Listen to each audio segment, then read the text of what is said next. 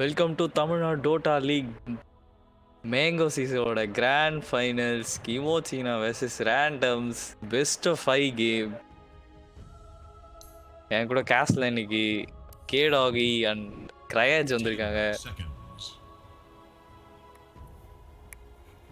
வணக்கம் பாஸ், எப்படி இருக்கீங்க? How does it feel to be present at yet another grand finals, this time as a commentator? So இந்த ரேண்டம்ஸ் team பார்க்கக்குள்ள last time எங்களுடைய progression மாதிரியே இருக்கு. லைக் நாங்கள் எப்படி லாஸ்ட் சீசன் வந்து லோவர் ப்ராக்கெட்டை சும்மா எல்லாரையும் அடிச்சுட்டு வந்தோம், அதே மாதிரி ரேண்டம்ஸ் இந்த வாட்டி லோவர் ப்ராக்கெட் எல்லாத்தையும் கிளியர் பண்ணிட்டு ஃபைனல்ஸ் வந்திருக்காங்க. So you think randoms will only win this tournament? நடக்கலாம். ஸோ மாறி கூட நடக்கலாம். உங்களோட ப்ரெடிக்ஷன் என்ன? உங்களோட டிசைர் என்ன? Who do you want to win? I think Kimochi will win this. Like very bold prediction. Either score could score also. Tell. Yeah either 3-0 or 3-1 bro. Oh my god, 3-0 or 3-1. Oof. Yeah. Oracle. What is this, bro? Every game today there's an Oracle. Every single Oracle game illa Doom. Oracle, Doom. Hi guys. Can you guys hear me now? Yeah. 10 seconds. So AJ, 5 seconds. Radiant's turn to pick. Disruptor. Yeah. Interesting picks. Very good. Disruptor. So இந்த கொஞ்சம் tournament எண்டிங்லாம் வர டக்குன்னு first பேஸ்லேயே வந்து core பிக்கெல்லாம் டக்குன்னு எடுக்கிறாங்க. நீங்கள் அதை பற்றி என்ன நினைக்கிறீங்க ரேஜ்? நம்ம மோஸ்ட்டாக இந்த டோர்னமெண்ட்டில் பார்த்த இந்த பேனிங் பேட்டர்ன்ஸ் பார்த்தீங்கன்னா இந்த ஃபர்ஸ்ட் பேன் தவிர்த்து மீதி எல்லா பேனுமே கேரி பண்ணுறாங்க. So a lot of these signature heroes end up getting banned. அதனால maybe they think they can draft around it probably. So அவங்க கம்ஃபர்டபுள் பிக்கை ஃபர்ஸ்டே எடுத்துறாங்களா அதனால? Exactly. So அது பேன் ஆக விடாம they are just picking it in the beginning itself. And நீங்க என்ன counter பண்ணாலும் நாங்க பாத்துக்கிறோம். So that's why they probably picked up an Oracle to save as well, just in case நீங்க ஏதாவது ஒரு so of course Doom is a sort of counter to this Terrorblade. ஆனாலும் எடுத்திருக்காங்க. So they have confidence in their saves. 5 seconds. It is Dire's back. So அதுவும் இல்லாமல் இப்போ இந்த combo வேற டெட்லியாக இருக்குது. இதை பற்றி என்ன நினைக்கிறீங்க? ஆரக்கிள் டிபி வந்து ஆரக்கிள் ஃபால்ஸ் ப்ராமிஸில் டிபி சண்டர் பண்ணிடுறாரு ஈஸியாக. Yeah, it's been around for a while. The only thing is now they have a lot of silences. Doom கிட்டயும் ஒரு சைலன்ஸ் இருக்கு, Disruptor கிட்டயும் ஒரு சைலன்ஸ் இருக்கு. So Oracle ஓட பொசிஷனிங் ரொம்ப இம்பார்ட்டண்டா இருக்கும். But I think TB Oracle in itself is a very strong combo. ஆனா it's not like unbeatable or like overpowered. நிறைய ஆன்சர்ஸ் இருக்கு அதுக்கு. Okay. Do you think in the randoms திருப்பி in the like will they go for a PL or something like that? Oh, ஒன்னொன்னு pan ஆயிடுச்சு. So ஆங்ஸைட்டியோடைய அவர் இலிஷன் ஹீரோஸ்லாம் நல்லா ஆடுவார்னு கேள்விப்பட்டேன். அதை எல்லாத்தையும் அப்படியே பேன் பண்ண வராங்க. Yeah, and they pick up a Tusk as well. திருப்பி another sort of steroid for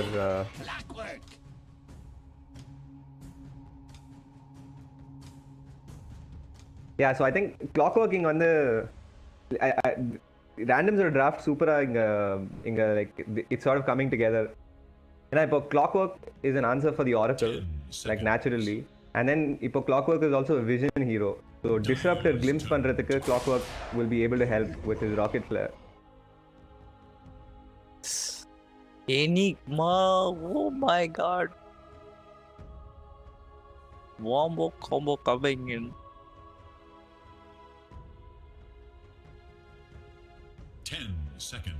but enigma interesting. ஆனா பிகே பியர்சிங் இருக்கு, கிளாக் ஒர்க் ஏற்கனவே.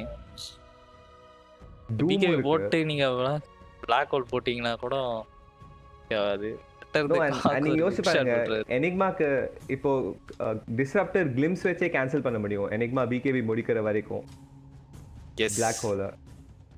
So I think they're just making life harder for themselves இங்க. ஏன்னா they pick DP into a Doom disruptor, they picking Enigma into all of these silences. கொஞ்சம் கஷ்டமா இருக்கும் execute பண்றதுன்னு தோன்றது எனக்கு. Radiant's turn Ghar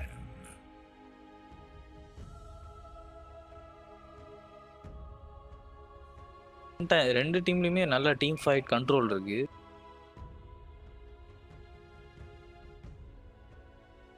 Yeah, I think you need one sort of space maker for the Terrorblade நீங்க கிமோச்சினாக்க. ஏன்னா எனிக்மாவும் கொஞ்சம் ஒரே லேன்ல உட்காந்து கொஞ்சம் 5 seconds. பண்ற மாதிரி ஒரு ஹீரோ.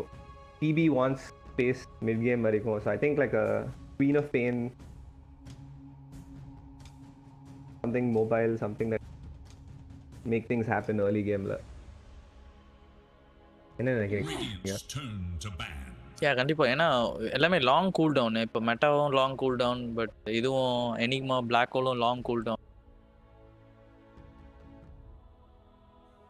தட்டி கொஞ்சம் கேங் ஃபெயில் ஆயிடுச்சுன்னா அதுக்கப்புறம் ஒண்ணுமே பண்ண முடியாது. 10 seconds.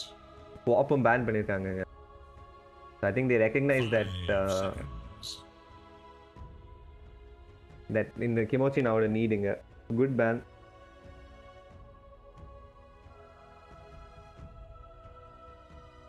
I must choose.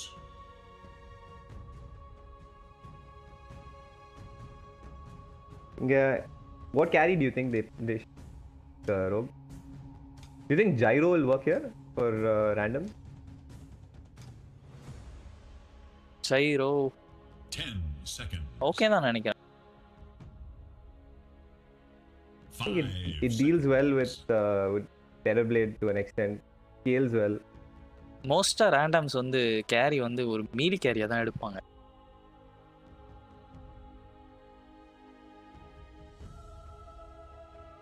Carry. I don't see anything being that good here. They've banned out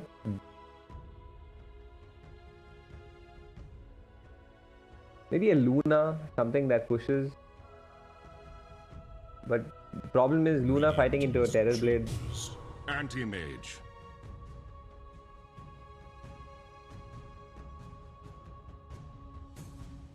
கொஞ்சம் சர்ப்ரைசிங்கான பிக் தான் இது.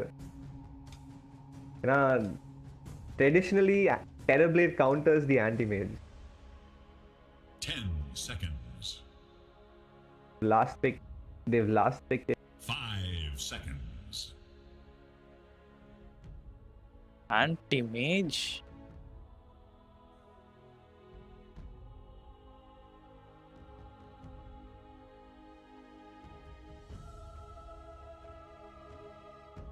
ஸோ அதுவும் ஒரு பிகேவி பியர்சிங் அல்டி இருக்கு. that's true. பட் இங்க anti-mage into Terrorblade ஏன் இந்த மாதிரி ஒரு பிக் எடுத்திருக்காங்கன்னு நினைக்கிறேன். Do you think anti-mage is a good pick here?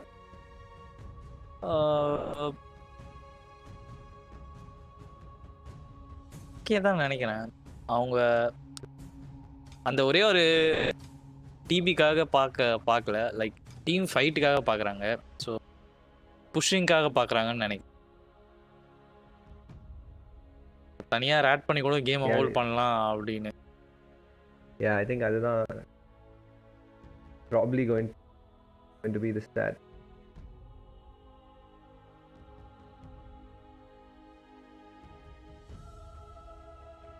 Any predictions? கிமோச்சினாவோட final big?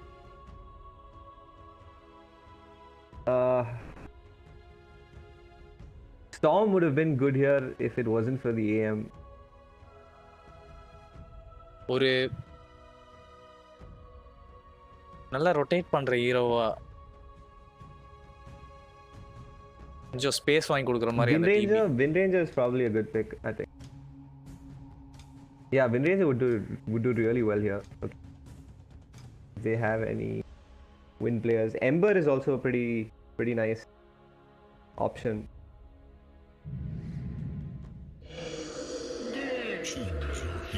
So the DP. DP full pushing hero எடுத்திருக்காங்க.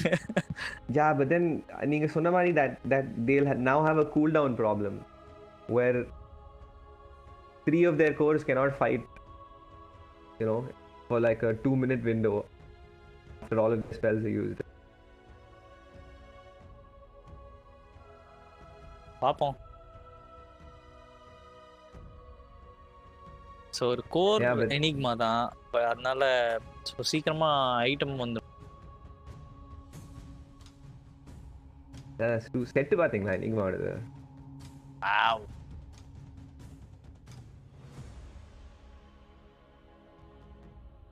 ஸோ நம்மளும் இந்த மாதிரி I think cool sets give அவேல கொடுத்துட்டு இருக்கோம். ஞாபகம் இருக்கா? yeah நானும் தப்பா டெய்லி ஆன்சர் பண்ணிட்டு இருக்கேன் क्वेश्चनக்கு. I think difficulty of questions கொஞ்சம் ரெடியூஸ் பண்ணனும்னு நினைக்கிறேன். ஆமா, ஏதோ ஒரு வாட்டி யார் அதிக எம்எம்ஆர் பிளேயர்னு கேட்டதுக்கு ஏதோ ஆன்சர் பண்ணியிருக்கீங்களாமே. ஆமா, நான் ரோக் பிரின்ஸ்னு போட்டு விட்டேன். அவங்க தப்புட்டாங்க பொசுக்குன்ட்டு.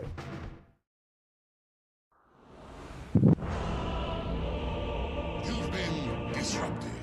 Did I hear a squeak? Not what you expected?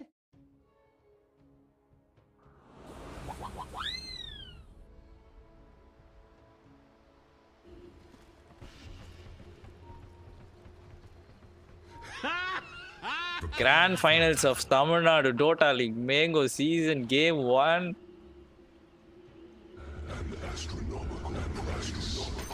Tell me someone saw that. We introduce Radiant team, Parasite playing Enigma, Kanaki playing Death Prophet, mid Dosage playing Potion for Tusker, Mino playing Terror Blade, safe lane carry, Formless playing Oracle Potion 5. Dire team. Yeah. And on the Dire team, randoms Passot on the clockwork here. Shondi on his position 3 Doom. As pressure Anxiety on the anti-mage. stalwart remain true. Then we have the Pro Kid on the Disruptor and Chinese character name on Blue. the Invoke.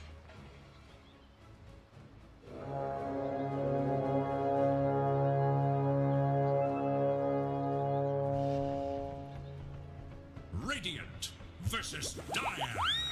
It all comes down to this.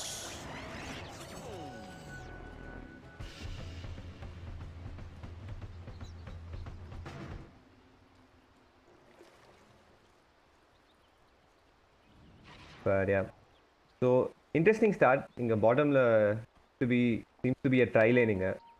The Tusk, Terrorblade and the Oracle. First பிளேட்டுக்கு setup பண்றாங்கன்னு நினைக்கிறேன்.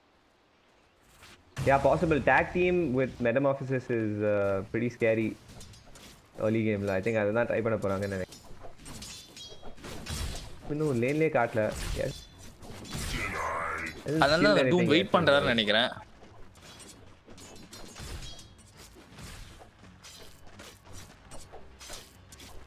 Yeah, the Doom is waiting for the Tusker. Yeah. Smart play. They're trying to keep the lane pushed and playing a little safe. And our Tusk in top lane la kaatla. He hasn't shown on the map yet. So தெரியும் இவங்களுக்கு something fishy is going on. கொஞ்சம் சேஃபா இருக்காங்க. So clock work மேலே ஏற முடியாது ஏன்னா boot இருக்கு. Clock work. Yeah, they're playing it really smart. They know there are 3 heroes here. Not what you expected? So I think effectively what Radiant have done is they've leached a little bit of XP off to this Terrorblade. Disadvantage here. like smart plays coming out from.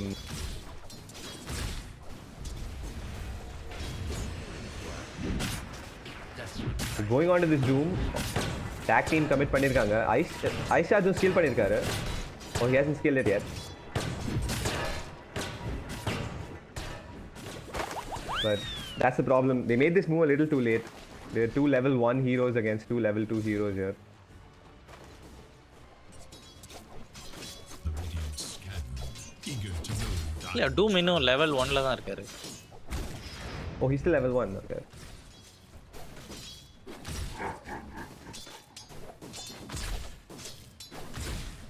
பரவாயில்ல, ஏன்னா இப்போ டூமுக்கு வந்து ஃபார்மே வரல. பாருங்க லெவலும் பரவாயில்ல, good. Yeah, and Terrorblade is having pretty much free farm.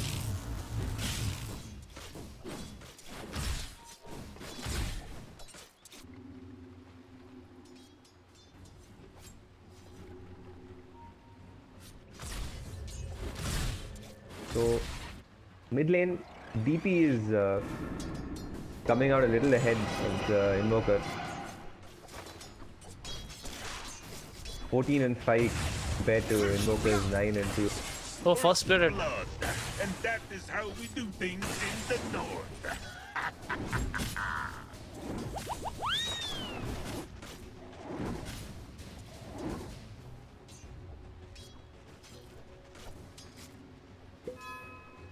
Clockwork coming mid, rotation. Yeah, DP is completely out of mana over here. As a Fairy Fire, we survive. I think he goes down. So, really good rotation here from the Clockwork. Konjo out of position in the Death Prophet. But ரெண்டு position ones சூப்பரா farm பண்ணிட்டு இருக்காங்க. So TB is 24 and 14, and the anti-mage is 21 and 8. So both of them are having really good farm. So it'll be really exciting to see. Bottom lane, in the meantime, Metamorphosis is committed. Pushing Doom out of the lane. Managed to get a kill on him as well. செம்மையான நியூக்கு.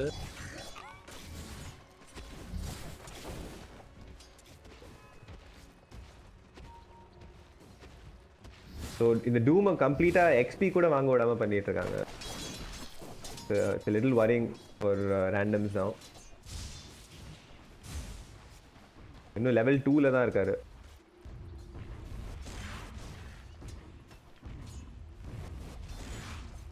But Devar பண்ண try பண்றாரு. Oh, he was waiting for level 3.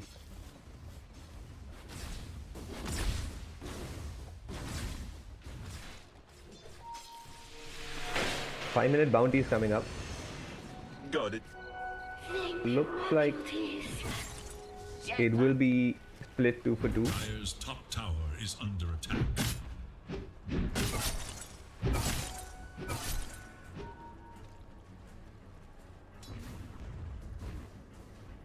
Grades, இந்த புது announcement பாத்தீங்களா? நம்ம elemental championship இன்ஸ்டாகிராம்ல check பண்றீங்களா? யா பார்த்தேன். பயங்கரமா இருந்தது. அது அப்படியே இன்னும் கொஞ்சம் எனக்கும் சொல்லுங்க. சரி, அதான் என்ன பாத்தீங்கன்னு கொஞ்சம் வியூவர்ஸ்க்கு சொல்லுங்களேன். No, that Mid. and the video then the video promoting the finals of the elemental championship. அதனால சொல்றேன். Not that dude. Not that. Arcana giveaway. Oh, அதுவா? Shit. Yeah, correct. Arcana giveaway. Guys, Instagramல post போட்டிருக்கோம். So we're giving away the Lina Arcana, if I'm not wrong. So there are some instructions on the Instagram post. அது போய் பண்ணீங்கன்னா you have a really good chance of winning this Arcana. So please போய் Instagram page check பண்ணுங்க.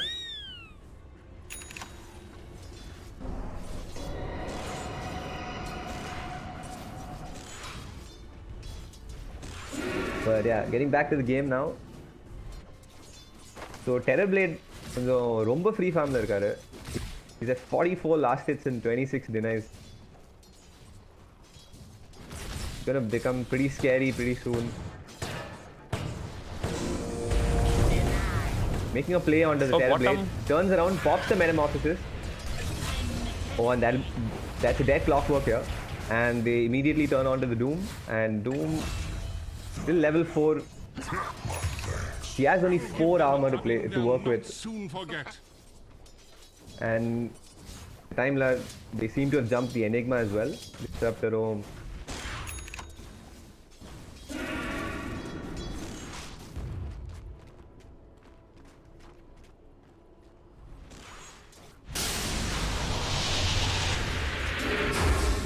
So mid lane இன்னும் கூட it's still pretty even. So என்ன நினைக்கிறீங்க? What do you think about this? Sorry, he missed a kill bottom lane. திருப்பி இந்த clockwork சேர்த்திருக்காரு. Bro, what do you think in the Invoker Quasvex building?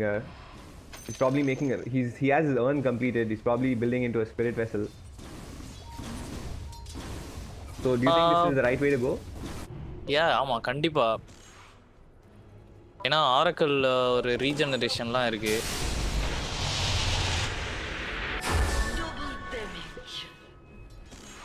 So கேடாகி என்ன நினைக்கிறீங்க அந்த ஒரு earn build from Invoker?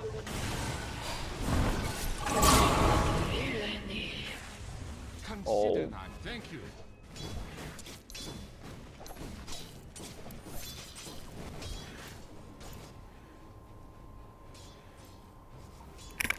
But yeah, so nice quick rotation by this anti-mage. Suddenly பார்த்தா mid laneல இருக்காரு. So good read.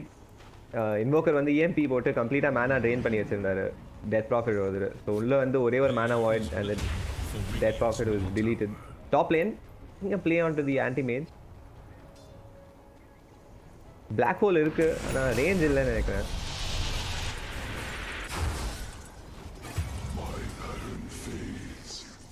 So another good இல்ல கையே rotation தூக்க here. முடியல. கோல் ஸ்னாப். Yeah. So Invoker நல்லா ஆக்டிவா ஆடுறாரு. So is this anti-mage in fact. There is little hope for Dire. Meanwhile in the gapla, DP is trying to DP has swapped exorcism and he's been trying to chip down the mid tower. So good play by him.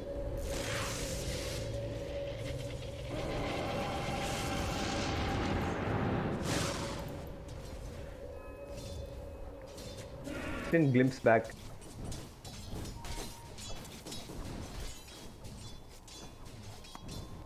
கேடாகி இந்த இன்வோக்கரோட build பத்தி என்ன நினைக்கிறீங்க? To their middle tower. earn build. பரவாயில்லையே, it's okay. If they're going at bot lane, just Doom quickly pops his Scorched Earth and gets out of there. Scanning for enemies. I think it's okay, dude. Like, I think he's trying to be active on the map. Earn, dude. I mean, Earn is fine, dude. It's really good this game. Kimochi have Death Prophet, they have Oracle, they have... Dire's middle tower bottom lane? is under attack. Play onto this Terror Blade. Instant TP reactions. Doom might end up going down. He does. And that's a quick double kill for the Terror Blade. Nice shot block from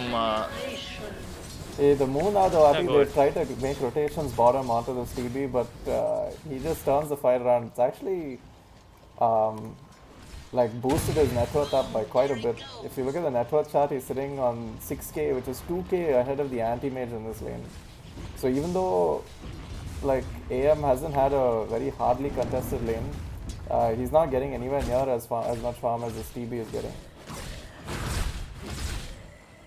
ஆமா டிபிக்கு ஒரு 4 kill கிடைச்சது, அதுவும் இல்லாம 2 assist இருக்கு. So அதனால தான் அவர் கொஞ்சம் நெட்வொர்க்ல டாப்ல இருக்காருன்னு நினைக்கிறேன். Yeah, and if you think about the Enigma lane, Enigma also denies a creep every single wave, so that's already like one creep the AM won't get. You know, so I think huge difference in net worth already by like the 11th minute itself. So I think if Kimochi actually, if they just push this early advantage they have with their spells, and you know, once the Enigma gets like his Necro books and Greaves and all that, they can easily like try to end by like 20-25 minutes before the AM even comes online. So I think it's a good idea for this Invoker to go Vessel and try to get involved early. Quick jump on the Oracle here, he's probably going to go down. He pops his ult to try and keep himself alive. They're gonna try and turn off the Invoker. A quick Kite Shard and snowball in, but it's glimpsed out by Prokid's Disruptor. Meanwhile, Kaneki pops his Exorcism, probably looking to take a fight, but it's a quick disengage by Random. So Clockwork actually goes in. Shondi is there with his Doom. He's gonna pop the Doom, but gets silenced at the last second. Kaneki starts siphoning off the Clockwork. Clockwork's gonna drop down, and they are gonna disengage now. Yeah, bro, I think Vessel is definitely really good this game. It's good against all the heroes, and it's good against the playstyle also that he's gonna... You know, he basically has to try and control this Radiant team and stop them from snowballing. So I think that's definitely the way to go this game.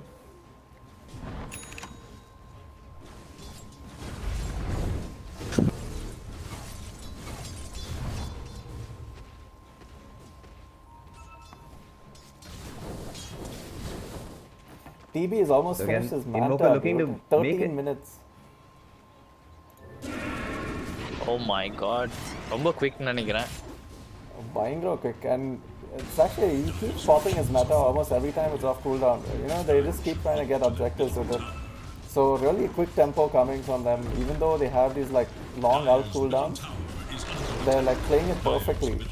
I think they're doing a really good job of like controlling this map. Top tier 1க்கு வந்து death profit அல்டி போட்டு எடுத்துட்டாரு. So இப்போ வந்து meta 30 DP mid அவர் எடுத்துட்டாங்க. Probably next இதுக்கு வந்து bottom போவாங்கன்னு நினைக்கிறேன். Yeah, I think probably their next objective would be Roche. Like they can bring it down pretty quickly with Exorcism and Yeah, they spot the task Papa, I think once, but they instantly disengage. Probably looking at pressure this tower. There is an Enigma at the Necro 2 and Black Hole here, but there are a lot of cancels, so you probably have to be very strategic in how he uses it. DP has also rotated. The only one not here right now is the Terrorblade. Random's looking like they want to take this fight, but not really committing just yet. They are keeping the Anti-Mage here and trying to bait something out. The Clock Flare instantly spots out the entire team, but they're not backing yet, so maybe we're going to see a huge team fight take place very soon. Dosage is trying to find someone out of position to shard block and snowball in, but just just a stalemate. We're just standing and watching each other.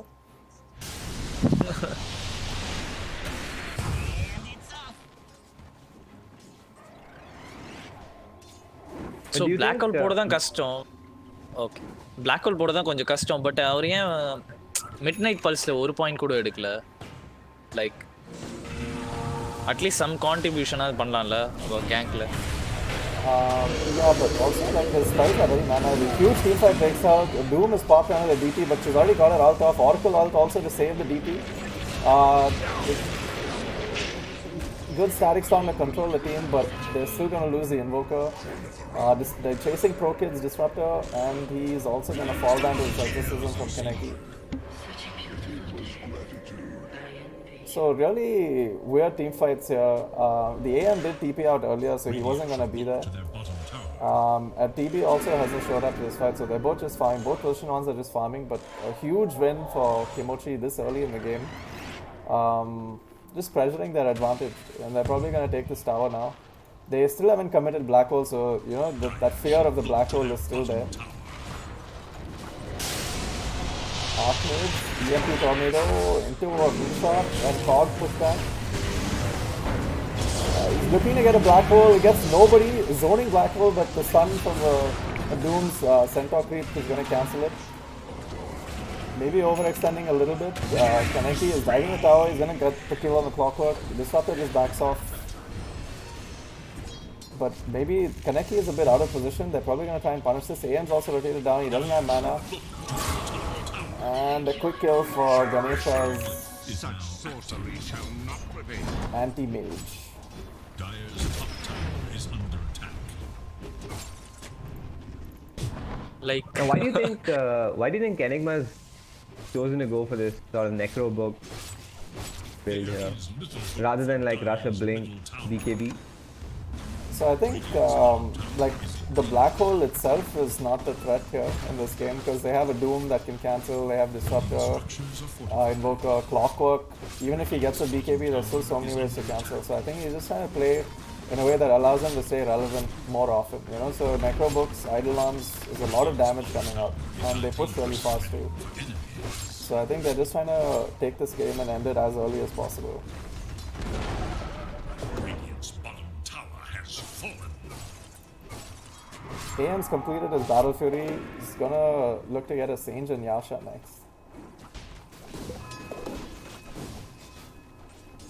Yeah, he'll probably disassemble it into like a Manta Halberd later on. So I think that's a really good way of playing against Terrorblade. Quick jump on bottom. Potent Doom reveals his blink. They bought the Doom also because they don't want him. Oh, nice snowball from the tusk to sort of prevent this damage. And Disruptor Static Storm right on top of the snowball target. Kaneki pops his Exorcism and chases the Disruptor down. TB is also showed up to this fight. And nobody goes down from Kimochi. Really nice saves from the Oracle. And really quick rotations and reactions from this team.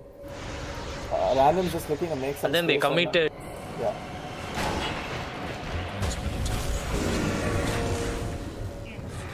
Bro, Doom commit பண்ணிட்டாங்க, Static Storm commit பண்ணிட்டாங்க. செம்ம team fight for Kimochi.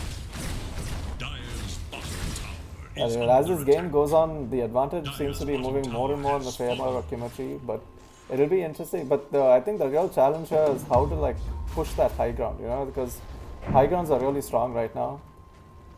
And I think that will be the real challenge in this game. Necro 3 is scouting out this Invoker. He's going to purge him and slow him down a bit, but just going to back off and avoid this confrontation. So Invoker taking a really huge hit in this game. He does have his Vessel, but he's only level 10 at 18 minutes, which is really sad compared to the DP who's level 12 and already finished her Yules and halfway to her BKB already.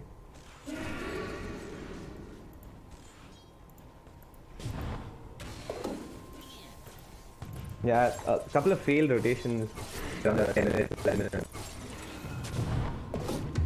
The bottom fightல கூட அந்த இடத்துல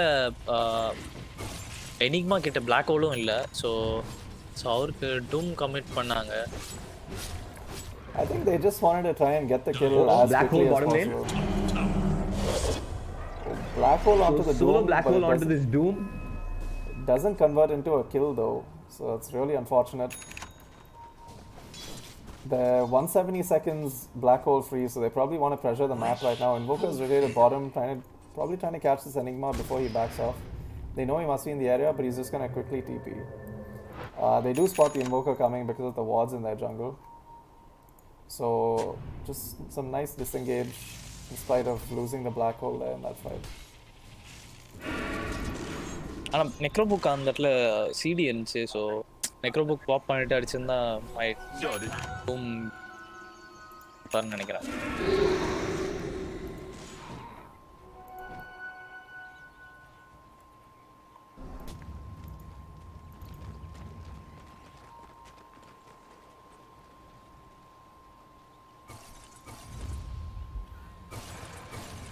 so ஸ்காடி முடிச்சிட்டாரு. And it's off. 20 minutes Manta Skadi for Mino's Terrorblade. This is My extremely dangerous, extremely dangerous. There's no black hole, so randoms are looking at pressure. They smoked earlier. They're gonna find the Invoker from Kimochi. They get the Enigma off out of position and they're probably gonna kill him off. No quick Oracle save. Archmage goes down in the meantime. Kaneki trying to run forward. There's just a nice dodge on the glimpse using an illusion rune. He's going to use up the Disruptor and probably finish this off. Terrorblade pops meta. Exorcism is popped. They're definitely going to get this tier 2. Maybe rotate the Roach or a high ground push already after this. So Random just quickly trying to push the side lanes out. Anti-Mage is trying to put some damage in on this tier 2 while Kimochi are all mid. They take the tower and probably go towards the Roche pit. Yeah, they're walking towards the Roche Radiant's pit. bottom tower is under attack. Parasite will TP back to try and defend this. Doom is popped on it. Bottom? AM is also here in position. They're probably going to try and block this really fast. Really close to dying. Nope. Will this be a Sunder save? Oh! Nice save by the Oracle. Nope. Oh, Dire's top tower is under attack. அது pure damage. So அவரோட fake like வந்து only magical resistance.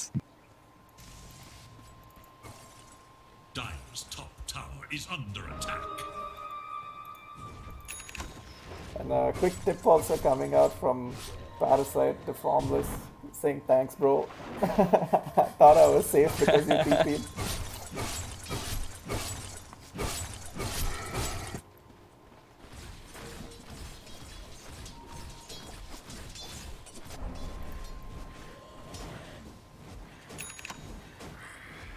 So Archmage's still Invoker struggling gets, a bit. Even I was saying the exact same thing. It's funny how we both saw the same thing at the same time. Still struggling quite a bit. 22 minutes, still has only a vessel. Not the ideal game for him. But hopefully if they get a couple of kills, they can try to come back into this. Like அவரு earn வச்சிருந்தப்போ நிறைய charge வந்துட்டே இருந்துச்சு. எப்போ vessel முடிச்சாரோ அப்பையில இருந்து like ஒரு charge கூட வரல. ரொம்ப பரிதாபமான நிலைமை. Radiant's bottom tower is no more. In the meantime, AM has some really good farm though. He's already split his Angel Yasha into Halberd and looking to finish up the Manta really soon. He probably should have it by next fight. Radiant's bottom tower TB in the is meantime has gone for that Dragon Lance, which will probably help in that high ground siege and also just to lay in all the damage that he has when he pops his meta. They're quickly going to try and get Roche. They do spot the ward from Basal's Clockwork and they're quickly going to deward it. ProKid is in position to get an ult off, but I don't know if they want to take this fight. There is a black hole, almost BKB, nice hook shot and steal. Aegis? But they quickly kill him off.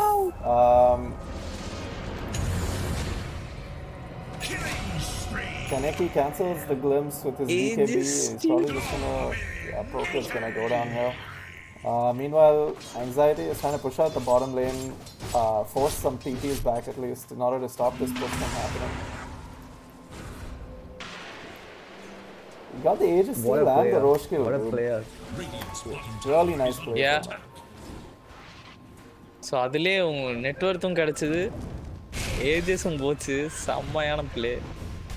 Doom is playing a bit aggressive here, but he doesn't have any backup. I'm not sure what. But Kimochi don't know about this, so they're just gonna back off. They probably think he has some people behind him, and they don't want to take this fight without their DP. A lot of pings from Invoker. They do spot the DP with their ward in the enemy jungle. I mean, with their own jungle. He is a bit out of position. BKB is on cooldown. There's no exorcism. Invoker scouts him out. They probably saw the Ghostwalk proc, but the rest of his team is here to back him up already. And quick disengage. There's a Doom on the back line after the TB. There's no BKB. I mean, there's no Aegis on him, so they can't get this kill. Quick Oracle out to try and save him. Meanwhile, Invoker is zoning heroes on the outside. TB, False Promise is ended, and he's still alive with half HP. Doom is also ended. Probably going to turn this fight now.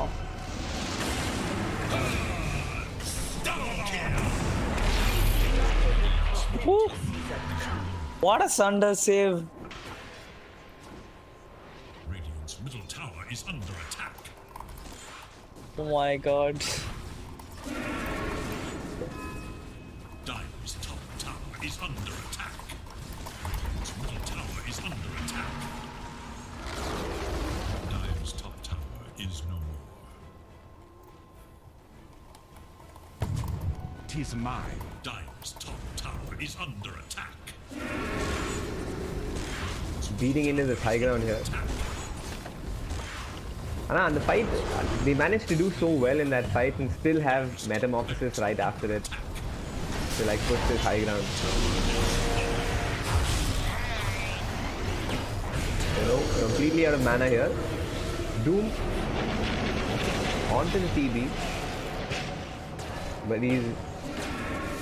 but Jolly அப்படியே disruptor ulti எல்லாத்தையும் நின்னு keep fighting. Oh, but beautiful mana voice from Anti-Mage. to take out the Terrorblade. He was completely out of mana there. சண்டருக்கு just எப்பதான் mana வந்துச்சு. Yeah, I think he was playing it a little too close.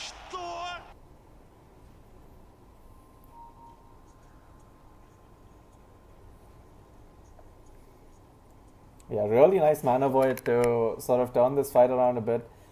I think Kimochi probably want to disengage right now. Exorcism is popped though, so maybe they try to pressure a little bit, but the anti-mage is probably the biggest danger at the moment. He's gonna finish off this Enigma. Enigma does have Black Hole though, so maybe they will try to turn this. There is an Oracle nearby to try and protect him, and he does have enough HP to sort of survive one more hit at least, I think. Boys, any predictions? Anti-mage on Enigma. Will we see the turnaround Black Hole? I think we'll see. So என்னன்னா ஒரு predict பண்ணிருப்பார். No. Oh my god. I called it huge Black Hole onto this anti-mage. They're gonna try and kill him, but they don't have damage to follow up. BP does walk down with his exorcism, trying to finish this invoker off. AM, the tornado will clean up the BP before the AM can. It's Death Prophet versus randoms right now. He is trying to get this kill. The heal from exorcism is going to keep him alive a little longer, but he still falls down eventually.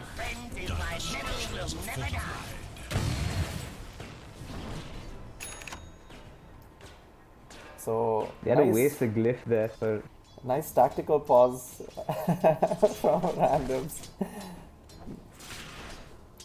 Just when we thought the game was probably going to end, puppy pause has saved this game and turned it around. Network chart is down to just over 1k. 1k advantage for Kimochi. Boom, Derek. So nice. Kimochi. A gift from the Arcade has gone for boots. Black Hole வந்து Black Hole வந்து Black Hole ஒரு team fight spell ஒரு solo மேனுக்கு போட்டு kill பண்ணவும் முடியல. So அதை இன்னும் எஃபிஷியண்டாக use பண்ண ட்ரை பண்ணலாம்னு நினைக்கிறேன். Bro, Invoker is trying to kill Osho's stuff. It's been a long time. He does get it eventually. Meanwhile, Nino falls to a Doom that was popped on him. And just like that, randoms have turned this entire game around. Looking to pressure high ground now, just like Kimochi were like, not even a minute ago. And now they have that cooldown problem. They have nothing to hold this high ground with. No Black Hole, no exorcism. Yeah, they do have Nice silence to do it though. But TD does have a meta and buyback though, but they probably don't want to force that. Oh, nice save from the Oracle. Nice save from the alive. Exorcism is up, so they're looking to re-engage here. Doom will go down. Pasol's clockwork trying to save. Oh. And they're just going to disengage once they see this exorcism. Invoker using his boots of travel to improve his farm efficiency.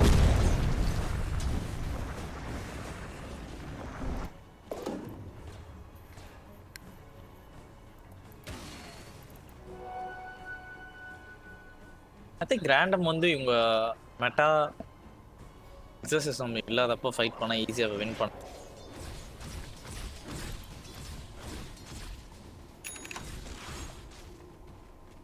Yeah, but they even last fight, exorcism, meta, black hole, மூணுமே இல்லாம they held high ground Tower is under attack. pretty well. So towards the end, the exorcism வந்தது. So the AM who was struggling behind the TV early game has recovered completely and is ahead of the TV by over 2,000 net worth. So a nice turnaround in this game. Randoms now lead the network chart by over 2k. And we're now back to an even game, dude. I think that early pressure that Kimochi put has now like completely fallen off, and the strength of their draft is also gone. So I think the game is only going to get tougher for them as the game goes on. And I think this Doom is being a real problem.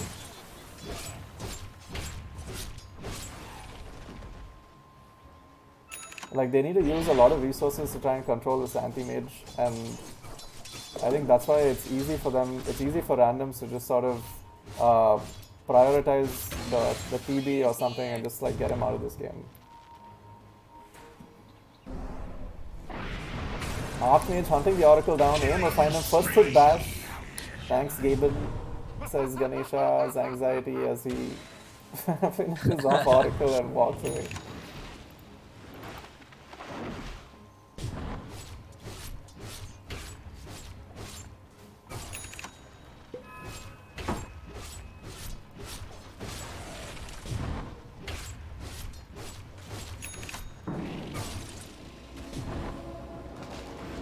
So Invoker also has his BKB completed. It's another thing for Kimochi to worry about in the next fight.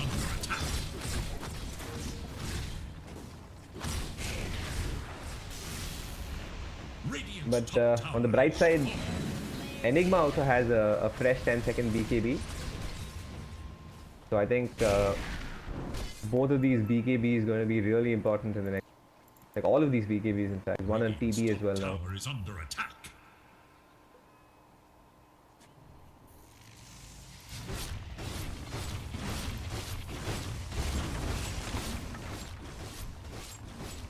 In a couple of minutes we'll have Blink out on both the Tusk as well as the Enigma.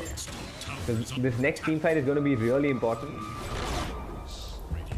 And we have Roche spawning in around a couple of seconds as well. So we can expect a really good team fight around the Roche pit.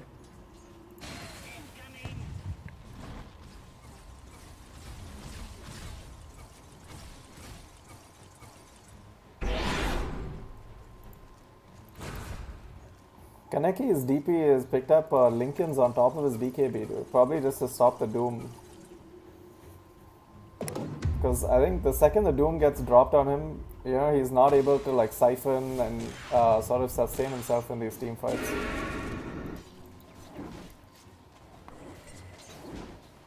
Yeah, and it is a pretty good Lincoln's game overall. You have, I mean, it's good for the Glimpse, it's good for the Mana Void as well. In my bottom, Parasite forced to pop his 10-second BKB because he knew Archmage was on top of him and Ghost Walk. Just a good heads-up play, but they know there's no BKB Enigma now, so they're probably going to try and pressure a little bit. Kaneki just zoning them out of their jungle though. Trying to get some vision down with some TB illusions, make space so supports can safely come and de-ward.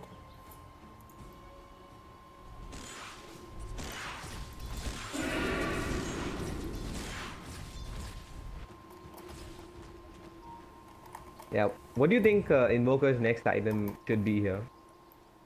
Like, do you think he should go for a Hex or something like an Octarine?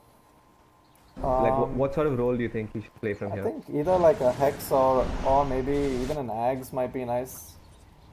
Because they are, Kimochi are focusing all these like major teamfight elves. And, you know, if you have like a Cataclysm to sort of contribute to that fight and maybe turn things around, I think it can make a big difference.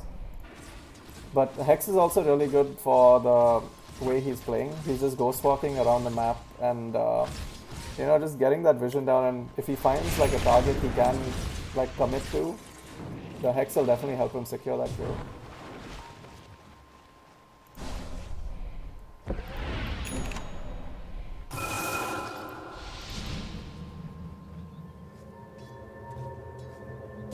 Randoms are in the Roche pit right now. The whole of Kimochi now playing on the bottom side of the map. Things are coming out.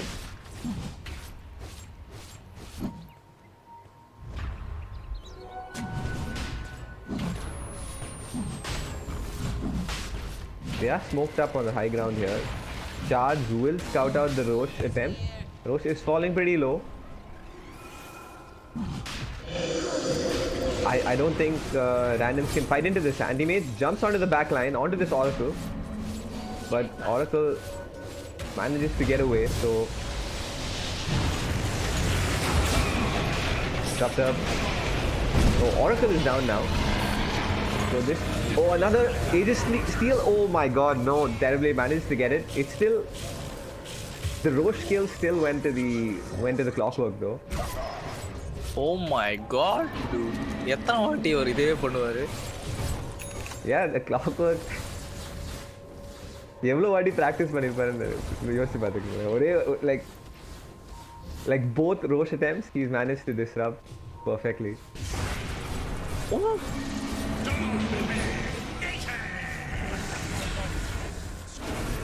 The illusions laying in the damage onto the disruptor. Disappointment. அவர் பார்த்த உடனே எனக்கும் வந்து tempt ஆகுது. ஏன் கிளாக்வொர்க் விளையாடுறான்னு என் உள் இந்த மாதிரி place பண்ண முடியுமான்னு தெரியல.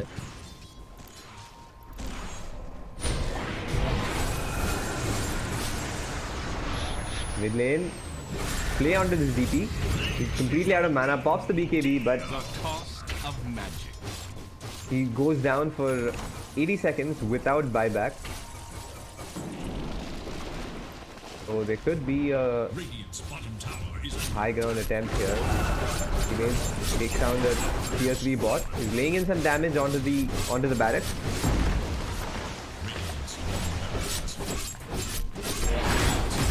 They were just trying to test and see if DP had buyback.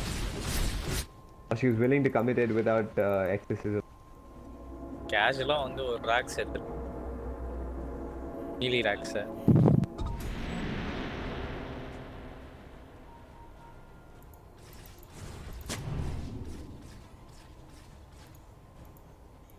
$13,000 net worth lead.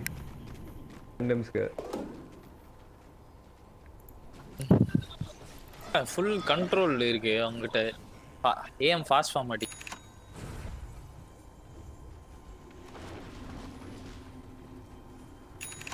Yeah, managed to recover really well. So நல்ல ஸ்பேஸ் வாங்கி கொடுத்துருக்காங்க anti mage. Anti mage has also been our item choices have also been really good. Sort of Halberd, Manta, Tadi.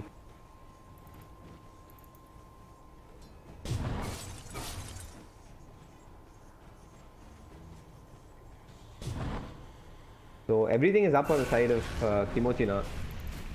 I think Aegis irukku po, Aegis keys irukku in fact. So might be looking to smoke up, make a play here. 4-man smoke.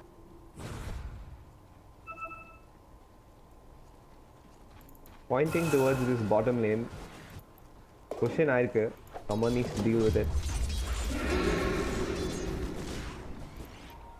Smoked in their own jungle right now. Pretty good read from the side of randoms. Visibility. Smoke complete avoid பண்ணிருக்காங்க. Some good news, they managed to take back their outpost before the 40-minute mark. The XP comes their way here. There's a huge difference in XP right now between the two teams.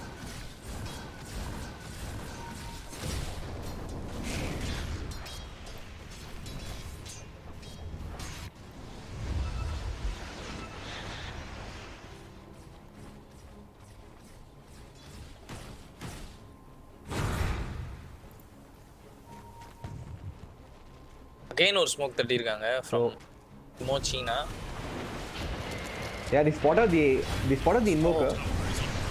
Charge connect பண்ணல இங்க. Could be a kill onto the dusk and it will be. So little unfortunate. Anti mage rat பண்ண ஆரம்பிச்சிட்டாரு.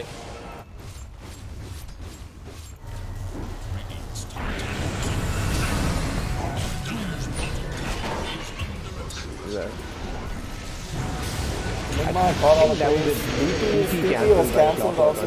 Death Prophet. BKB BKB popped. pop. Meanwhile, AM is pushing top lane. A quick abyssal onto the TP, but Oracle is there in time to false promise him. He is going to reflect the fortunes. Does he survive here? installed. Oh yeah, he survived. But DP on the other side of the map trying to stay alive. Really good control from random, splitting the spells out really well. And they're gonna pick this off. So no buyback on Enigma, but he is up in 30 seconds. But they do lose a top T3 for this. AM doing Random's doing a really good job in controlling that fight. They had the Enigma and Cogs. They cancelled the TP from the DP. It's just really, really well played. They got kills, they got a tower, and just Kimochi, I think they just didn't know what to do.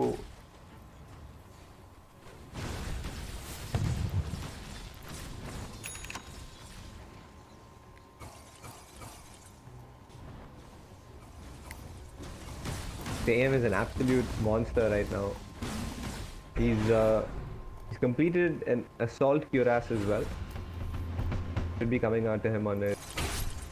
Korea. It's going to be really, really hard to kill. So எனக்கு என்ன தோணுதுன்னா full black ஹோலில் DP அடித்தா கூட இந்த ஆன்டிமேஜ் தாவ மாட்டார் போல அவ்வளோ ஸ்ட்ராங்காக இருக்காரு. 3300 HP, 24 armor.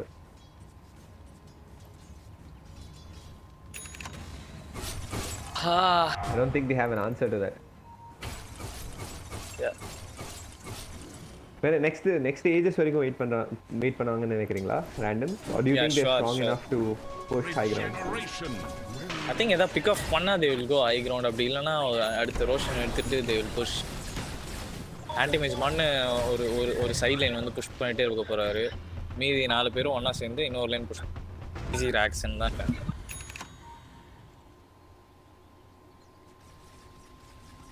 ஸோ அவங்கள ஸ்டாப் பண்ணணும்னாலே ரேண்டமாக ஸ்டாப் பண்ணணும்னாலே இவங்க ஏதாவது ஒரு பெரிய கூல்டவுன் ஸ்பெல்ல கண்டிப்பாக பாப் பண்ணி தான் ஆகணும்.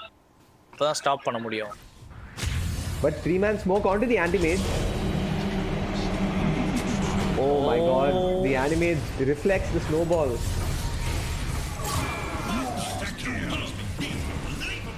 What a turnaround. Doom on TB. Doom committed on TB ஆனி எதுவும்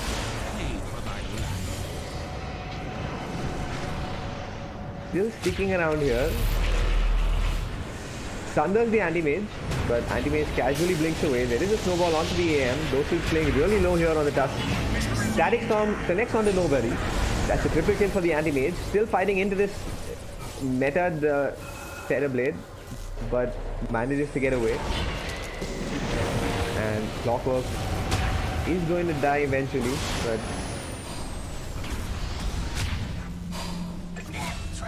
my god, எப்படி கைட் பண்றாங்க.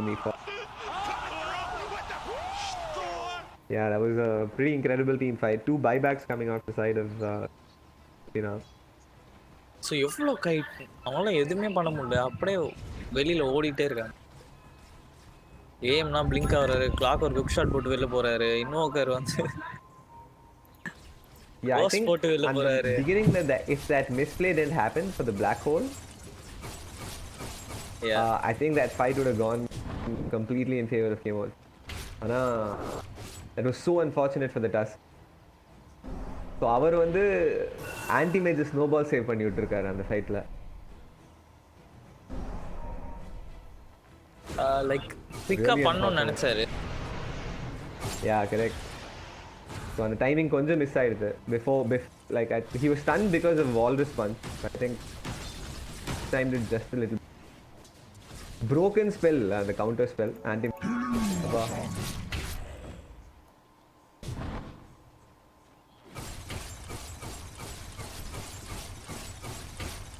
ஸ்னோபால் இந்த கேமை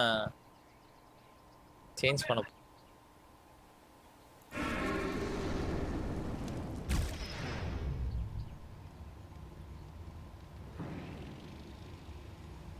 ரொம்ப நேரமா ரோஷனுக்கு வெயிட் பண்ணிட்டே இருக்கேன். 45 seconds. Yeah, and they've established really good map control in the full area. I think Kimochi நகரவே விட மாட்டாங்க on their high ground.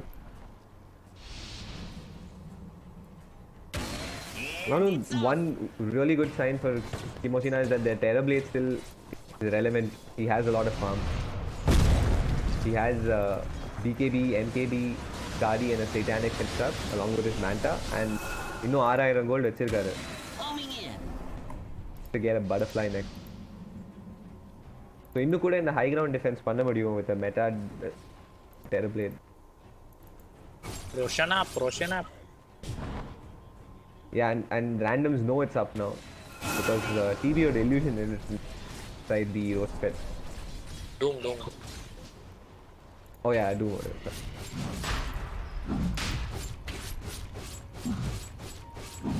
Roshan வந்த உடனே எப்படா வரும்னு வெயிட் பண்ணியிருந்தாங்க போல இருக்கு. வந்த உடனே உள்ள போயிட்டாங்க.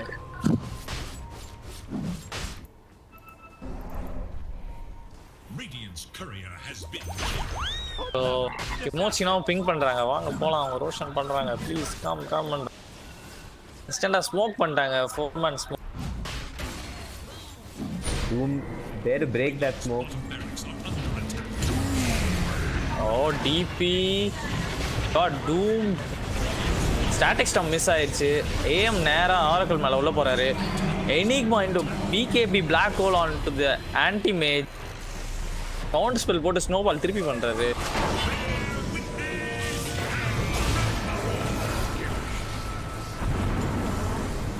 ஒன் மேன் ஷோ நடக்குமா? DP O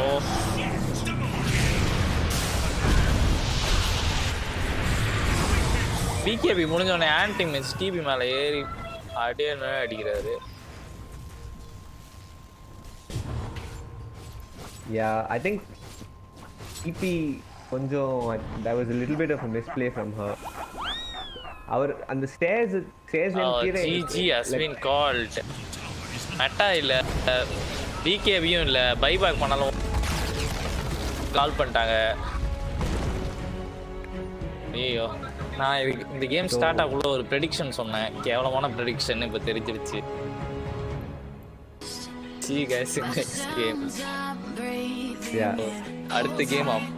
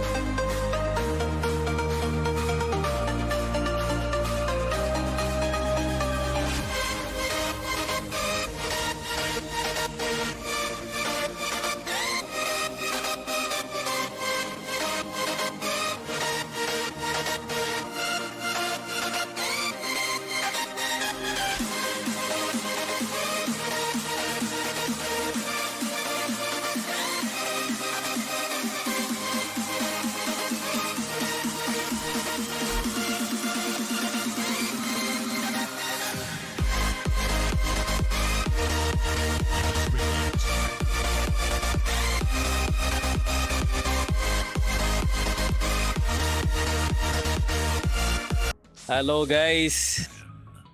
Game 2 of Grand Finals Mango Season Random vs Kimochi na என் கூட இன்னைக்கு இந்த கேமுக்கு ஃபோகாஸ்டா ஸ்கல் கிரையேஜ் கேடா வந்திருக்காங்க. Hello guys. Hey, Rogue Prince, how are you doing today? Good dude. How's everybody else, man? Like, what do you think about the first game? How did it go? I'm good.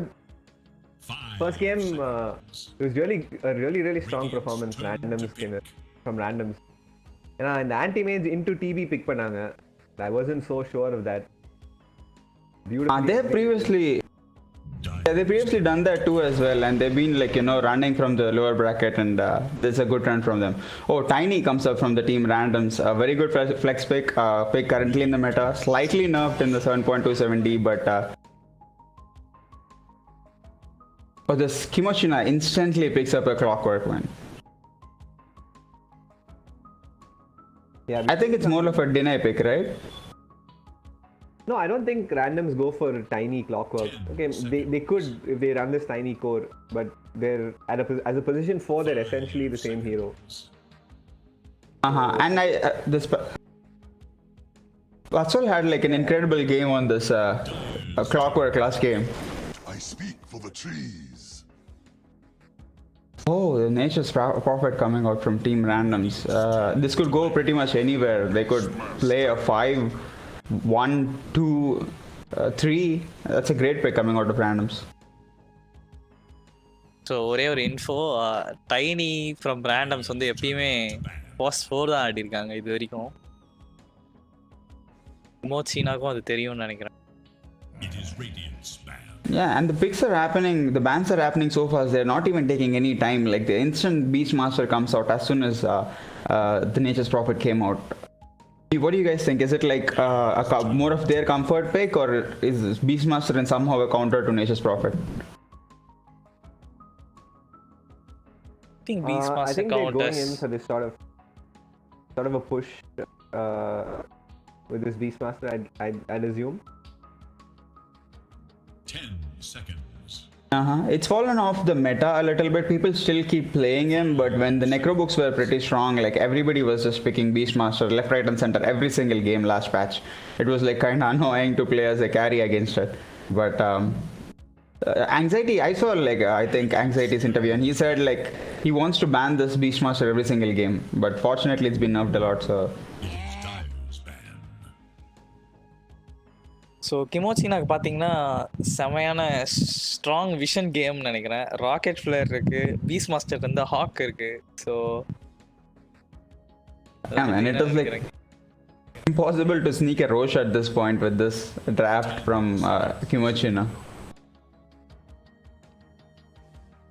So நீங்கள் NP shroud போட்டு DP பண்ணக்குள்ள கூட they will have a clear vision. Dire's turn to pick.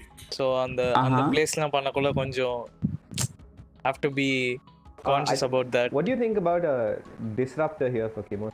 I think goes well with this vision sort of game as well. No? So they can have the long range glimpses, right? And catch anybody else like from like right across the map. I think that would be a very good support pick. But like I think he would just be bursted down by this Tiny, and he doesn't have like much answer to this Nature's Prophet just switching on the BKB and hitting him down. He'll be like a weak support, but strong in the aggressive department, weak in the defense department.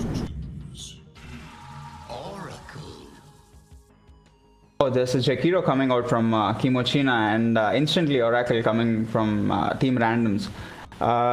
Seems as though the teams have like mentally defined their traps already in their head, and they just want to pull through with it because the thinking time is like in less than few seconds. 5 seconds. Like அந்த ஜக்கீரோக்கும் ஒரு good answer அந்த Oracle. So அவ்வளோ harass பண்ண முடியாது லேனில், பண்ணால் instant purge. But like I think these will go in in different lanes, right? The Jakiro and Oracle will probably be playing 5, so they will never see each other. In the mid game, probably it would be a good purge, and but it's like a counter to the Beastmaster. I feel like as soon as he's roared somebody, if you false promise him, he comes out of it. It's like a hard dispel. So it'll be very good versus this Beastmaster at least. Yes. Yeah, Kimochina like does their fourth pick? Would they pick out their carry or their mid? I think at this point, they want to hide their mid hero because the carry heroes are like they're not even caring. They're like picking anti mages into Terror Blades now. So I think Kimochina should go for something like an Ember, something that's a little bit flexible. Yeah, probably. Mid or safe. Radiant's turn to pick. Phantom Assassin. Oh, it's a Phantom Assassin coming out from Kimochina. Like this, it's a Oracle dies to a dagger. Instant Void Spirit response from randoms. But like this PA can destroy all of Team Randoms. Probably just the Nature's Prophet would not be bustable if he goes like a Blade Mail and Assault or a Deso build. And everybody else like is paper pretty much to this Phantom Assassin. She might just rip out this Randoms team, man. Yeah, but that's Like, the PA has a good lane. Turn to ban. Yeah, I think that's true. The biggest problem for the PA. Because you'll obviously you have like an inbuilt halberd with the Oracle. You have Nature's Prophet who's definitely going to build a halberd. So, not the easiest game for PA. Like, yes, if she gets a lot of farms, she'll be able to snowball the game. But I don't think it's... Yeah, I mean, like, she'll also be disarmed by this Oracle, right? Like, in the fights, it's always going to get W by the Oracle. What are you going to do? Stay just stand there and not hit anybody? So... yeah, they do have counters for the PA, but like if they pick out like a little bit of a tanky mid laner, say a Dragon Knight sort of a hero, like Kunkka is banned, unfortunately, Alchemist is banned, but if somebody is there to tank the damage with him and the Beastmaster up front, this PA can do real damage from the backside.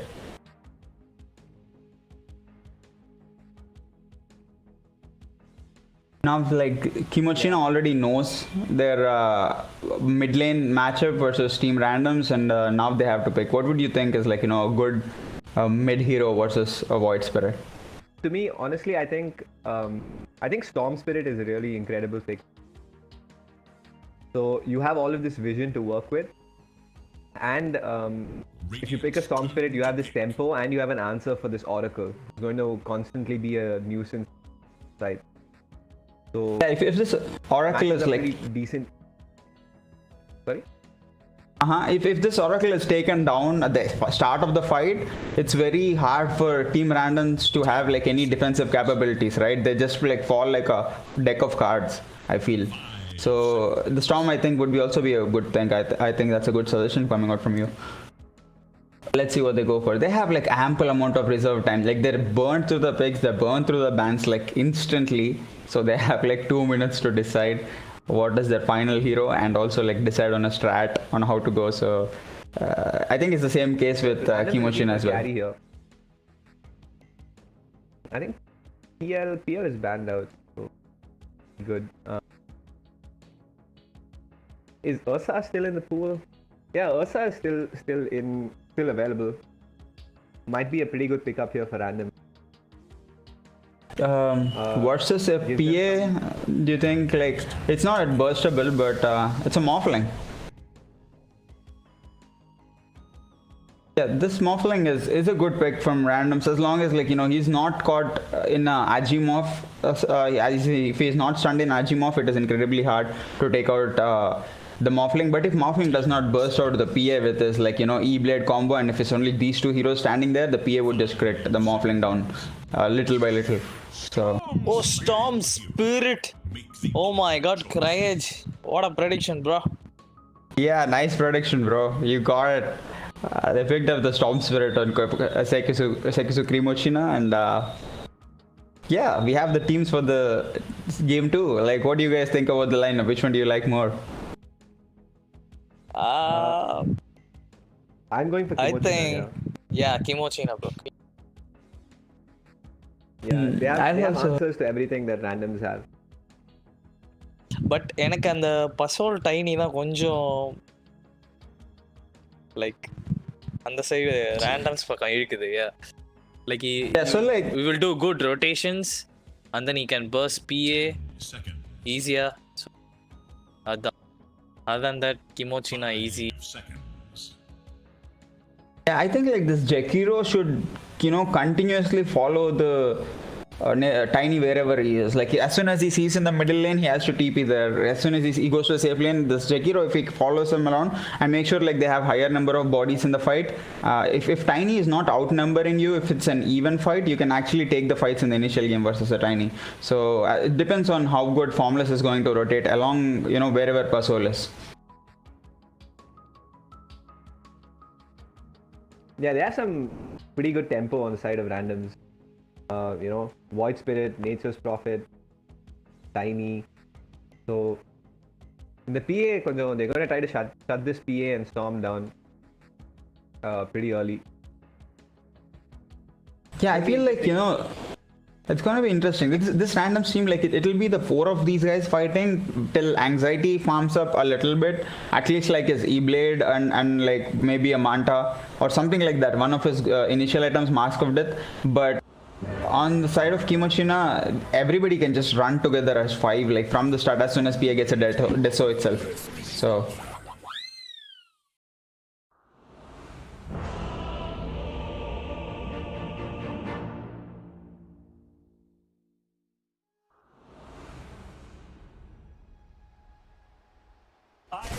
Warriors of the wood.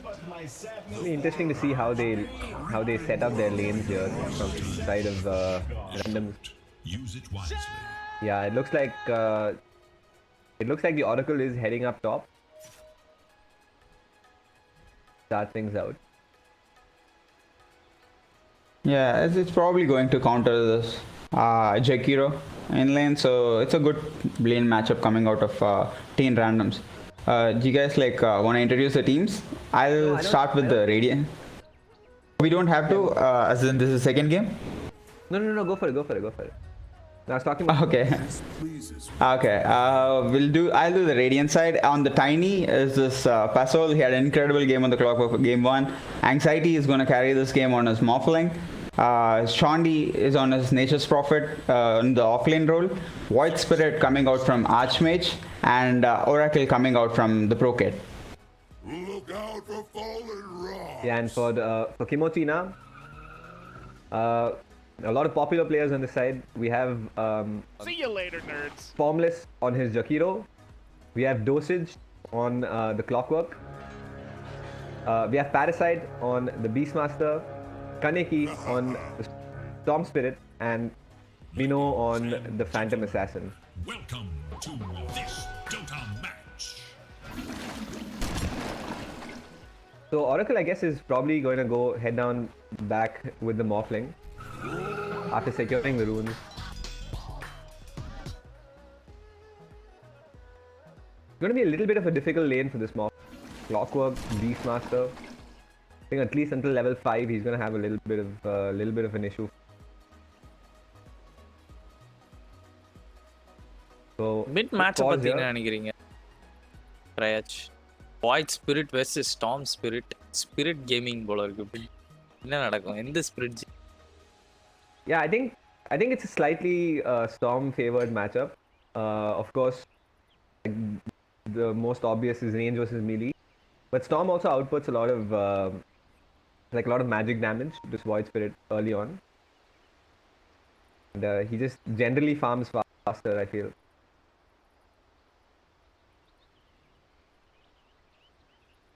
But of course, it's going to be interesting to see how this Void Spirit itemizes as well. And in the power runes, 4-minute power runes, I cannot stress how important it's going to be. So we can expect to see some juicy fights happening around the power runes. A quick in the pause time, guys. Now that you have the opportunity, go check out our Instagram page. So there's an Arcana giveaway happening right now. So instructions are on our Instagram page. So go check that out if you get the time. The true heroes are the ones who wait all the way. Yeah, the Oracle does end up peeping back down to help this Morphling. think level 5 வரைக்கும் கொஞ்சம் கேர்ஃபுல்லா ஆடணும்னு நினைக்கிறேன் இந்த mop. So that he should have middle? a pretty free game.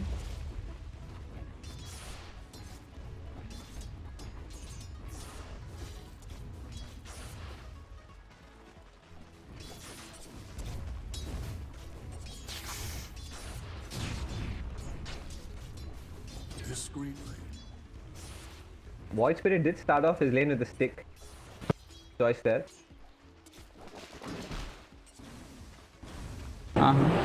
Yeah, guys, I'm back. I had a camera issue, but yeah, Storm Spirit just pushed the lane and into the Void Spirit's tower, and Void Spirit is like farming underneath the tower. It's kind of hard to pull up those last hits, but he has like Quelling Blade. He misses a few of them, but I think he'll be fine with those. He's getting good experience. It's not being denied by the Storm.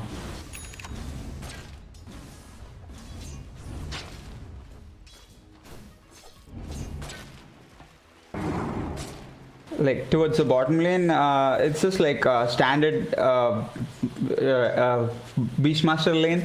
He's just trying to farm up with his boar, and you can't really go for the boar like unless this oracle gets few levels in the purifying flames. The boar is not like burstable, and this Morphling is one of the weakest in the early game. So all he wants to do is like try to get as much CS as possible, pretty much like under his tower. He uses the Vame form to get like a creep as well, so he's making sure he gets every bit of CS out of this lane. Like towards the top lane, this Nature's Prophet is like harassing the Phantom Assassin a little bit, but he's gonna get like a lot of charges on his stick. He's gonna be, you know, whenever he wants a burst. Oh, towards the middle. A quick rotation coming out from the Tiny to pick up a kill on the Storm Spirit. So important kill here. Does give the Void Spirit a level advantage. Oh, that's very nice. Like Storm is coming back into the lane, so it's already advantage for the Void Spirit. It's going to be pulled inside the tower, but no, he just uses his Disseminate and gets out of the tower range. This Void Spirit, like it's kind of hard to kill him though because of all of his defensive ability. So it's a very good lane dominator, I feel. Oh, Storm Spirit trying to go for him, do as much damage as possible. Aether Remnant just crashing the Storm Spirit, and he's going for very low HP, but his bottle charges his way up.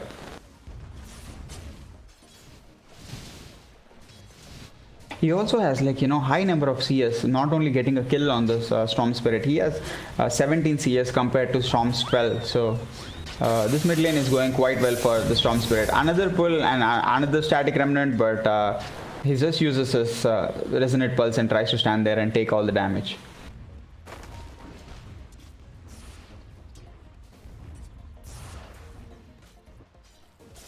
On the like he basically. Yeah, the Beastmaster already uses his Hawk, and you know there is vision on either side of that safe lane. There's Observer Ward on one side, there's a Hawk on another side, so they all know where this Pro Kid is even moving to at every single time, so they're easily contesting all of his pulls. So Clock basically leaves the bottom lane and is now running towards the middle lane. He wanted to secure the rune, but unfortunately it spawns on the other side, so Void Spirit gets a free region rune.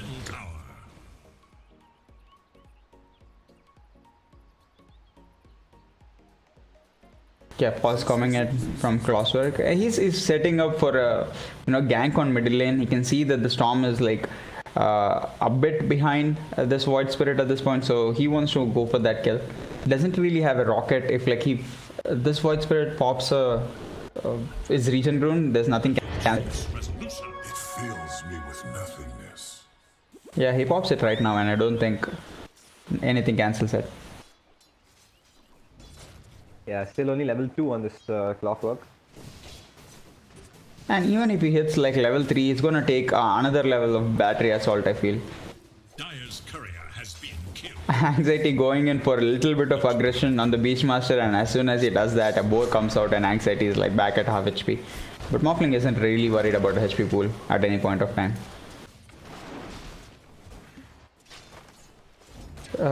Nature's Prophet tries to sprout the Shikiro, tries to hit him for a little bit, but he just like tangos his way out of it. Stupendous! Yeah, it's a standard 2 runes for both teams at this point. Dire should look to their middle tower. PA is comfortably last hitting under his tower, whereas Morphling has to come out a little bit and try to CS outside the tower. So, and they're now trying to go for the kill, probably battery assaults being propped by this clockwork. A little bit of strength region coming out from anxiety, and he's trying to fight as much as possible. He's not, you know, this is good play. He's not really, you know, going for that. Most players just like stab on that attribute shift. Oh, towards the top, they just go for a towards their kill happening everywhere. Nature's Prophet just TPs out, but towards the mid, Kaneki goes down for the second time with a gang coming in from Pasol and also Oracle. Yeah, so randoms being a little bit more active here, and that's paying out pretty well. They wanted to like kill the Storm before he hits 6, so they hit 2 heroes coming in there, and now for another time just Fossil comes in and snipes the Arcane Rune. That would have been extremely good on either the Storm or the Void Spirit, but Fossil just denies it from the Void Spirit. Yeah, Storm hit 6. Now it's like kind of like hard to kill him because he's gonna these are not mobile supports, both the Oracle as well as the Tiny, so it's kind of hard to kill the Storm unless he gets caught by the Aether Remnant from the Void Spirit first.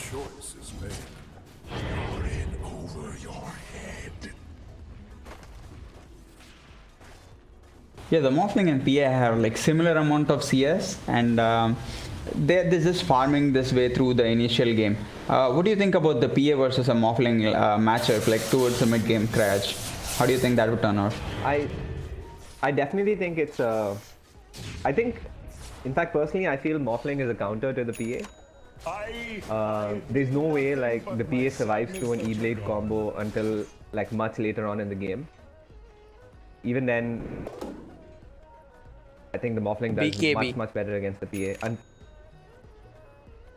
Yeah, what about you, Rogue Prince? Like, what do you think about this matchup? ஒரு BKB போதும்னு நினைக்கிறேன். Like on the E-Blade combo to break that E-Blade combo. Yeah, Tiny goes down. He was like way into the jungle, trying to just be a nuisance, try to probably snipe couriers, but he just gets picked off. Those are like a good defensive wards coming out from the side of Kimochi. They are not really looking to attack anybody at this point. They have a ward on the cliff towards the middle lane. They have a ward towards the entrance, towards where PA is. So they won't see any rotations coming in from this Void Spirit. Randoms on the other have slightly more aggressive wards. They want to see if anybody is moving in towards the Ancients area. Yeah, and it's going to be interesting to see what sort of build this PA goes for. If she chooses to go for a Deso first or a Battle Fury, or because I think Roche is incredibly important for Kimochina this game. I think for both teams. So with the Beastmaster aura as well as the Deso, I think these guys have a good chance taking Roche early. Oh, on the bottom lane, they use damage from the Nature's Prophet's ult, and the Tiny comes in with his combo along with Oracle, just like burst down the Beastmaster. He's a fairly tanky hero, but like when you have damage from 4 heroes coming in on top of you, you're not gonna survive. This Beastmaster is also doing okay relative to the Nature's Prophet. Both of them are like very close on the CS area. This Beastmaster now has level 6. He has a boar, so he's come back to the lane. The Clockwork just TPs and tries to scare people away, and they're just running away because they don't really want to deal with this. On the middle lane, Storm is like extremely low, but Void Spirit has like one Aether Astral Step, and he doesn't have any Aether Remnant. That was on cooldown, so I did not go for it. Tiny is going for a good rotation. He knows that Kaneki is going to farm there. He comes in with the Avalanche Toss combo. No, he's just Kaneki is a little bit faster on his fingers, so he just like static away. Sorry, ball lightnings away. Oh, Void Spirit goes for the combo in the middle lane. They're like, hey, if you're not getting the Storm Spirit, we'll at least get the Jake hero. So a kill happens on the middle lane for team randoms, no matter what role it is. 9 minutes 50 seconds, people are gathering around the runes for 10 minutes. Storm is stepping back into the middle. He sees that this Tiny does not have a lot of HP and mana, so he just goes on top of him. But PA just comes in and she gets a kill on top of this position 4 Pasol. And as Oh. odd Gaben intends, the rune spawns bottom, despite all of the fighting happening up top. It's a strange thing, the RNG of the runes in this game. They make or break this, middle lane. Do you think, they should have the RNG for the middle lane, or should it be a more static runes thing for the middle lane? No. I think this little bit of RNG is what makes makes playing the middle lane really special. It's true as well. You don't really know what runes you get. Much of a big difference in the big picture of things. But mid lane again. Oh, and and then both the heroes just used the entire spell kit on top of each other, but they are unable to burst each other down. Both of them have a little bit more HP than the damage. Oh, Puzzle goes for a hook shot. He misses it. If he actually connected it, he probably would have killed him, but he has Disseminate to get out of the cogs as well. As far as See you later, nerds. as far as the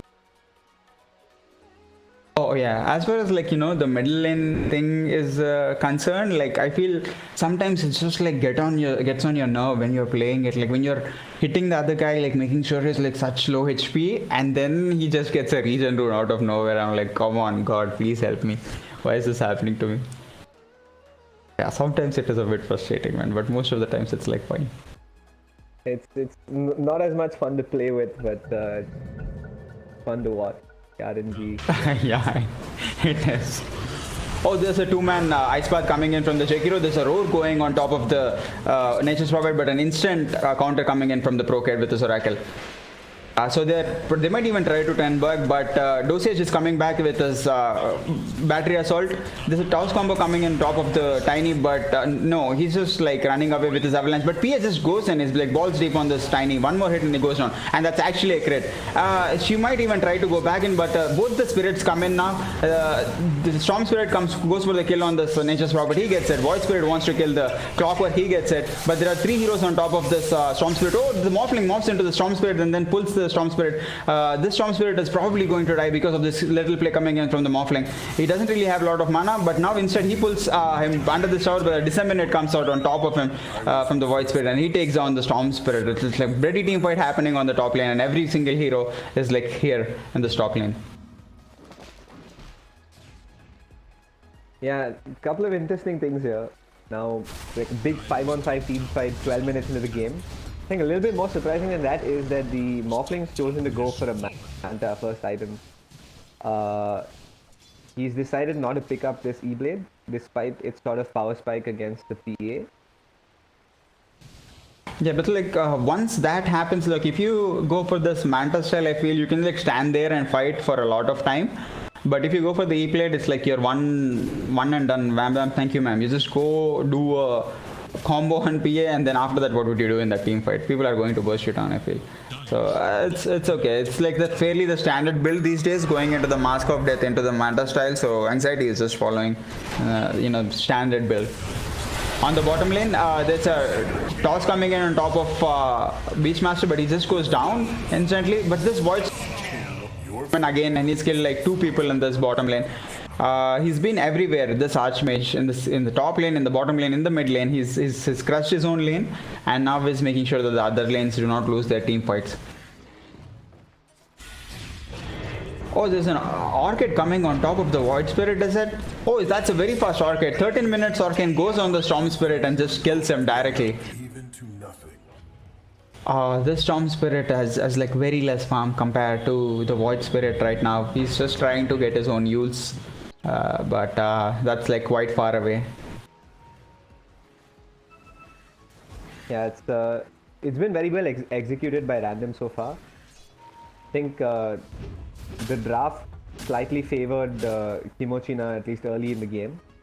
They managed to not only win their lanes, but they sort of managed to take over a lot of map control from the side of Kimochi this early. Oh, they're going in on top of this PA. Orchids him, DD pops in by the Void Spirit and the Avalanche toss combo, and the PA goes down. They just smoked for it. But yeah, please go ahead. Yeah, big moves coming out from Randoms. Now there's almost a blink complete on the Tiny as well. 15 minutes into the game. It's a fairly good timing for Tiny. On the bottom lane, there's an Orchid coming on top of the Beastmaster, and a Waveform goes in, and then he just dies. Nature's Prophet TP is in as well.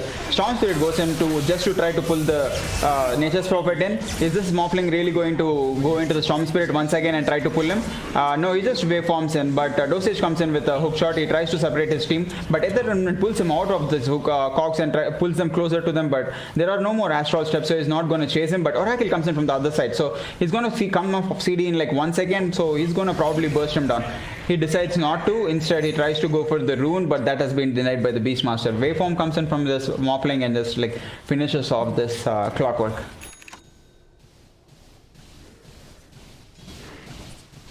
Oh, things are looking a little bit grim for Kimochi, and they have this PA farming up, but they had to hit a power spike on top of her like around this 15 minutes mark and try to go on the other team, but like because of Archmage just setting up every single lane and every single gank, they're really unable to move as freely. Yeah, I think the real missing link from Kimochi is this sort of Storm Spirit, like the impact from this Storm Spirit. Yeah, he should have if this Storm had like a bit more farm, it would have been different. On the top lane, the two heroes are going on top of the Beastmaster. Orchid comes out from Nature's Prophet as well. Now this is two Orchids. He's to hit the Wrath of the Nature, but they lose the vision on this Parasite, and he just walks away and pops his healing salve, so he's fine. He instead just stands there and farms the large camp. He's like, I don't really care about two guys being here. I'm just gonna farm here. Let's see what you guys do. Radiant's middle tower is under attack. So this is two Orchids coming in sub 17 minutes for on the side of Team Random. So it's very hard for this Kimochi to actually move. This Void Spirit wants to set up a gank on this PA. I don't want to be the Storm Spirit in this game. Oh, there's another Orchid coming in from top of the PA, and the Avalanche Turns combo. It's a blink reveal by the Tiny, just destroys this PA. This PA, because of the way the ganks are going on, is suffering. This Storm Spirit has been suffering from the start, so right now I wouldn't want to be the PA in this game too, man. Oh, there's a roar coming out on top of an illusion. Parasite just roars a creep and calls for a GG. Wait, Parasite just called. Yeah, that's GG calls. Yeah, there was like no way coming back into that game. 17 minutes. 17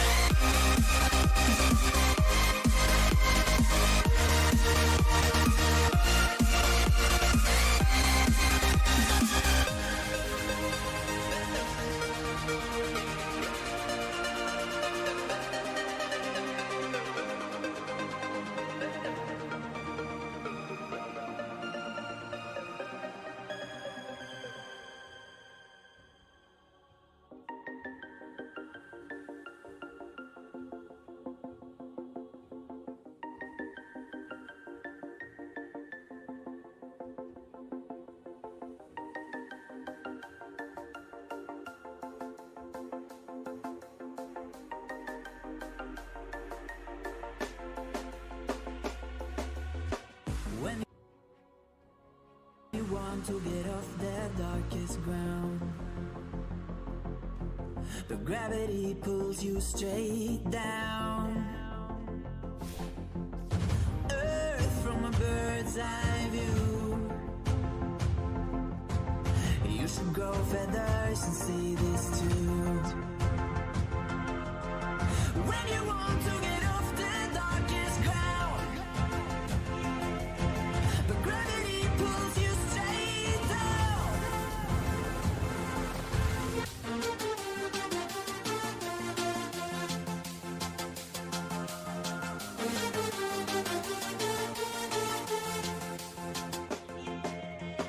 When you want to get off the darkest ground, but gravity pulls you straight down.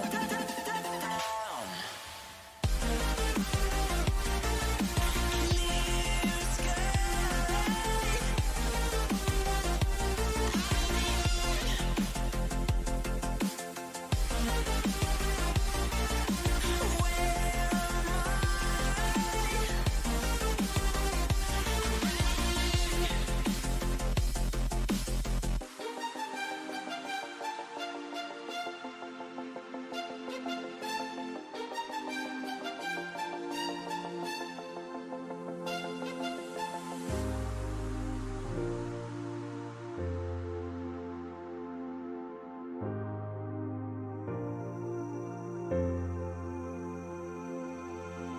When you want to get off that darkest ground, but gravity pulls you straight down. Earth from a bird's eye view. You should grow feathers and see this too. When you want to get off the darkest ground, but gravity pulls you straight down.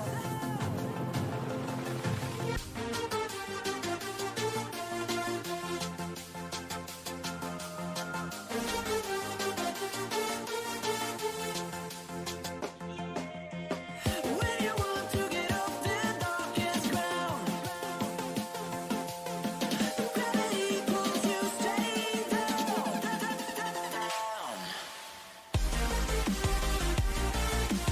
Clear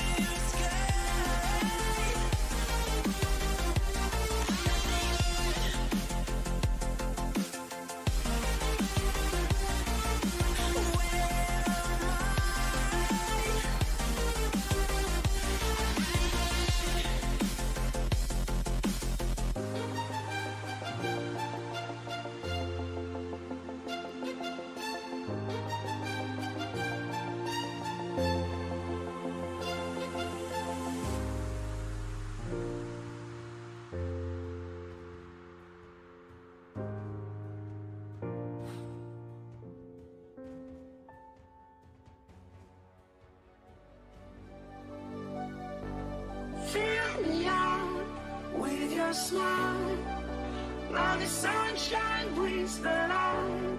Fill me out with a flame, I will let you in this game. Take me out when I'm down, 'cause with you I'm safe and sound. I'm safe and sound. I'm safe and sound. I'm safe and sound. I'm safe and sound. I'm safe and sound. I'm safe and sound. I'm safe and sound.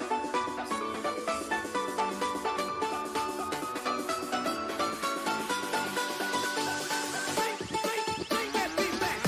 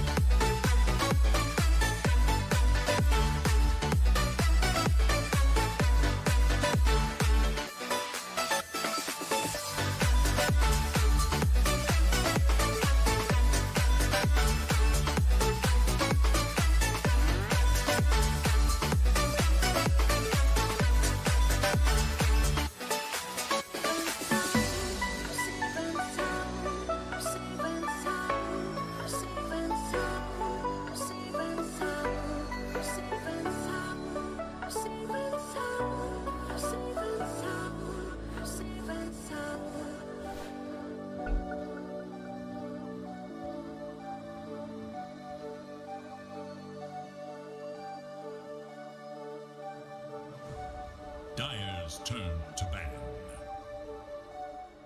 It is Radiant's ban. Hello guys, welcome to Game 3 of Grand Finals Tamil Nadu Dota League Mega Season. Game 3, Kimochi versus Randoms. First two games won by Randoms. It is Dire's ban. Game 3 எப்படி இருக்க போகுது? Kallan, Krayaj. To ban. Hey guys. ஒரு வெறியோட இருப்பாங்க. இந்த ரெண்டு game விட்டுட்டோம். போன கேமும் கொஞ்சம் ஸ்டாம்பா இருந்தது. 17 மினிட்ஸ்லயே ஜிஜி கால் பண்ண வச்சிட்டாங்க. So I think they're going to be Yeah, I think like it could go like, you know, both ways at this point, because they might be, you know, very determined to just win the game, like make sure they want to win this game, so they'll pick their best picks and play their best, or they are crumbling because this is you know, it's pressure being in a grand finals, and this is your second game was actually a storm, so they might be triggered because of it, so it can go either way, man.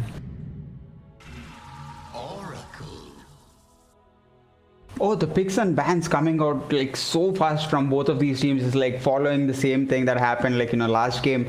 Winter Wyvern first pick coming in from Kimochina, and an instant couple of picks coming in from both the Oracle and the Magnus. This Oracle might even save the guy who's cursed, but Rube comes in from Kimochina, so they're like both of these supports are already like, you know, they're out from Kimochina, and these are like very fast picks happening in the what might be a final game or what might be just a third game of a best of 5. What do you think about the picks, Cratch? Yeah, I think this is the third. We've seen Oracle all 3 games this series. I think it's like pretty much back in the meta here at the TNDL. It is Dire's ban. And Randoms picked up Magnus as well. So nice steroid. It looks like they're going to head towards a melee carry over here position. Radiant's turn to ban. Dire's turn. So they have the steroids there, and so the bans are coming out like, you know, the ones that will like get countered by it. So they banned themselves the anti-mage. On the other team they ban out the Juggernaut, which is like very good with this Magnus. Terrorblade has been banned out, so these more of the standard carries are like taken out. The Spectre is already gone in the first phase, the Tiny is taken out in the first phase, the Doom as well as the Venomancer, all of the strong heroes. Must choose. Yeah, Naga has been the dark horse, right? But the ban, like that's you have good predictions coming in from Kryash, man. Like you're just on spot with the picks and bans. Naga has been banned, and Naga would have been like a tough to deal for the side of Kimochina. Like you can't really do much if the Naga just gets on top of the Wyvern or the Rubik, so just dies instantly. They just don't want to deal with it. Seconds.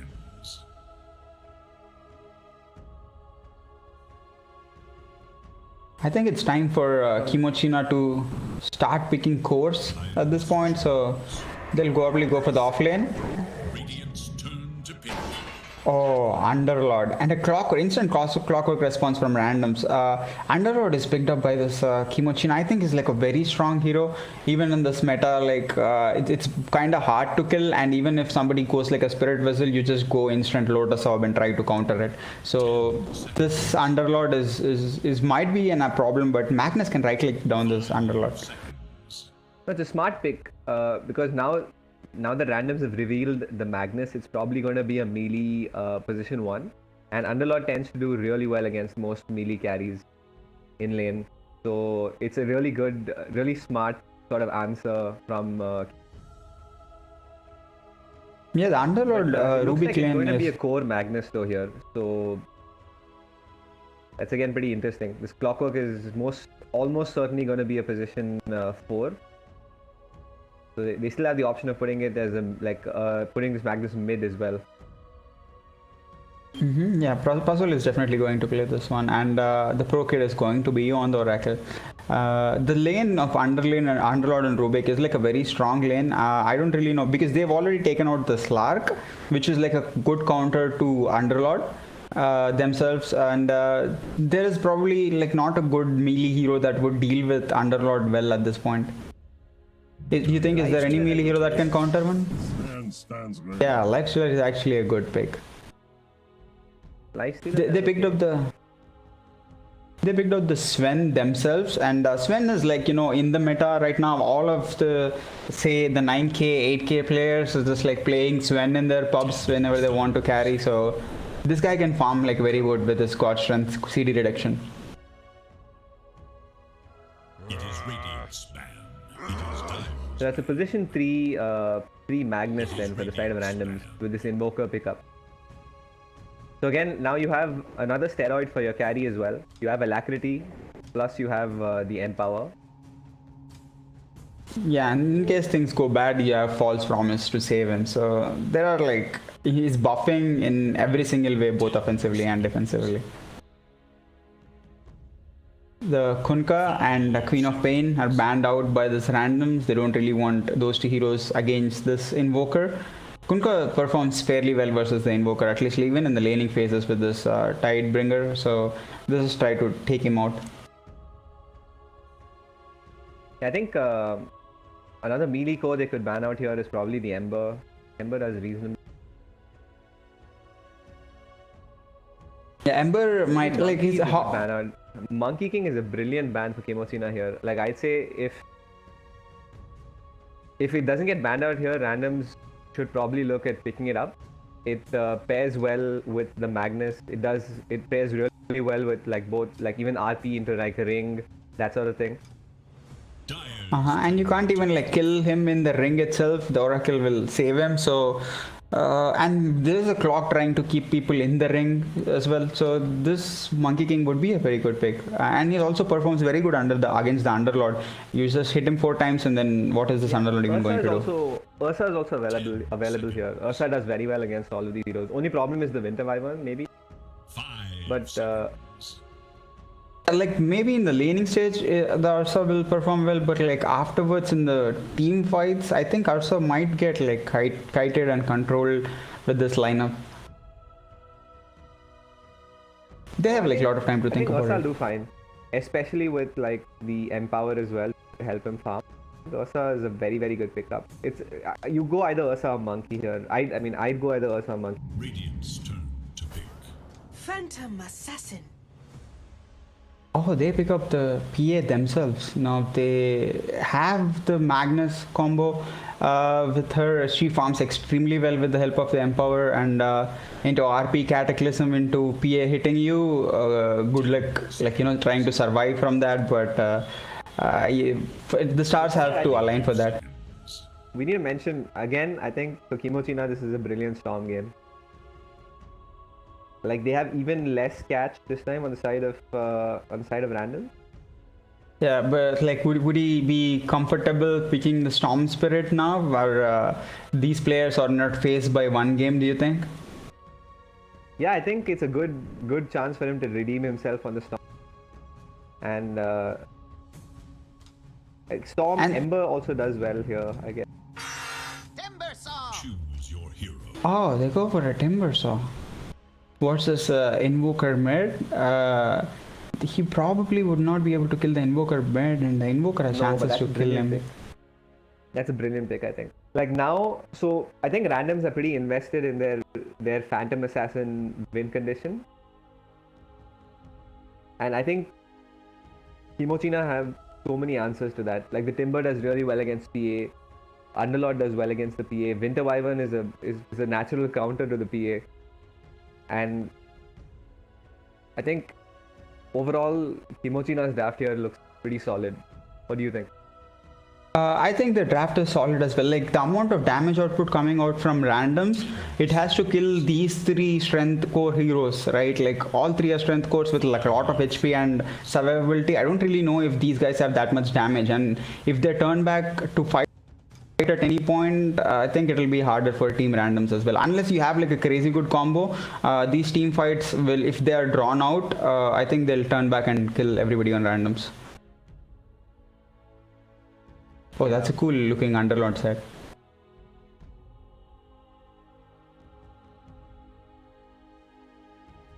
Alright guys, so like this might be the last game for today, but this might be the comeback fairy tale story for Kimochina.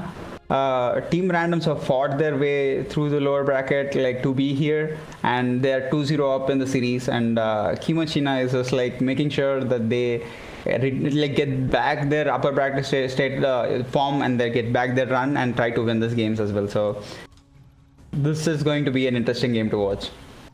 Это такая тушка!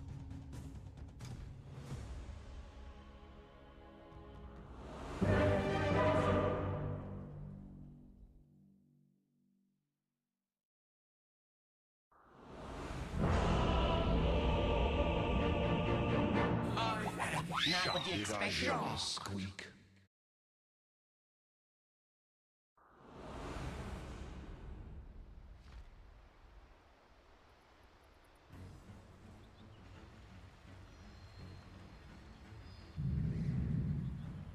Right away, pause here.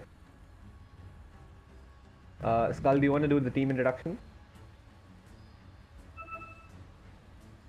Yeah, I'll do the Radiant side. On the Radiant, like on the Underlord, you have this Dosage on the Underlord, and Parasite, is very good player, is playing Rubik on the position 4. This Winter is played by Formless, he's on position 5. Kaneki, he's been showing some impressive performances in mid this game, and he is on this Timbersaw. Mino, like one of the most known names around the Indian Dota scene, is playing Sven on position 1. Yeah, and on the side of randoms, we have Pasol on his Clockwork. Seen it in the series, we've seen it many times in this tournament. Pretty impressive Clockwork player.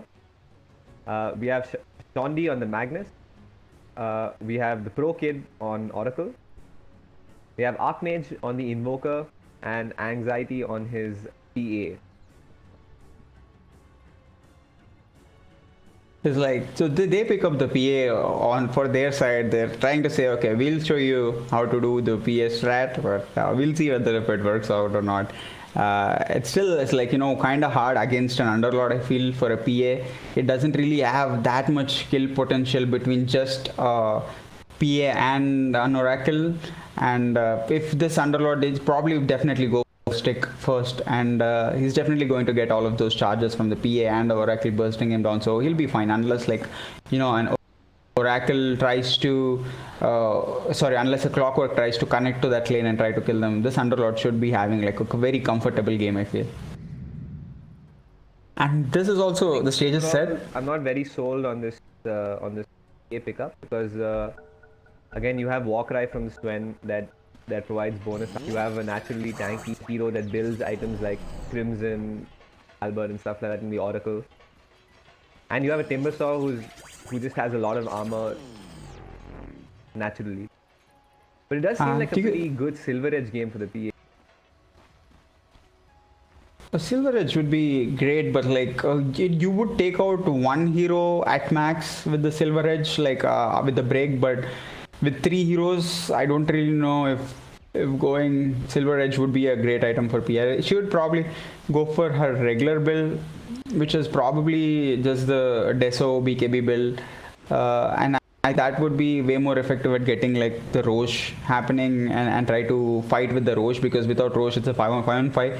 I don't know, unless like you land, as I said, the combos from randoms. Otherwise it's fighting, I feel, is like a bit more harder for randoms this time. Kimochi have definitely the draft advantage, I feel. Let the countdown begin. Yeah. So, downtime la, you guys still have time to go visit our Instagram page and participate in the Arcana giveaway. We are giving away the Lina Arcana. So, instructions on our Instagram page. The winners will be announced tomorrow. So, you guys have all night tonight to still participate and get a chance to win the Arcana. On the bottom lane, this is Winter Wyvern starts out as Arctic Burn, but the Clockwork comes in with the battery assault. He's trying to body block him. Magnus is going for the shockwave, but you know it's over. Once the battery assault is over, you just have to turn back and run. There is nothing much you can do in this lane. What do you think about the mid matchup, Krayaj? Like an Invoker versus a Timbersaw, something we don't really see regularly. It happens like very rarely. Which, you know, cause Exort, cause Vex, what should Invoker go, or how do you think it will run? I think neither of these guys have a chance to kill each other, especially if the Invoker is going Quas Vex. But I think it's a good Invoker game in general here. He can choose to go for pretty much any of the builds. Spirit Vessel is really good here. I think Orchid is also really good here. So he has some good options. And he just like denies Magnus, RP into like Cataclysm or Sunstrike combo that he should also look for. So it's like by the time he gets like, you know, his Axe and Cataclysm, it'll be a while. Then he can go for Exort points. Then he's, as you pointed out, he's going for the Cosvex build. He definitely wants the Spirit Vessel and wants to fight. On the top lane, they're just like, you know, farming their way around. I don't think much can happen on this lane for the side of randoms. It's very hard for them to kill. They might even just like try to run for this Rubik at this point, but other than that, yeah, this has happened. There's a Fortune Send coming on top of the Rubik, and Blink and the Phantom Strike coming in from the Stifling Dagger coming in from Phantom Assassin, but he's gonna survive. Nothing's gonna happen. On the bottom side, Sven just like stuns a creep and the Magnus at the same time, tries to get CS as well as damage onto the hero. Magnus just takes Empower and he tries to fight back. Like the damage on both of these guys is like a lot. Magnus has more than 80 damage almost, and Sven has like 70 damage. So top side, like the kill happens. They just go for the PA. They probably die. Rubik and just turn around. This Underlord might like they can't even go on this Underlord, I feel, at any point on this lane. So he's just going to stand there and keep damaging him. Especially he has like 38 damage, bonus damage. So if he hits somebody with that amount of damage, it's like over 100 damage at like level 2. They're not really going to survive. And I think this is sort of factored into random strategy with this Mac PA. I think they know that their lanes aren't going to go probably well, but they have this sort of comeback mechanic to work with. The Empower. I think the last game, what happened was like, you know, they did not get to win the lanes. Randoms won like pretty much all of the lanes, and that is the reason why this time Kimochi probably are focusing a lot on making sure that their lanes go good so that they can contest. On the bottom, Clockwork is trying to do some damage with his battery assault onto the heroes, but that's barely any damage. He's still level 1. Formless is just like, you know, looking back at him and trying to right click him as a Wyvern. So that is how scary this Clockwork is initially. So it's all good for Kimochi.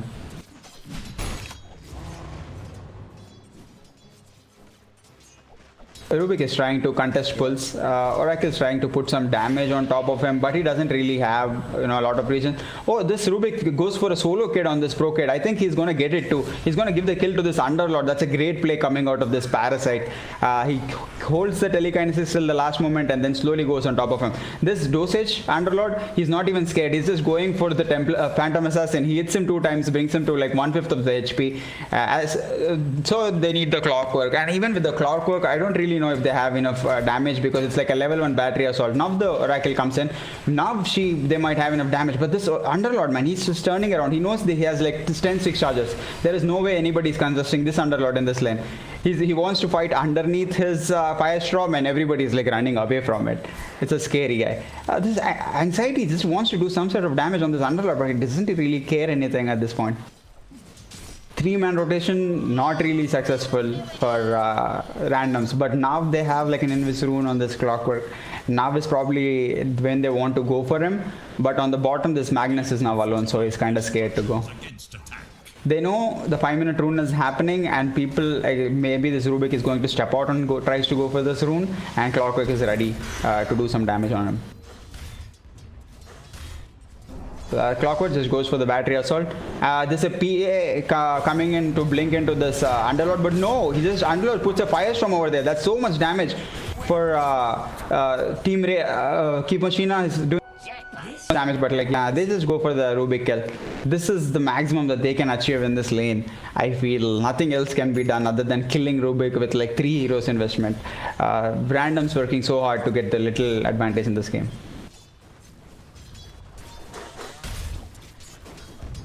Yeah, mid lane, Timbersaw having a pretty free time.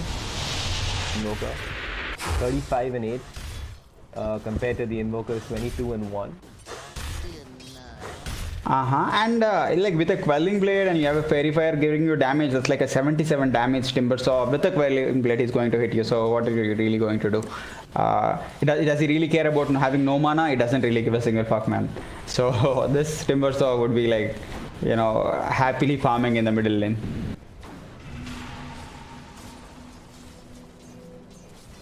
Minute rune. Haste rune spawns bottom. Yeah, both the heroes go top and it spawns bottom. Invoker is making sure he gets the rune. This Timbersaw doesn't even have a bottle. Haste picked up by this Archmage is running bottom, and between the 3 heroes, I think they can kill the Sven. There's initiation coming in. There's a 2-man cog, but Winter Wyvern is pushed out. Winter Wyvern tries to escape. He gets also hit by the tornado. Mino runs out of mana, runs out of damage. Tries to come back in, tries to put some damage onto somebody, but I think he can find passovers, but even he talks and just walks out of there. So Invoker will be running on the top lane. PA just like blinks away and tries to escape the CS with a spike in dagger, but PA is not really having a fun lane. She has 24 CS compared to that of 37, and I think this is like the only drawback on the side.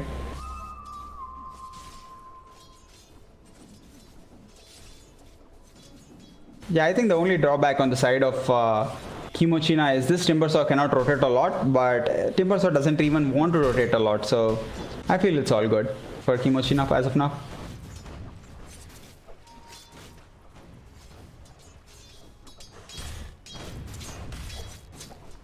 Demised. On the bottom lane, Hand of Midas. yeah, Sven has there is really nothing stopping this Sven from going for a Midas. They're just trying to put some damage on this Shondi Magnus, just pushing him away so that Sven can farm. On the top lane, actually, Underlord picks a Pit of Malice. So he's like, I'm done with you guys trying to just run away from me. You're not running away from me anymore. So he has 3 levels in Firestorm. He gets his Arcane Roots. He gets his Soul Ring. So there is no shortage of mana for Dosage to farm here. Yeah, I think something we missed out during the picking is that Dosage is playing position 3 this game. Oh yeah, Dosage is playing position 3.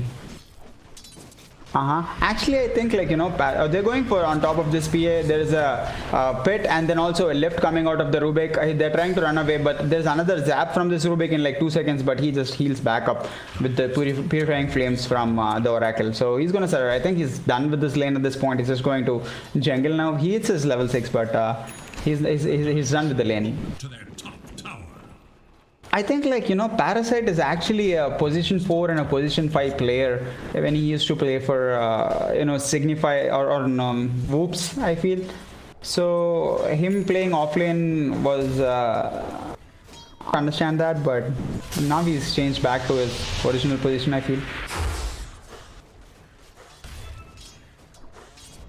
Rubik has like a lot to steal this game, man. He has like an RP to steal, he has Oracle's ult, anything from the Invoker is good.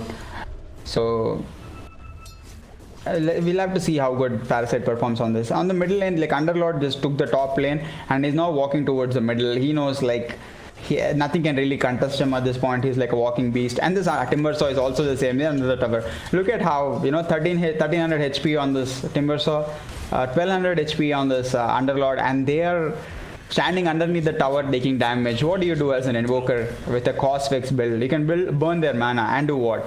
So they have their advantage in the lane, and they are actually pushing it. Kimochi.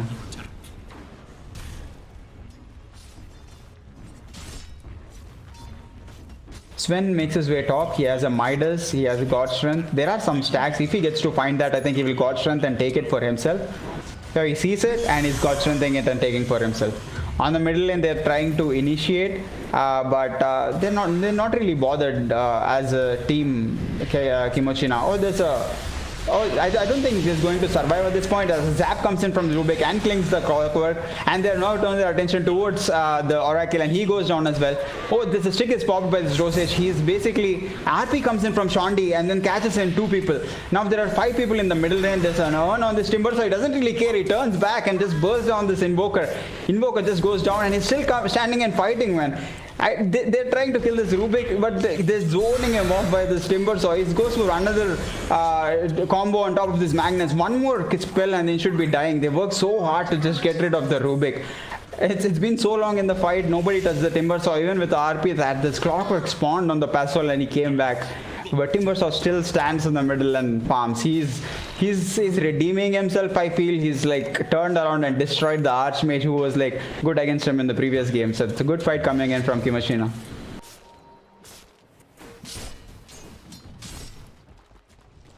Invoker just TP's bottom. He calls him the numbers. He knows that Underlord is alone, but do they really have that much damage? Dosage understands it and it runs away. Spidey senses tingling from Dosage and he survives. Magnus, like in a similar position, he's on his safe lane and he's trying to farm up. But Winter Wyvern's support is backup for this Dosage. Dosage is like, guys, where is the backup? Help me out. I have more people here. And then Winter Wyvern is like, I got you, bro. I'm here. And it's standing right behind him with his ultimate available. He can turn this fight around. This Formless might actually be the key to the next fight.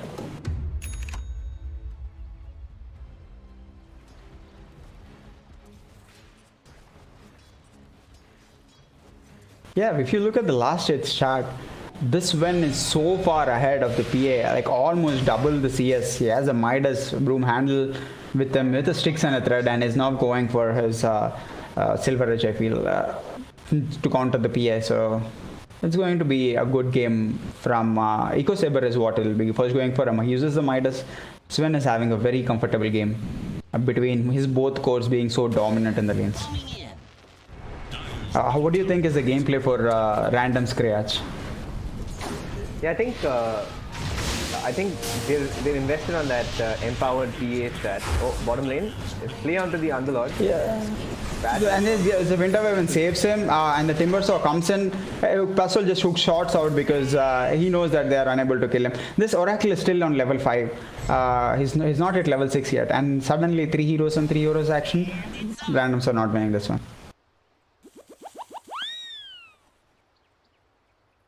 Yeah, Formless waited till last second to use a cold and embrace and just try to turn the fight around. If I feel like they had one more hero a little bit early, say the Rubik, they would have basically crushed this fight, but that's fine. So what do you think is like way for the randoms to come back into the game?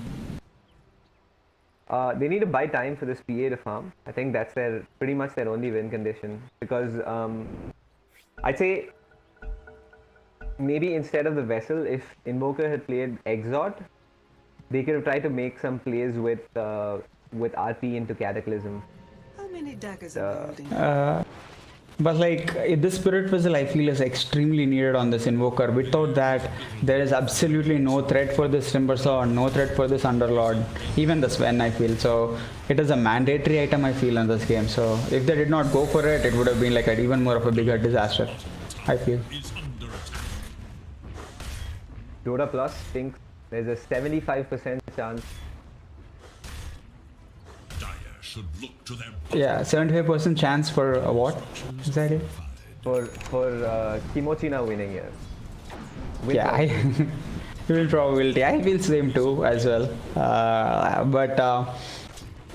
They can turn back at any point. A single team fight can turn the tide around for randoms, so that is what they're banking on. On the Sven, they try to go for it. The Sven just turns and stuns him. He does not have enough mana on the skill. Oh, no, on the bottom, Timbersaw just dives right underneath the T2. They find the puzzle. He's telekinesis up, so he's just going to leave his chakram outside and just pull back him when he goes closer to him. So they're running amok on this bottom lane. On the middle lane, they went to go for the kill on top of the Sven, but Sven just turns around, and Shondi actually did not have enough mana. He had to pop sticks. Charges. Both of the cores that can do something are back. Invoker is here with the EMP. This Rubik does not really have a lot of HP, but there's a beautiful Winter's Curse coming on top of this Phantom Assassin, as well as the Magnus. There's a 2-1 combo coming on top of this Timbersaw. Bursts everybody down, and the Fate Bolt takes both of them away. The Shockwave on top of him too. False Promise comes on top of this Invoker, but the good steal coming from the Rubik. And even if he's gone on top of him, he's gonna... Oh no, he does not get the False Promise. He gets the... Paycheck. Clockwork tries to go on top, he tries to save everybody, but no, his cogs are basically worthless. Invoker can do a maximum of burning everybody's mana, but they pop the Arcane right after Underlord just hits down the tower. This randoms team they are doing their best to come back into the game, but it's a beautiful curse and a combo play coming in from the Underlord just setting everybody, and Timbersaw just bursting them down.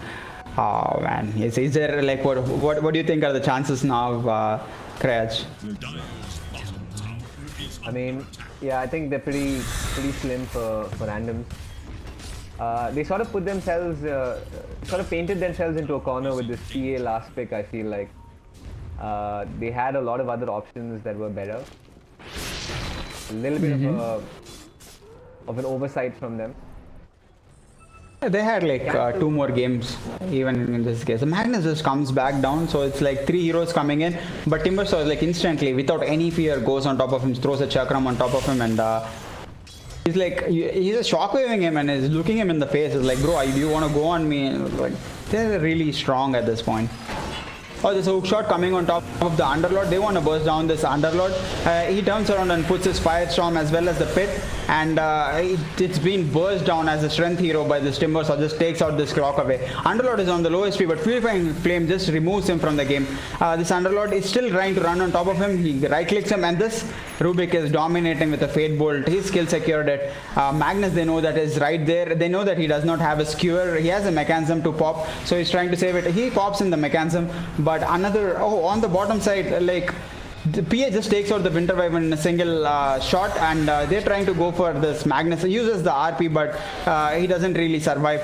Rubik is like way in ahead the T2 tower. He's definitely going to die there. Dosage catches him in with his cogs. He turns around. This Timbersaw is not really scared. He has 17 stacks with the Yule Scepter. He uses the guy away. Sven comes in with a stun and takes out this Invoker.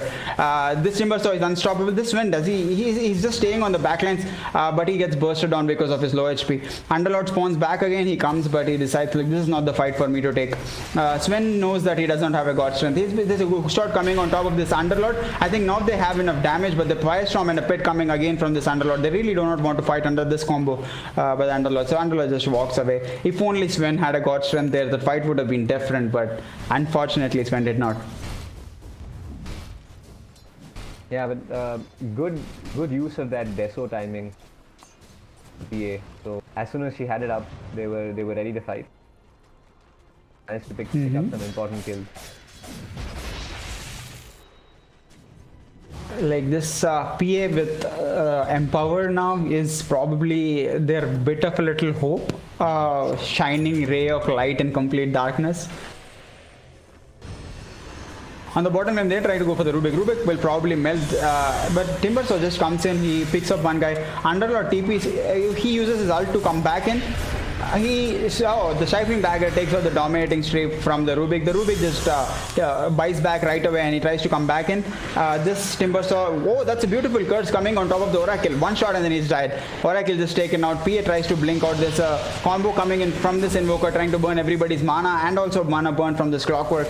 And he stops them up. Oh, that's a hook shot coming in from the Rubik, but his own Underlord stops him. Now where do you escape? Now where do you go? You cannot go anywhere. Clockwork is dead.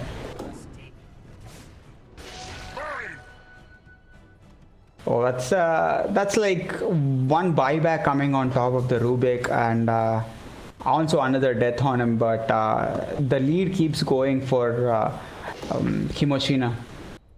Yeah, and pretty interesting thing over here. The PA I'd have assumed would have been looking to build into a BKB, but she's building an Echo Saber right after the Desolator. So it looks like the Silver Edge we were talking about on the PA. It actually. Oh, she's going for the Silver Edge. She wants to make sure she removes the passive. Yeah, like it's easier to take out. Yeah, that was a good prediction by you, Cratch. Like if you take out the passive from the Timbersaw, I think it's like a bit more burstable. But he probably is going for the Lotus Orb. Do you think like the Lotus Orb removes the Silver Edge? Yeah, on the bottom lane. Oh. They go for the Invoker. He Spirit Vessels up the Timbersaw, but like it doesn't really matter when there are 4 heroes and the Rubik tries to telekinesis you and also burns your mana with the EMP stolen. It's about 20 minutes rune. I think people are walking towards the rune. They're going on top of this Oracle. He doesn't really have much to save himself. Kaneki is redeeming himself this game. He's basically setting up the kills. He is bursting everybody down. He's probably done the most amount of damage this game. And Sven meanwhile is farming slowly. This Clockwork wants a 20 minutes rune. He was going for it. Kaneki just like looks at him in the face, and I feel at this point Kaneki we might just go for him. They just don't want to leave anybody with the PA alone right now. Otherwise, it's like they would just die instantly. Yeah, and a full BKB completed on the Sven as well. So pretty big timing for them. He's way far ahead in both the net worth and the CS. I feel like, you know, he's 12k on the net worth, 230 CS, 20 minutes into the game. So he has all the space in the world. With how much space his cores are making for him, he can farm anywhere on the map. It's his heart's wish. He can farm the Radiant side, Dire side, and he's very comfortable in the way. He also got an Imp Claw. That's an extremely good item on Sven. Like when you have so much base damage and you crit on top of it for like, you know, 130%, it's gonna be. And when his actual Daedalus comes up, people I feel are going to melt on side of randoms. It's just like it's always been going as 4v5. When it goes 5v5, it will be like even more harder for randoms. The net worth going into the double digits for Kimochina. It's 10k net worth lead. On the bottom, PA wants to jump on this Underlord. She is not really sure. That should help. They know the Timbersaw is alone. The Winter Wyvern, this Tornado coming on top of this Invoker. He will queues for a cold snap, but he knows, like, you know, this fight is not happening. They're really scared now. They're in a certain circle. There's a hook shot coming on top of this Clockwork, and he puts it on this Winter Wyvern. Winter Wyvern tries to get his way out of there with the Arctic Burn, and he is actually successful. And they're trying to go for him, and then they take out the Winter Wyvern, which is a huge problem. Now the Rubik doesn't really have much. If Rubik gets caught on this is Skewer coming on top of the Rubik, but Uber is actually cancelled by this Underlord. They want to turn back and kill. Meanwhile, this one pops his BKB and tries to go on this Phantom Assassin. There's not really much to save him. There's like 2 hits on the Oracle is dead with the combo on top of the Oracle, and then Magnus is like, they know where this Magnus is. They catch him. There's a Fire Spirit, and this one it is not even needed for the kill on the Magnus. Another 2k going into the banks of this Kimochina. Guardian Reefs popped. Now they're ready to fight. They have like a lot more time, probably like about 10 seconds on this God Strength for Sven, just enough to get the tower. They know he does not have, but this is a stun. On top of that, there's a pit coming in from the Underlord. They see the PA is coming on top of them. He tries to go for the Sven. He knows Sven is low, but Sven is Lotus Orb is being put on him. A Warcry goes on top of him. He's like instantly tanky. There's Hook coming in, try to escape from the side of no, there's a two-man pit and the two-man combo on the stop by the Kaneki, but Phantom Assassin tries to blink away, but he's like, where are you going, bro? You're not going anywhere. No, his blinks again. They have to stop the mobility on this PA, and this PA will be dead meat. They see this Winter Wyvern trying to farm. Winter Wyvern is like, I'm done with the fight. Let me farm for a little while. Stop killing me. And they know this is, oh, there's a Rubik over there. He's right in the middle and just dies to one hit crit from this PA. 800 damage coming on top of his head.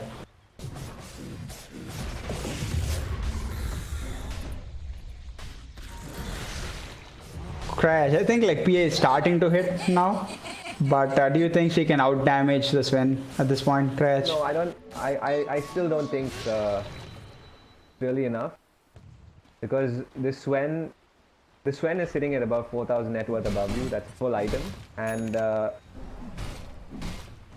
not so sure the PA will be able to kill God Strength, especially after his assault is complete.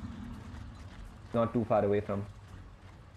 But look at this Timbersaw, right? He has a Yule Scepter, he has a Lotus Orb, and also he's going for his own Heaven's Halberd. You throw it on the PA, which is not really going for the BKB. What is this PA going to do?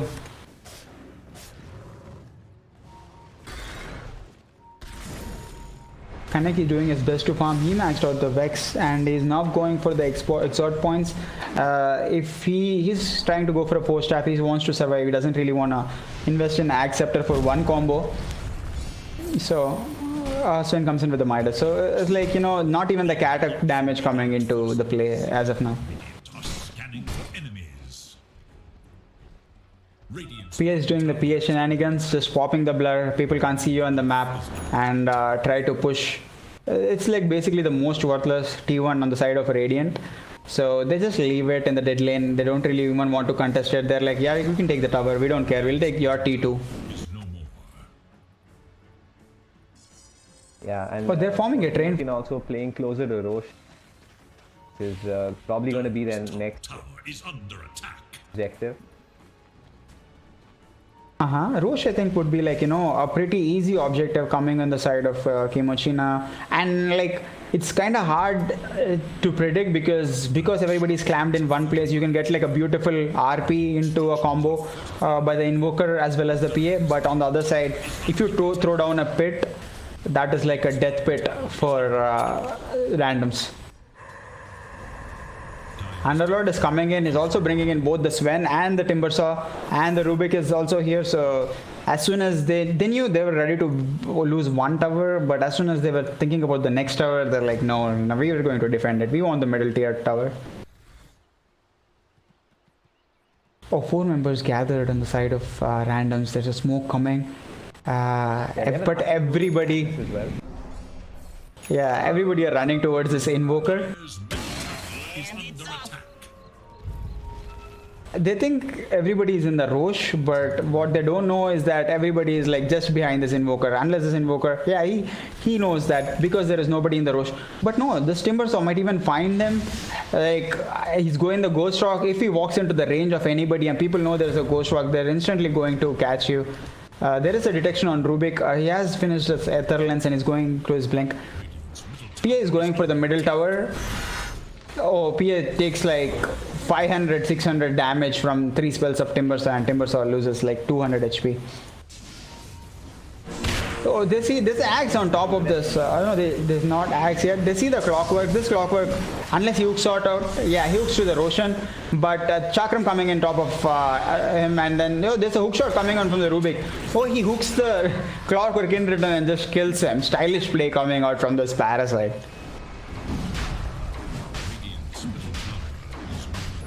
So yeah, it looks like a free roast the side of Kimochi, but they picked up his double damage. He still has God Strength if he wants to make this a little quicker. Yeah, I don't think anything is threatening them to. Clockwork, they're like, oh, no more Aegis Shield this time. It's none of that funny business. Sven with the DD does 400 damage, man.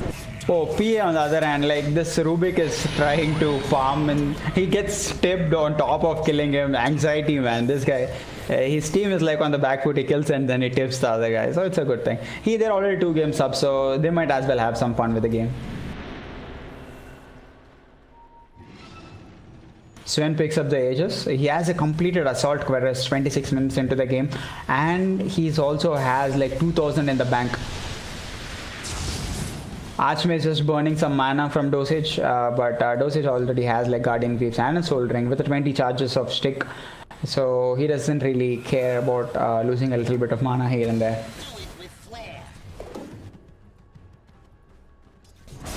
What do you think about this randoms trying to avoid fights and trying to make sure they're on the other places and farming on this PA, just keeping up with the Sven, even with the Midas, like he was 4k behind, and even after these minutes he's still 4k behind. Do you think that was like a good play coming out of a team? Oh, they have a high ground vision coming from this Oracle, so because of that he just jumps on top of the Rubik, so Rubik is eliminated. They're actually threatening at the T3 tower. They put a little bit of damage on it, unless they're forcing rotations, they're forcing people to come back.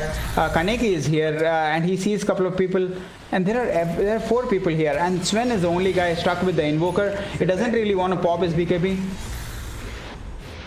Oh, this RP coming on top of this Timber Saw, and just be burst down by this PA. He just hits him, and this Timber Saw is dead. He's not as tanky as he thought he is. This Winter Wyvern goes for 2 hits on this Anxiety and then takes out this Winter Wyvern. They try to kill the Invoker on the back. That happens, but they're paying for it like heavily. 3 people dead, and tier 3 goes down, and Anxiety is threatening the... And cancel some TPs. I think that was pretty significant because both the Sven and the Underlord's TPs are on cooldown. So they have to walk towards this barracks here, and that could end up being a Rax for random. Oh, there are 4 people, and they want to go in for this PA. PA pops his Silver Edge, but he escapes because of her blur. And everybody is just false promise on top of her, and everybody just disengages. They got way more than they expected. They pulled the lead back in half. It was a 14k net worth on this side of Kimochi, and now it is just 7k. Yeah, really good read by the side of randoms. That Silver Edge pickup from the PA. The Timbersaw thought he was pretty unkillable until that was revealed by the PA over there. So there is this one ward coming out of I feel the Oracle. He put it on the high ground, and nobody was expecting, because they're always on the defensive. That ward wasn't expected, and this Parasite got destroyed, and the Timbersaw came in, he got destroyed. Formless came in, and then he got destroyed. It's like it's a chain feed, making the other team come back into the game. This Sven is still strong, but the PA has caught up. She's only 2k behind the Sven. Smoke play. Let's see the Underlord with 3 hits onto this Underlord. Underlord goes down and probably 4 hits, but the beautiful curse coming out of this Winter Wyvern. But no, do they really want to fight? Sven is going in there. He gets like 1 hit with a God Strength. It's beautifully kited with a stun from coming in from the Clockwork. There's a Deafening Blast coming in from the Sven. He has like no mana on top of him. They place the Sentry Ward. Now they know that they have vision, but like 2 more hits and the Clockwork is dead. The Pro Kid is dead actually on the Oracle. Still great fights coming in from the side of randoms, taking out their cores instantly. Yeah, I think the best way to deal with this Sven right now is to not deal with him, in a sense, like just avoid him completely. The damage. Yeah, like randoms are doing a really good job of it over here. They have been extremely great at evading the fights, like continuously. Not a single time has a 5v fight erupted where Kimochi were the ones who were initiating. It has happened 0 times. Even though randoms were on the back foot, they found these pockets of spaces where they can go and fight, and that has been like crucial to them getting back into the game. PA almost caught up with the Sven. Sven has a DD on top of him. He has like everything he's needed to fight. He picks up the MKB. Now this changes things, I feel. And if he gets an axe now, and if Parasite and Formless, they don't die first, because that is one of the reasons why they've been losing fights. It's because these supports are dying first. They need to let their course be on the front. And if they do that, I feel like this should be an even game now. I think Dota Plus would say that it's not a 75% win anymore. Yeah, definitely isn't. It's down to 40. Oh, that's a huge change. There's a block coming in from the side of this PS, which is on a BKB, but it's basically be stopped by this Winter Wyvern's Winter Curse, and that is like one of the biggest counters to this PA. So unless this PA goes on this Wyvern, she's going to waste her BKB every single time.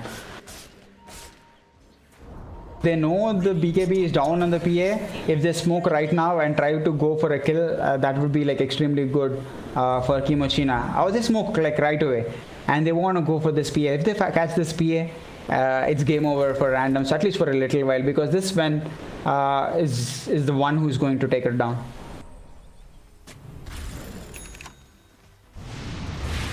Oh, they catch the Invoker. There is no way the Invoker is going to survive past this. It's like you put the pit down, stun him, chain stun him. PA instantly understands that they're going to push the mid lane, so she's walking herself to the top so that she can at least get a T2 on the top. This Invoker might buy back and change the way this fights are going on. He has a buyback. I feel like this push to the high ground might not be the best decision from Kimochi. So they're trying to force out a buyback, I guess. As soon as the Invoker buys back, they probably get out of there. There's a Magnus pickup. Now this is a different story, and he hits down in 3 hits. Oracle tries to blink in and falls from it, but he has no way. And this Magnus does not even have a buyback. Now if this changes things, and PA might decide I might not even want to show up to this fight at all. So I might just push the T3 tower on the top, and this one more hit, man. One more hit and they'll get the racks. They're not really scared. Oh, this Rubik has catched 3 people now, and then 2 more hits and this guy dies. Deafening Blast comes out from this Invoker. Now the Deafening Blast is stolen by this Rubik. Everybody is Ubering out to this T3, and PA is definitely going to run out of there. Unless this Rubik just blinks in and tries to catch her, she's going to escape from there. So it's a Rax trade. But no, the Rax has not even been taken on the bottom lane. They just got the T3 tower. So it actually worked out. That catch on the Magnus basically changed how this fight was going to happen. That was a great catch coming in from the Rubik. He catches the Clockwork, he catches the Invoker, Parasite redeeming himself, not with the stolen spells, but with his own spells. He says, who needs extra spells to kill those guys? Yeah, so pretty nice plays. I think the Rubik really got them that Rax there with his catch on the Magnus. So with the Magnus out, there's pretty much no team fight left. Like Magnus and the Invoker out. Good place. Between this Timbersaw and Sven, the amount of damage they put down on that Magnus, he had like 2000 HP and he melted before Oracle just blink in and ult him. So great play coming out of Kimochi. They've basically pulled the lead back again to 13k. It's a back and forth game, and based upon how the things have been going, we don't really know who is going to perform how coming in the coming game. Yeah. So Roche is up in about a minute. I think are sensing that and setting themselves up around this Roche pit. This next Aegis is going to be very, very important, possibly game ending. Yeah, the Roche would be like, they'll get the cheese on top of it, so they'll pop the cheese unless you have a Spirit Vessel on top of you. You can get back your full HP and you can continue fighting. But I feel it's the neutral items that have, changed the way in which this game functions by so much. This Rubik, if he did not have the telescope, he would not get any of those picks, any of the telekinesis, and none of the game would not have turned in Mino's favor. So nobody thinks a lot about the small neutral items. Everybody is like, oh, leveler, amazing attack speed, I get the princess knife, I hex somebody. But these small ones like the telescope, even a keen optic at the start of the game, changes how these supports play and changes how the game plays. This right here is the evidence, guys, that it's not just the cores who just make all of the changes, but supports have a way in this game as well.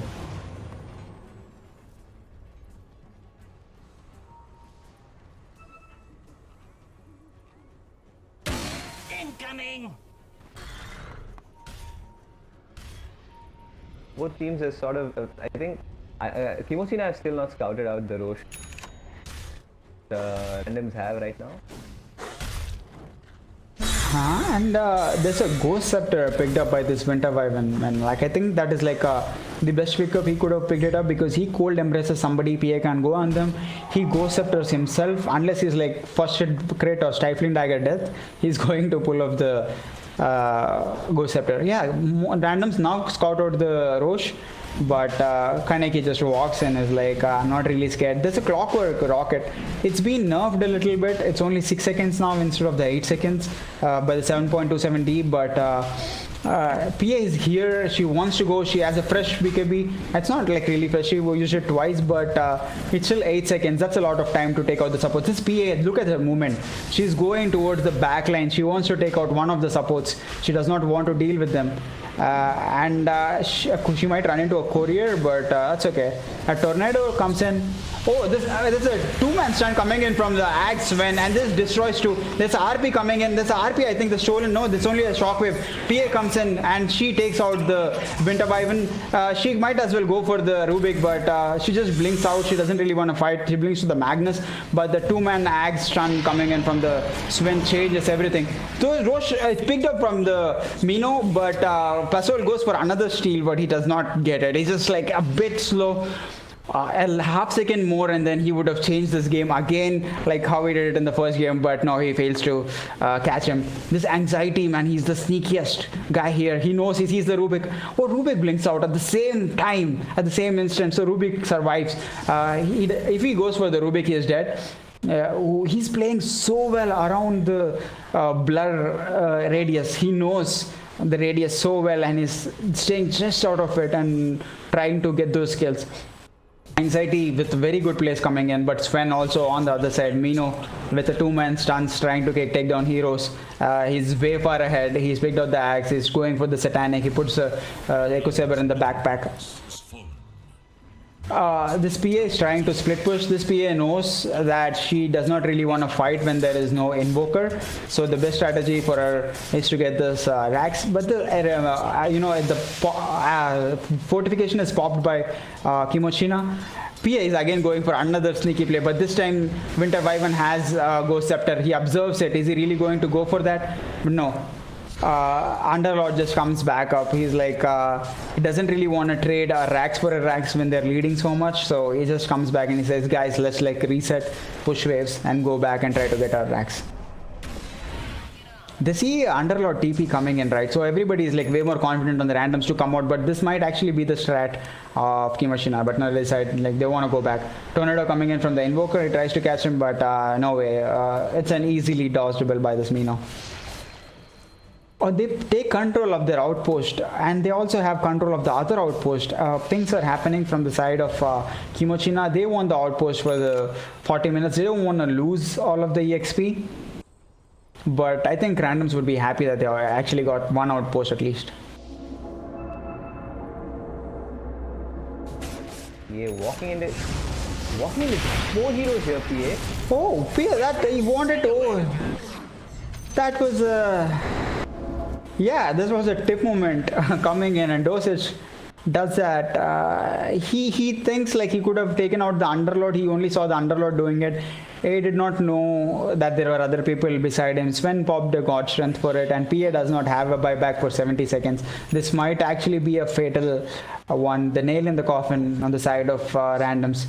They are, sandwiching this Invoker both from the front and the back. But he's in his Ghost Walk. He might just run past this Sven, and Sven wouldn't really care. He's in his Ghost Walk. Oh, he doesn't really have the God Strength anymore. Deafening Blast coming onto the top of this Sven. They actually have an Aegis. Are they even going to go for him? He knows he has a disarm, so he does not actually go for the Superman stun. He just tries to go back and hits the buildings.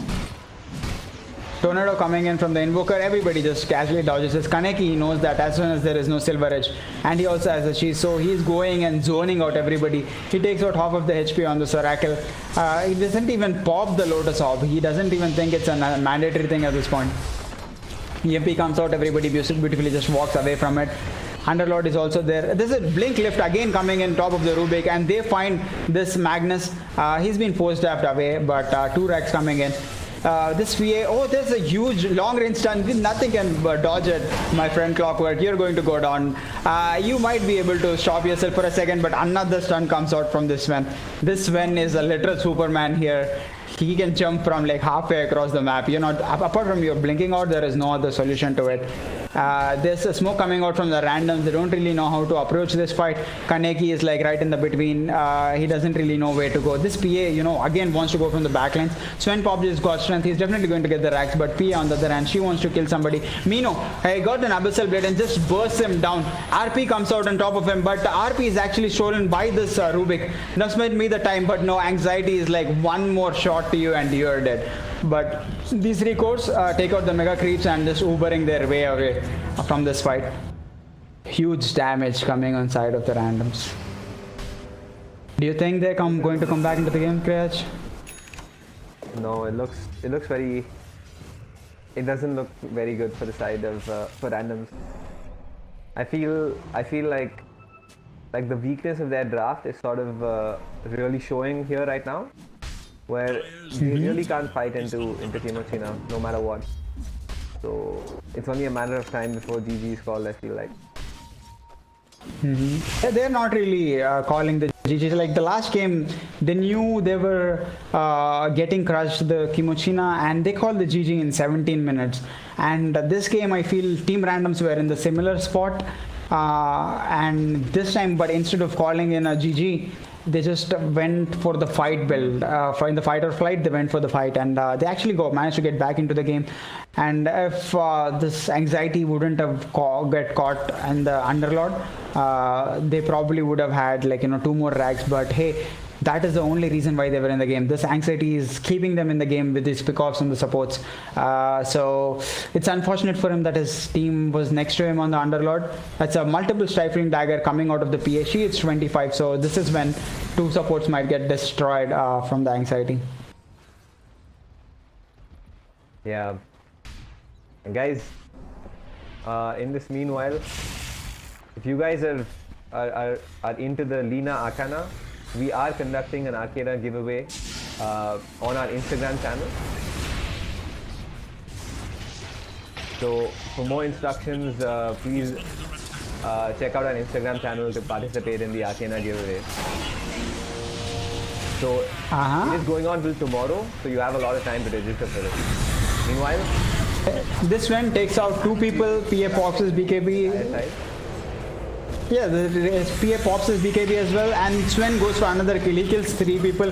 He's like a beast, and whomever PA wants to go on, Winterwoman will save. There's RP coming out of 2 people. There's another shield on the RP. No, it's only a shockwave. He goes for the Rubik, and Rubik dies, but Kaneki just goes for a Chakram kill on top of him. There's a vision on top of the Invoker. Invoker goes down as well. This is this PA and the Clockwork, not really something that can save it, and the GG is called by Team Randoms. A very good fight coming out of Randoms, but they were never going to come back from the draft and the place in the laying stage.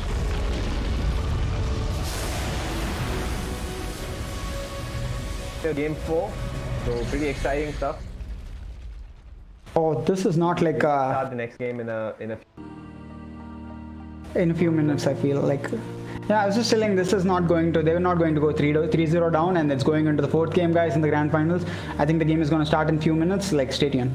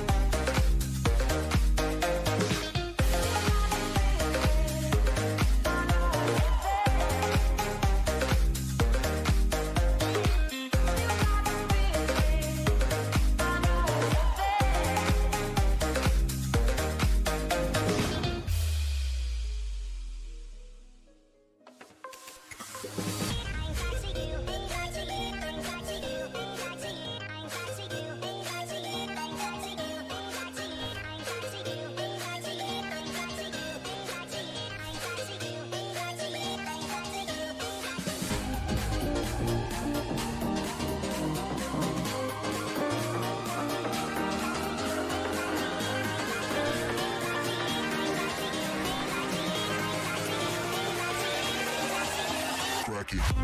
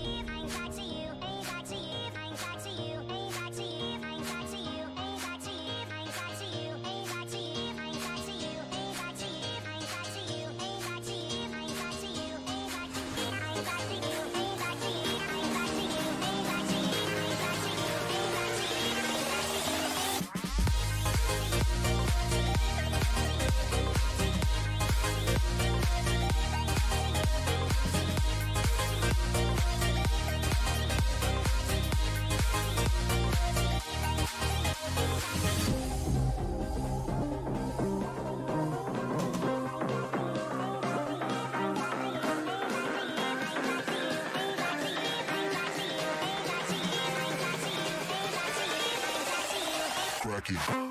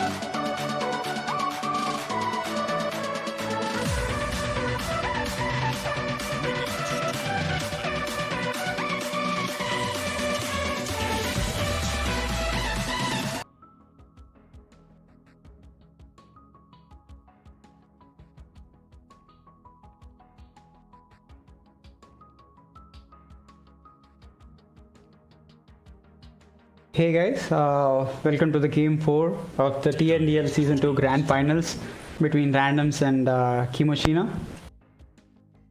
Radiant's turn to pick. Hey Kayach, hi there bro?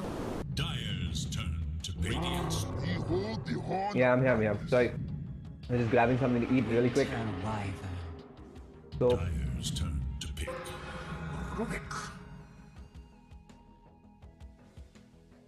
Yes, Kimochi again go for the first pick Winter Wyvern, and Randoms this time instead of picking a Magnus Clock, they just go for a Magnus Rubik. They do not want to give this Rubik to the Parasite this time. 5 seconds.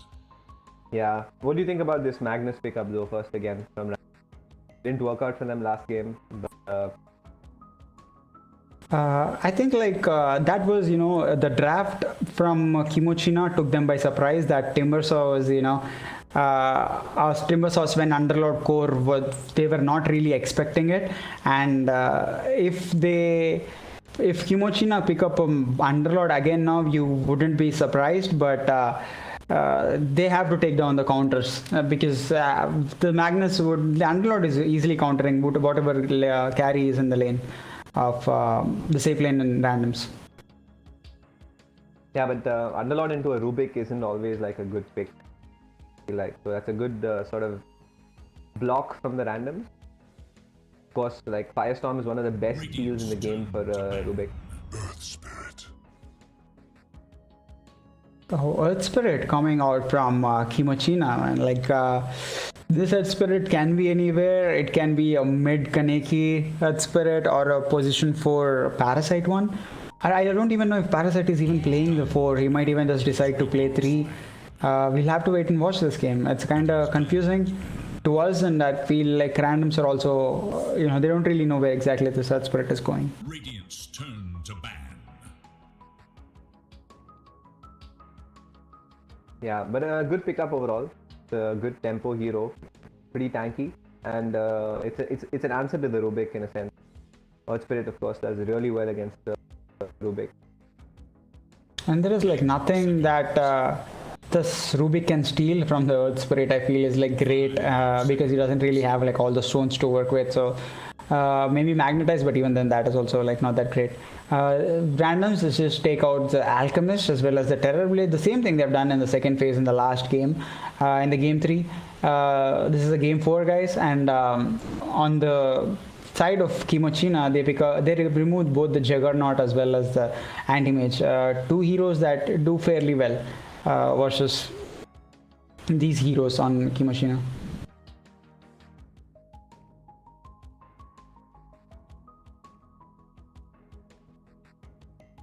The Winter Wyvern first pick, what do you think about that coming out of Kimochina? It's not really the strongest hero in the meta, but apparently they have made some strats around it, do you think? Or they feel it's a very strong hero for them? No, it's an answer to the Magnus. So it answers the Magnus in 2 ways, because you're looking to pick up a physical damage melee core with the Magnus. So the Winter Wyvern with the Cold Embrace automatically and you easily have a curse on top of the RP. So it's really good, and it's a BKB piercing spell as well. Seconds. Winter Wyvern is a really good pickup against the Magnus. I think it was more of a reaction pick than anything else. And this was a first pick Winter Wyvern on their side, right, which was followed in by Magnus and a Rubik. So I mean, if it was that, they knew that the other team was going to pick Magnus, but Randoms are so confident in their Magnus that they're I think Shondies is always playing this Magnus on the offlane. It might even be switched and Archmage might play it, but for the most part it is always Shondies playing it. So it'll be on the offlane, and I think they're way too confident in this Magnus. Let's see how this plans out for it. It did not work out in the game 3. Let's see if it works out in the game 4.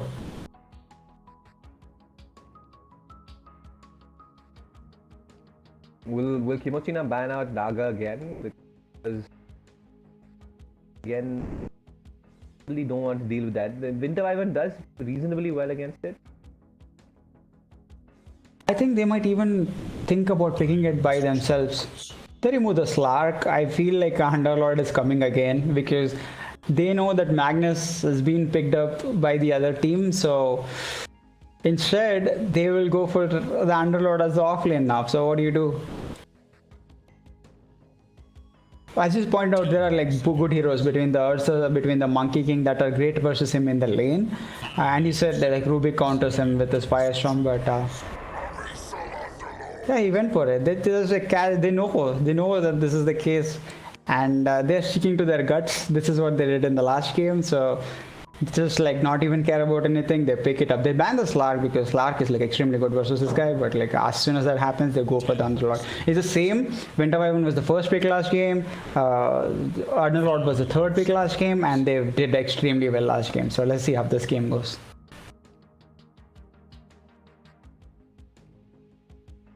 Yeah, but I think random sort of expect this.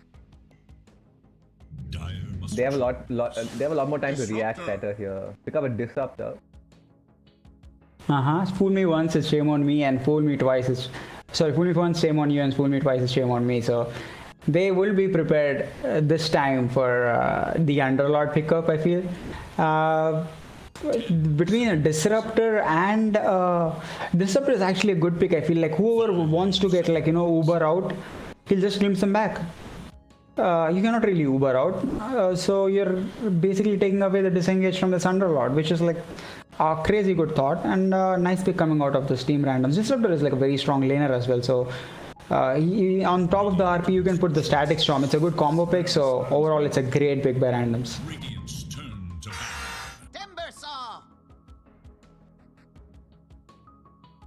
Yeah, so again randoms now draft favoring them a little bit with this Timbersaw pickup. Feel does really well against the Sven, does really well against the Underlord as well.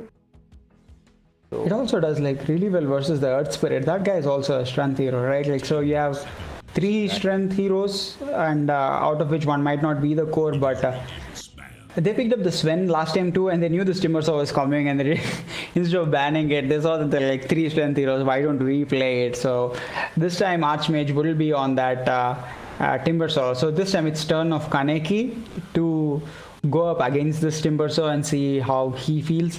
They might even just decide to put the Timbersaw in the safe lane and pick up some other mid lane, but it is like highly not a probability, but even he would perform good versus an Underlord. No, it is an option. They can still put Timbersaw off lane and put the Magnus mid. So you could still play the Timber somewhere else. Yeah, Timber also like plays very good versus the Sven as well. Like in the lane, you just whirling death him and he loses like so much HP, and any damage you put on top of him is like a bonus. So I mean, it's a very decent pick coming out of Timber. So it's like a deny pick as well as like an extremely good pick for themselves. Team randoms. Yeah, the team randoms banned out both the Queen of Pain and the Ember Spirit. Really good. Monkey or Ursa again looks really good for random. I feel like if Kimochi now go for the Monkey King, it will work out for them as well. Oh, Faceless Void coming out of Team Random. So top it off that they have like so much team fight between the RP Static Storm and whatever Rubik steals, and you put a Chronosphere, one of the biggest AoE ultimates for a carry in the game, and you really do have like a strong team fight. Kimochina, we'll have to see what they come up with, and I think like my Monkey would be good for them as well, like at this point, if the Earth Spirit is not a core, if he's like a position 4. I think I'd prefer something like a Drow or a Luna, something that oh sorry, we're looking at a mid. Oh, they have a Necrophos. I really like this pick, Kriach. Like it's, you bring down somebody, like you only have burst, but I felt like they do not have like sustained damage to take somebody off of the game. But now with this Necrophos, if they find a guy, he's just decimated from the face of the game. He's like gone. So this Necrophos is like a very beautiful pick. I really like the Faceless Void as well, but Kimochina also coming in with like a good response in this game 4. Which draft do you like more, Kriach? I think I'm going to go with randoms. I think this sort of heavy team fight favored draft,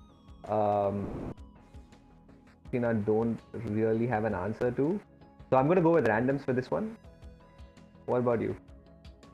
I like random draft is good, but like I like how the picks and the bans that came out of the Kimochi, they feel like they know what they're doing. So and they are the guys with like a bit of confidence from the last game's victory. So I feel like this feels like an even draft, but the pick of power is like way stronger on the Kimochi. As you said, like this team fight is on random. So I'll go for the pick-offs one, and I'll choose like Kimochina's draft doing better this time.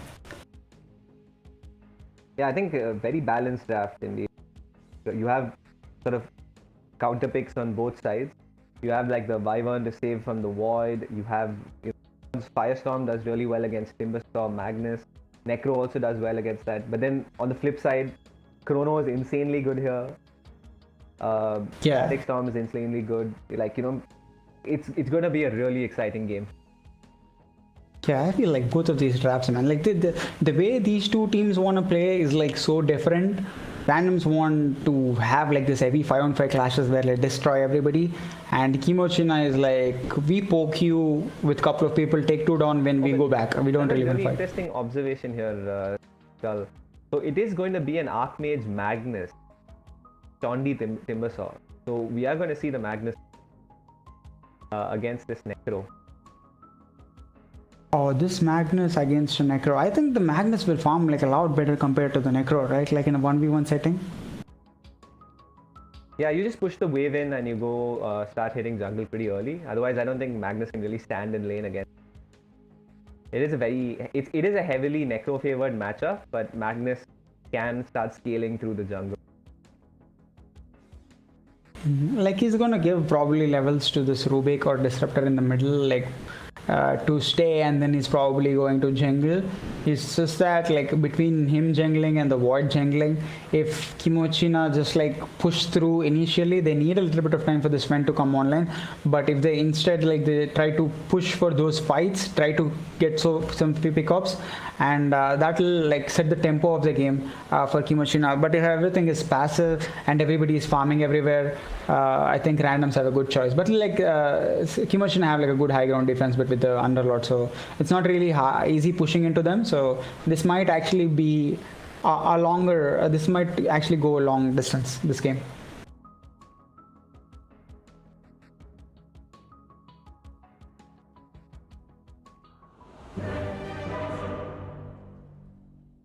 This is bullshit. That won't be a bit.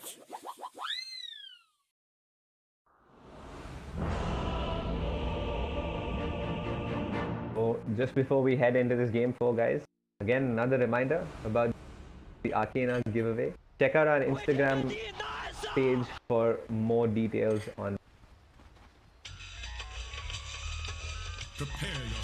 I'll start with the Radiant side, and then we can pick up the Dire side, Kreach. On the Radiant, you have Shondi playing his Timbersaw offlane. I haven't really seen much of Timbersaw's offlane, so by Shondi, so let's see how that goes. Pasol has been very good in this series as playing Rubik as position 4. Magnus is playing mid, Archmage is being played by, and is being played by the Pro Kid, and Anxiety this time on the carry Void. On the side of Kimochina, interesting thing here, Kaneki is playing this Necroforce, but he has headed up towards the top lane, and Swen, who's been playing by Minnow, is heading towards mid. So they're looking to switch the lanes up a little bit. And for the rest of the team, we have Formless on the Winter Wyvern, Dosage on the Underlord again, the last game, and Parasite is playing Earth Spirit. So this is a position 4 Earth Spirit coming out of Team Randoms. Sorry, the Kimochina. He does have like a lot of scope to set up kills, but everybody is like, kind of tanky. Magnus, the Timbersaw, the Void, it's not easy to kill. So it's kind of hard for him to set up kills, but he'll try to disrupt the rails as much as possible, I feel. So interesting matchup mid. You have Cleave versus Cleave, of course. See which one ends up on top.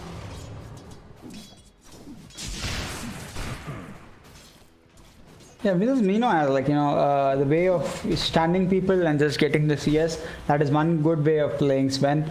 On the other side, though, you have Magnus who'll just like shockwave for the range creeps and try to last it every other creep. So it'll be, I feel, like a fairly even game. Nothing to favor one side.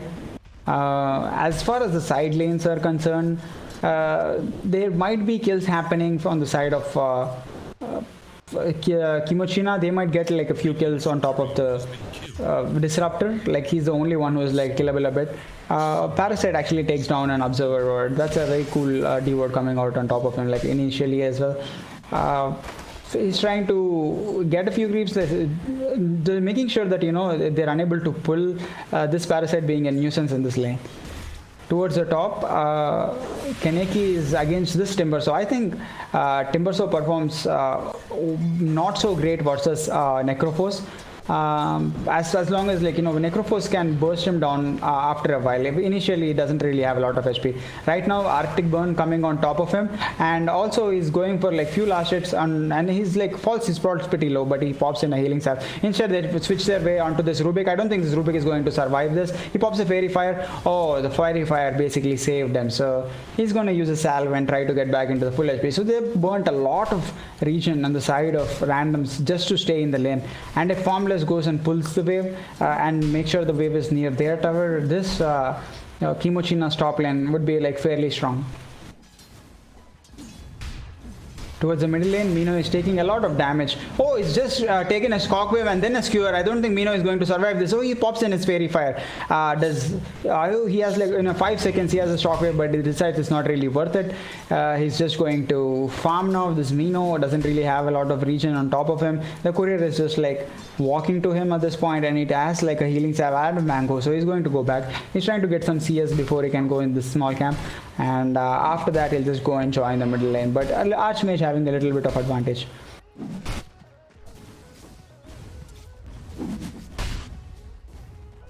Which lane do you think like the first kill will come in Krayach?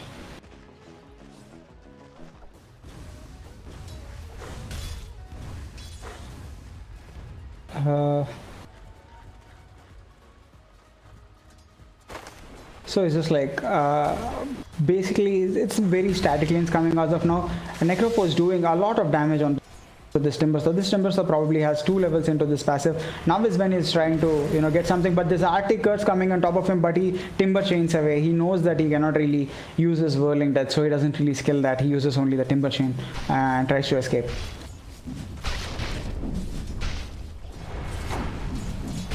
It's pretty cool seeing this Earth Spirit just like surfing his way and the taunt. It's more like that Goku's Cloud in the Dragon Ball Z. On the bottom, they're trying to go on this Underlord, but they don't really have a lot of damage on top of him. Kicks comes top of both the heroes, so they do a little bit of damage, but he time walks away. Rubik is spending his time stacking as well as trying to go for that rune, securing the rune in the middle lane. Does Magnus really even have a bottle? He does not, but they make sure that Magnus gets a bottle. He gets an arcane rune, so he's gonna spam a little bit more of the shockwave.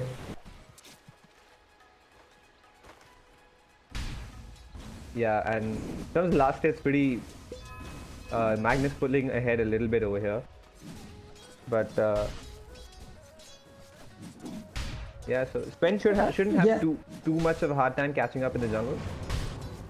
Yeah, I think like Sven will just go to the jungle himself and try to clear all creeps, especially because he's also maxing his own cleave. Magnus and Sven both have like 1-3-1 build, and they're pretty much going to get their ult at 6, so they have the exactly similar types of heroes. It's just that Magnus can do this insane blink RP, but Sven turns himself into a Superman. So both of these people have stunts, they have the damage. But Sven does not really enable his team in the outputting damage. He can only give them armor, so that's a slight difference in the way these guys play. Timbersaw is just like maxing his Timber chain so that he can stay away from this Necrophos. That's a good matchup for Kaneki, and I think that is like a very good change of lanes coming in from this side of Kimochina, and that is one of the reasons why this Necrophos is able to keep up in the CS department. Ruby goes for the telekinesis. Yeah, Ruby goes for the telekinesis, but like puts like 1/4 of a damage into this Necrophos. He's gonna brush it away. He's turning it around. Winter Wyvern is going to use his Arctic Blast as well. And if they go on top of this Rubik, this might actually be the first player. This Rubik that has like few stick charges. He's going to pop. And another blast, if it comes from the Wyvern, he's gonna die. But no, this Timbersaw is damaging. He has like another. Oh, this is Earth Spirit rotation coming on top of with the zap coming in from the Rubik gets the first kill. They probably would have finished him, but they did not. They chose not to. This Persil is going to survive on such low HP. This Disruptor tries to come in as well, and he also survives. So everybody just surviving from the randoms on low HP and takes out this Necrophos as the first blood. Now it's going to leave this Underlord solo versus the Void. So I think this will be a good matchup for the Underlord. He's going to chill for a bit. He's trying to pull Void, interrupts it. So the pull does not actually happen. And he managed to get one wave, but he just firestorms it and tries to get all of the CS. So Void cannot really contest solo versus this Underlord. So the lane is much easier for Dosage right now. Yeah, but Void isn't really a hero that might the Lord per se, at least at this stage of the game. He's level 6 now as well. He has a Midas flying in. It's a 7-minute Midas, pretty quick. And this Magnus Archmage saw Observer Ward being placed there. They're a little bit slow to this camp. Magnus has formed like 3 or 4 stack here, and this Earth Spirit being a complete nuisance and taking the last hits of the Magnus when it's farming. So not really a huge win, but like minor victories, and probably Earth Spirit is happy. Look at where this Earth Spirit is. He's constantly following this Magnus and he's not letting him farm anywhere. He's taking all of that EXP. A BG branch falls for Magnus and he takes it up. Yeah, he's feeding this mid lane. Dive onto this Rubik. Could end up going down here. There's a RP coming in, and then RP is stolen in by this Rubik is on the same side. RP comes in and just kills the Parasite, but it's only level 3. That's not really the biggest of the RP usage, but they're just stopping this Earth Spirit from being a nuisance to them. Yeah. It's a reasonable use of the first RP to get a kill out of it. A little optimistic dive from the side of Kimochi now there. Rubik the Unseen? This Underlord is basically pulling the creeps from the safe lane into the neutral camps and just farming them too. So there's not a lot of gold going for them. On the top lane, they are trying to go on top of the Winter Wyvern. Winter Wyvern dies. There's a glimpse coming on top of him, but no, this Reaper side just takes down this Timbersaw away. 8 minutes into the game and you're down for 40 seconds. It's going to hurt Shondi a bit, but he wouldn't really mind that much in a lane in which he was not really supposed to win. He's gotten like 2 kills there, with one on the Necrophos and the other one on the Winter Wyvern. So he's probably comfortably happy over there, but this is one advantage of having a Necrophos. You bring a hero down to a low HP, you just eliminate him.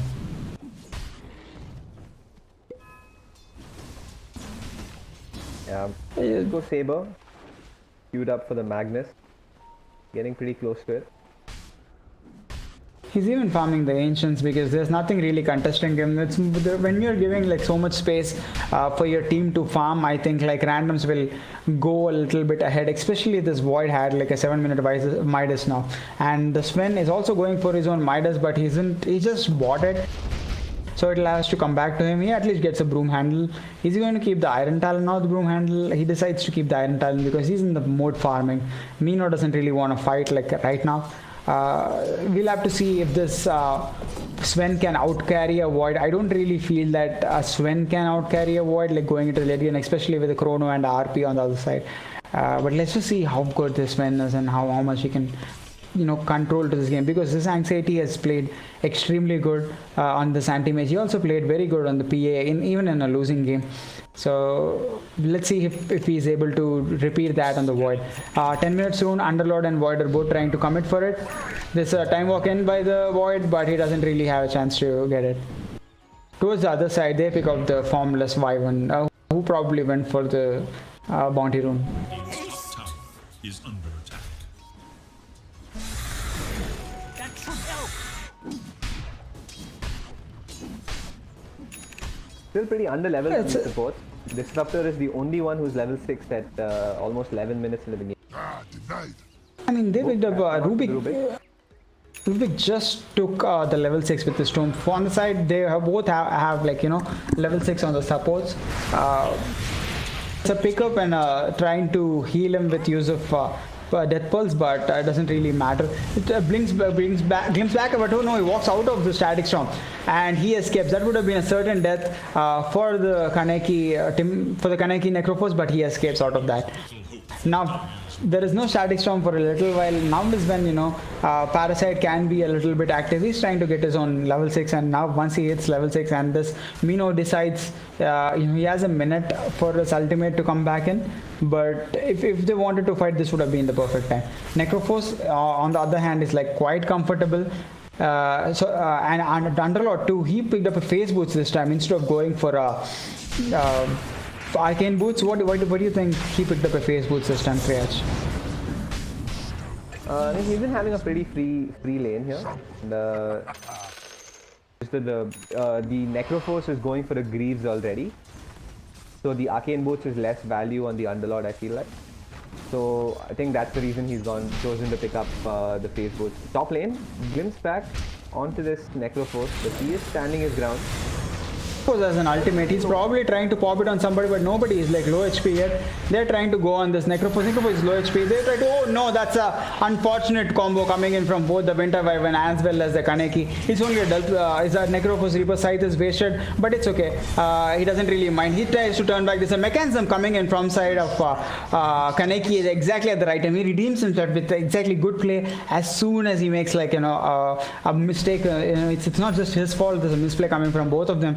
But he makes it up. He doesn't really die. Just the Reapers is wasted, but nothing really costly, to be very honest.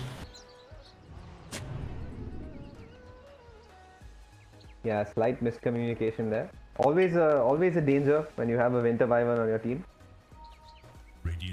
Yeah, like it's like the hit or bust, man. Like this Winter Wyvern is one of the reasons like why the one last game he was holding the PA in the BKB, and this time I feel, you know, he has a chrono. Oh, there's a chrono on the bottom. He just popped it on top of him. The Underlord comes in and that's enough damage to take out the Underlord. But Kaneki is here now. It doesn't really change much. He has his own mechanism coming back in 10 seconds. But Underlord's death is a bit costly, especially because he's performing so well on par with the Void.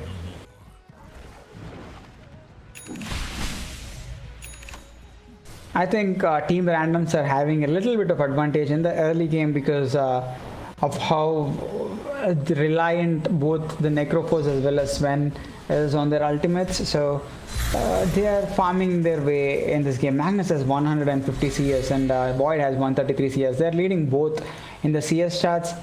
In the network stats, they are the ones who are like on the highest, and it's followed in by a Necrophos. A little bit away, but just as Mino is keeping up with this Midas pickup. Yeah, blink up on the Magnus. He is smoked on the back line. Will he go for an RT over There's a Static Storm on this Disruptor. He might try to catch somebody. There's a Winter Wyvern ult coming on top of the Magnus. This stops him. The Reaper side comes and takes down the Rubik. He gets away. He drops the Static Storm, but not really a big problem for them. There's a Magnetize coming on top of it, so there's a huge amount of damage going on top of them. They have enough sustain. With Necrophos being at full HP, this Magnetize is still running. It just runs away, but the double kill coming out of this Necrophos. He might even go for the third kill because there's an urn coming on top of him. This Parasite is still surviving. He has run out of stones. He's just waiting for the roll, but on the other side, oh no, if only he went for the Arctic Splint Blast on the creeps, he would have probably hit the Timber Saw, but he escapes. That's a very good fight coming out of Kimochi now. Just when they were running with a little net worth lead, they pull it back and it's tough 1k gold as well. The team fights are going neck to neck. Void just time walks and gets a creep. On the bottom, I don't think they're going to contest this tower at all because there is an RP but there is no Static Storm. So this T1 is definitely going to fall on the side of randoms. And Kimochina are slowly pulling their way back into the game. Underlord tried to go for the combo, he did not really manage to get it. This Faceless Void is taking a little bit of damage from the time walk. He just walks away and does not get any more damage on him.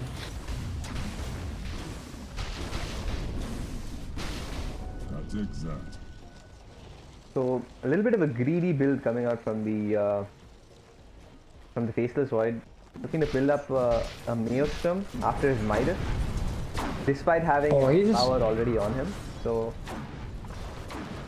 he wants to be this late game. They show there's a Winter's Curse coming on top of him. There's a nice setup. There's a stun coming on top of the Parasite. There is a pivot, but no, the Magnus comes in with the RP onto the 2 people. He time walks away and Kronos 3 people. Is the Winter Weapon going to save him? Yes, he's going to Cold Embrace and save that guy. But the Static Storm comes out on like 4 people. And Timbersaw comes in with the damage. He splits everybody. He doesn't really get a chance to kill. Sven has been glimpsed back, so Sven is not going to be a part of this fight. So Timbersaw has a free reign and he's now going to hit both the Underlord down as well as the Winter Weapon. This Kaneki is just chasing the Disruptor but doesn't really get a kill. He even has a Reaper Swipe now, but a good glimpse changed the tide of the fight. It was a beautiful Static Storm coming in from this Disruptor. Basically changed the way this fight went. The Pro Kid again with the Pro Praise. Yeah, it was pretty solid RP as well. Definitely saved his Faceless Void over there. And the Winter Weapon just Really came nice in and saved. So it was like beautiful team fight happened, like, you know, right over there. Everybody was like, you know, successful in pulling off what they want to do, apart from the Sven, obviously. And it was great. Kaneki couldn't connect his Reaper side. He just came off CD, so he did not have anybody to throw it on.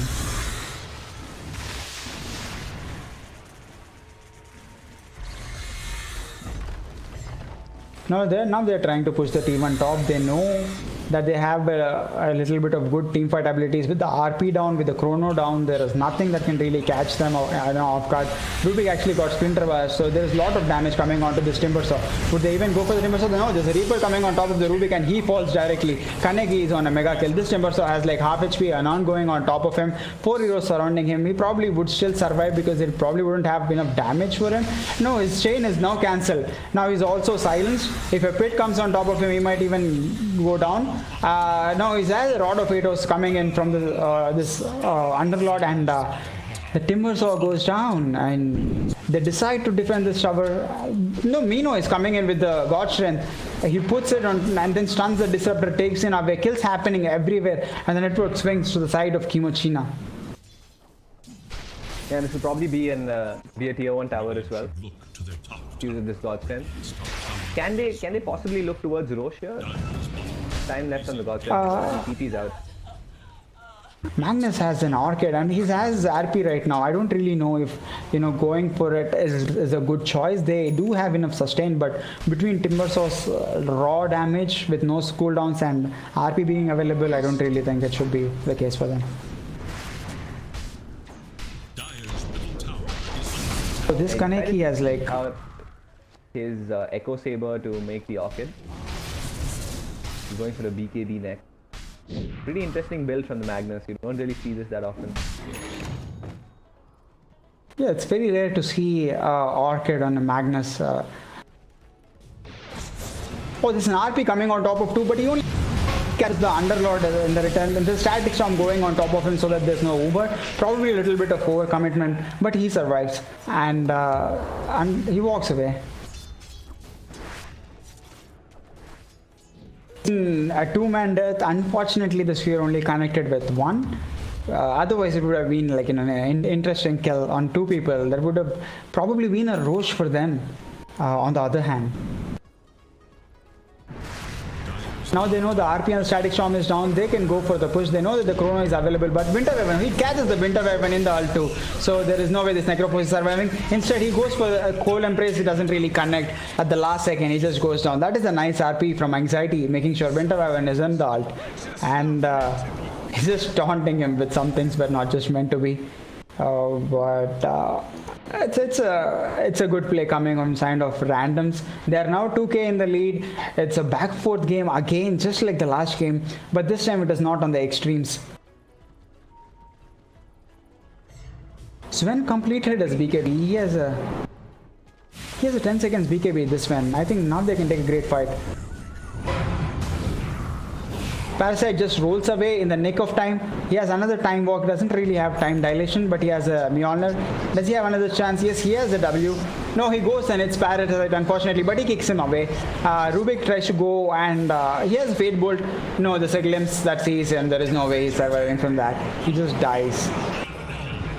This guy is coming in with a BKB and God Strength with 10 seconds. He doesn't really use God Strength and he just kills the Rubik quite easily. 4 heroes converging. Faceless Void knows this is not the fight for him, so he just gets away from there.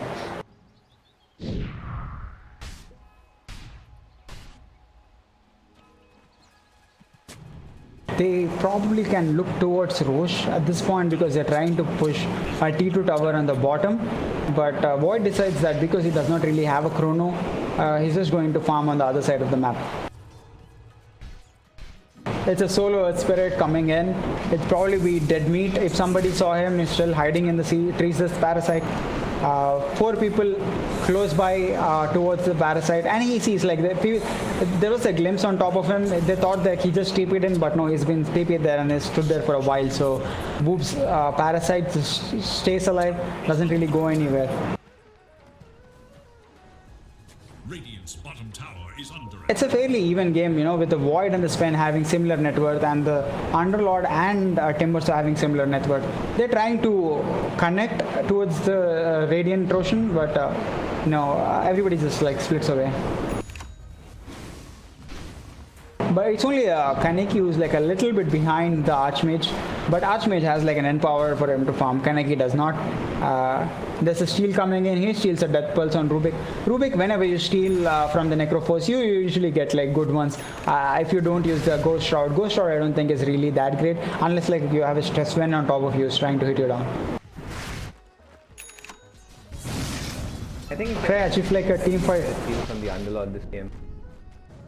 And you can keep a lane shoved in by yourself. Yeah, they have good push on their side. So if a team fight breaks out, Triage, which team do you think is like, you know, stronger compared to, is it Randoms or Kimochi? I think there's the Chrono RP, which is pretty scary to play into. But the Winter Wyvern's positioning is going to be super important because he can disrupt that entire combo coming out from. That's why I feel these drafts are pretty even because you have answers for each other's big team fight spells. Yeah, smoke coming in. Dosage sees Magnus. He uses the Rod of Petos, and there's a servo. He pops in a BKB. As he going to RP, he gets a 3-man RP. But no, that is a beautiful Winter's Curse coming in front of side of. No, that's been stolen by Rubik, and Rubik gets a stolen curse. No, Kaneki comes in and takes down Faceless Void with the Reaper side. Earth Spirit buys back, but Magnus also goes down. This is a BKB coming in from this Sven. There is no way this Timbersaw is going to survive from this. Hits him with too much damage. Oh god, that like both the teams coming with the plays, the save in the RP and the save with the Winter's Curse. This Reaper side proves fatal for Faceless Void. Are they really going to die for this Rubik behind the T2? They want to, they put Atos on top of him. structures are fortified. But with Void dead for 30 seconds and they really want to get this T2 tower. There's really nothing stopping it. Rubik goes way far ahead. That's not really a place where a position for Rubik should be him. He gets stunned, he gets Atos, he's inside the pit and he dies to the damage coming out of this Earth Spirit at the end. Yeah, really interesting chain of events last fight. I think the Rubik stealing the Winter's Curse was actually what caused Randoms to lose that fight. So what happened there was, as soon as Wyvern's Curse ended, Void was about to chrono, but he waited for a second because of Rubik's Curse, and he got bursted down within that time by the... I mean, he got locked into place by the Reaper's side, and so a little unfortunate there. Yeah, it is kind of unfortunate. You know, it's like, oh, this is smoke coming on from the side of Radiant, and they know they have the chrono. There's no RP, but there's a static storm. They're trying to find somebody. Unfortunately, they run into this Underlord who pits them all and uses a firestorm. He wants to find a good chrono, and no, he finds only one, and Winter Wyvern is outside. He's just going to cold impress him. There's a static storm coming out of the Underlord. They're committing so much for him. He's just tanking through everything. But no, there's a Winter's Curse coming on top of this Faceless Void, and he just dies because Magnus does so much damage. Sven pops his BKB. Timbersaw wants to run away, but there is no way Timbersaw is running out from a BKB Sven. And Magnus just uses his... Oh, there is the last pop, just dies to the soul burn from the Orchid. And unfortunately, they go on this Underlord, and that turns out to be one of the worst fights that could have happened for this Randoms. Anybody else would have died there other than this Underlord.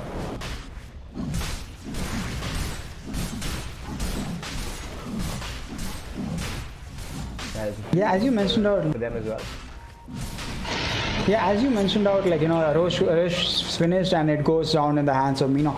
But like, as in the previous side, you said Winter Skirts was the reason why Rubik died, right? So I always had this opinion, like, Winter Wyvern could be the reason why they lose, but it's not really the Winter Wyvern or the player who's playing it, but it's more of on the middle lane.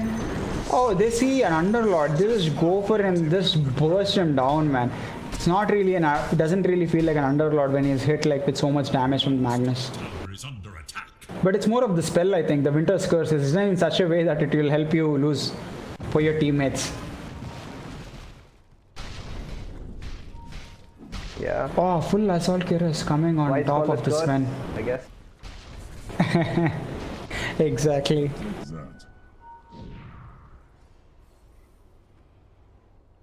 Good items coming on from the side of Kimochi. They have a pipe coming in to save Static Storm and the Rubik's damage.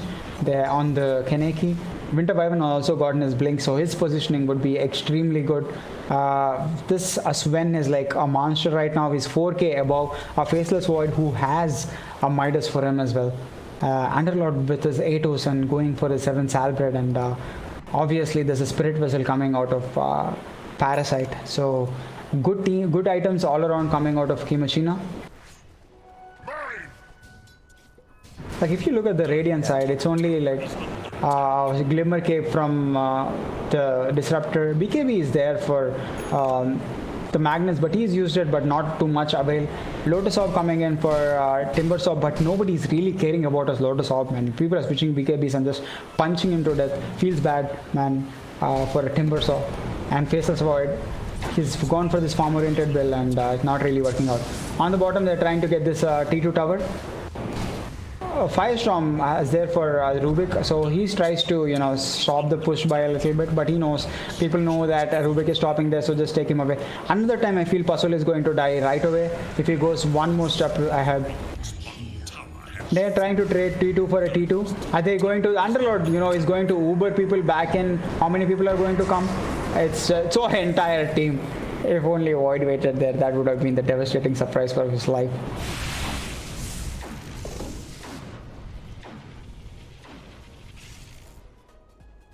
Still have the Aegis to work with here. So we'll probably be looking to clean out that last tier 2 tower. I think they want to contest the outpost and take the outpost on the bottom one, because 5 people like TP top they know, and Puzzle is like right away going for it. Instead they're like, okay, we'll lose the outpost, but we'll take another T2 of yours. We'll choke you out in the map. We don't give you enough space. But it might work out in the other way as well, because like it would be more space for team randoms to smoke and go. Anxiety has his own 10 seconds BKB, and they smoked, and now they are going in for the play because they know that they have the RP. They know they have BKBs on both of these coasts, and if they catch out this Winter Wyvern, it's done. But look at how good the positioning is from this Formless.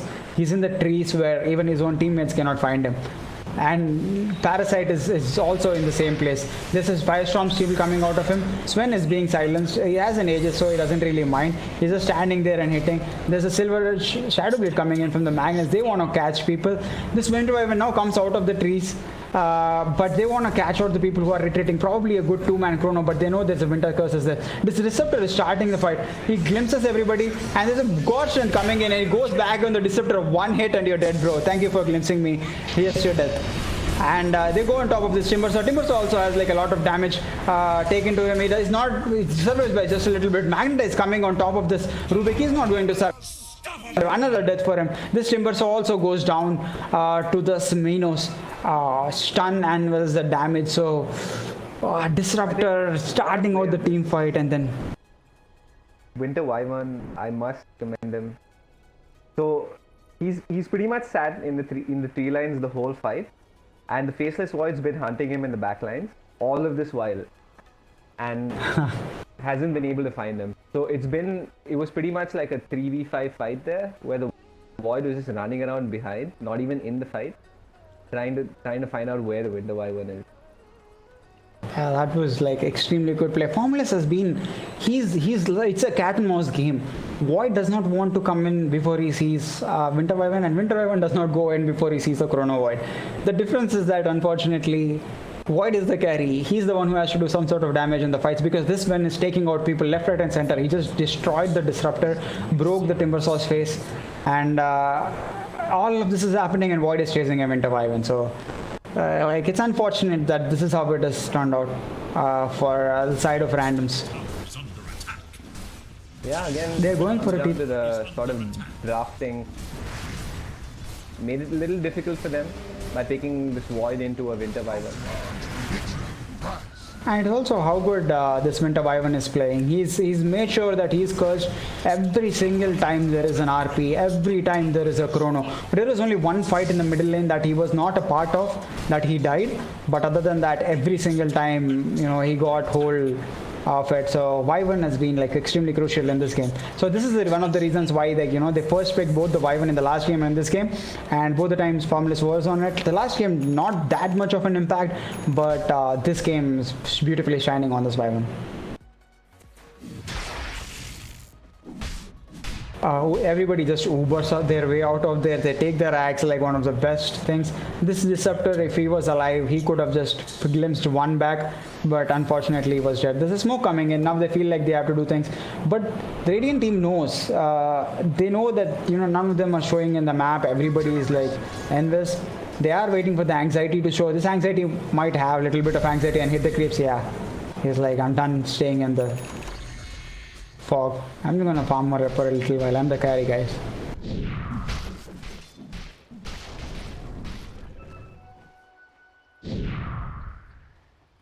What can you do? Like, do you think this Void, does he have to go for a Blink Dagger to cast this Winter Wyvern? But Winter Wyvern has his own Blink Dagger now. So I don't really understand how can this Void even cast this Wyvern. So there is an Aghanim Scepter on these. Well, there's this Lotus Orb which actually reverses the net, and it also reverses his own Rod of Atos, but he's caught in the Pit of Malice and also stunned by the Sven. He's not really going to escape, I feel. He gets silenced, he gets slowed, he gets stunned, and is also dead. They see the Necrophos, they want to go on the Necrophos, but they want to escape. Oh, that's a nice read coming in from the Parasite, but it's a half second late, and Disruptor just TPs away. So it's really interesting interaction here as well. Sven is one of the better heroes to play against, like these sort of buffs coming out, like the Empower and stuff like that. He has taken the Dispel talent at level 15. So maybe an Empowered Magnus or Void hitting into this team later on, you can just Dispel the Empower. It's literally great interaction. No, I feel like it is great, as in the Dispel talent is, I feel it is broken, man. Like, you cannot use out of it, you cannot force out of it, you cannot do anything out of it. One Ghost Scepter to save yourself from Sven, which is again... All you can do is, you know, disjoint it with a Blink. And how you really think 5 people would buy a Blink and that I have to save exactly when Sven comes, they have to not take any damage? And I feel it was a bit broken on this Sven. I don't really approve of this Shamhammer dispelling stuff. But I think it's valid in a way that you have Void, you can chrono everybody and keep them there. There's nothing you can do apart from like Winter Wyvern staying out. So it's balanced in a few ways, but not really balanced, because Voids is like, you know, an ultimate, and this Sven is a talent that changes everything. Luckily, I feel like, you know, they changed in the 7.270, the break removes all of the talents. So if somebody hits this Sven with the Silver Edge, you can actually dispel the dispel. Next level, guys. Ice Frog plays.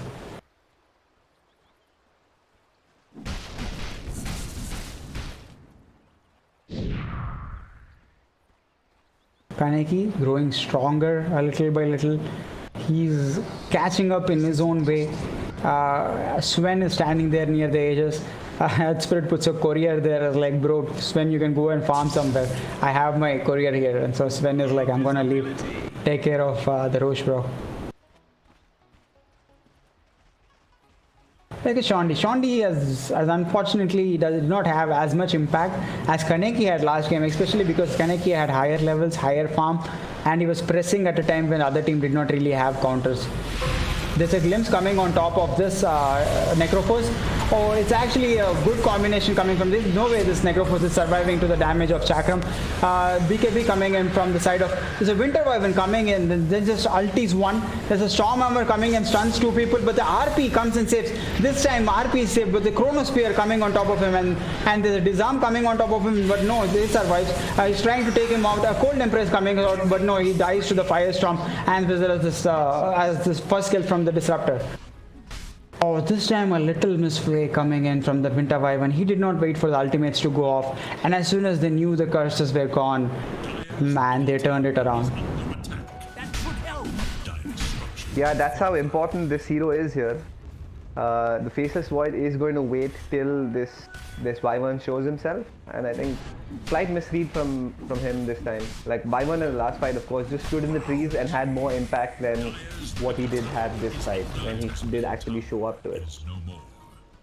Oh yeah, he expected Void to kill the Magnus, but Magnus is like pretty tanky by himself. He has 3000 HP and he had like a BKB on, so we don't really know if that would have done so much damage. No, Void just jumps into the roast and he doesn't really have a lot of mana. It's just that the Sven is dead, so they can't really contest for 40 seconds. He doesn't even have a buyback because he bought the Satanic, and because of which Roche is going into the side of randoms. This Cat and Mouse game, because Void won over Winter Wyvern, they have advantage back in their favor now. 6k gold lead going into the side of Team Randoms.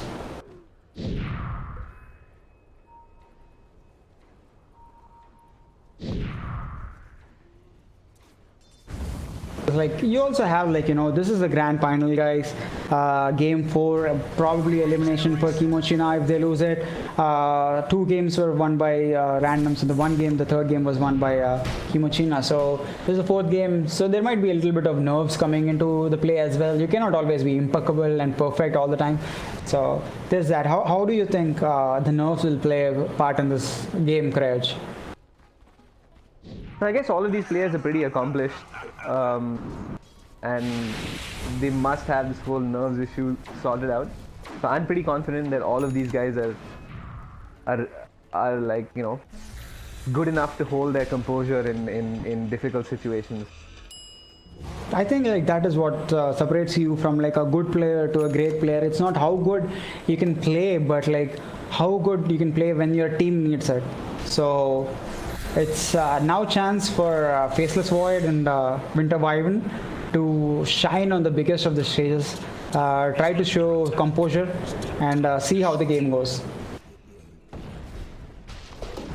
This Faceless Void is growing stronger little by little. He got the Leveler, which is one of the best items for the Faceless Void. He has an Aegis on him, he has MKB on him, so they are pushing the lane in which they got Megad. They want to make sure they can pull everything off. If this Void goes high ground and tries to hit, this Timber is also actually going in there. He feels he's strong enough. I don't really know if this Timber is strong enough. Wyvern is again staying in the trees. He is not coming out. He knows that there is no reason for him to come out. Atos is being Lotus Orb back onto this dosage. A lot of damage coming out onto this Anxiety. The Underlord is one of the best heroes to defend high ground. So going high ground is very hard versus this team. So they decide, hey, this is not the place. This is not the time. Shanti TP is at bottom. Mag TP is middle. And Faceless Void just farms his way. Faceless Void is queuing up for a Nullifier crash. Scarier and scarier. Sorry? Nullifier. Yeah, do you think... Nullifier's pretty good. It counters the Necrophos's Ghost Shroud. It counters Swen's Walker Eye. It dispels it. So I think the Nullifier is actually a really smart pickup from the Void. The Necro can never really use Ghost Shroud anymore in this game to protect himself. And nobody can buy Ghost Scepters. Like the last game when he was playing PA, he wanted to go on this Winter Wyvern in the last fight. He just Ghost Sceptered and then Cold Embraced himself. So this time, it's not going to be the play. He can only Cold Embrace himself. But if a Void gets on top of you, you're going to die. He has a lot of farm. Mino, on the other hand, also has like a lot of farm. His farm feels like a little bit more static from the last few minutes, but he's taken the plus 50% God's damage talent, so he's going to hit like a truck. Whoever is on the other side of it, you are going to die in one hit. If it's your a Rubik, if it's your a Disruptor, you're going to die.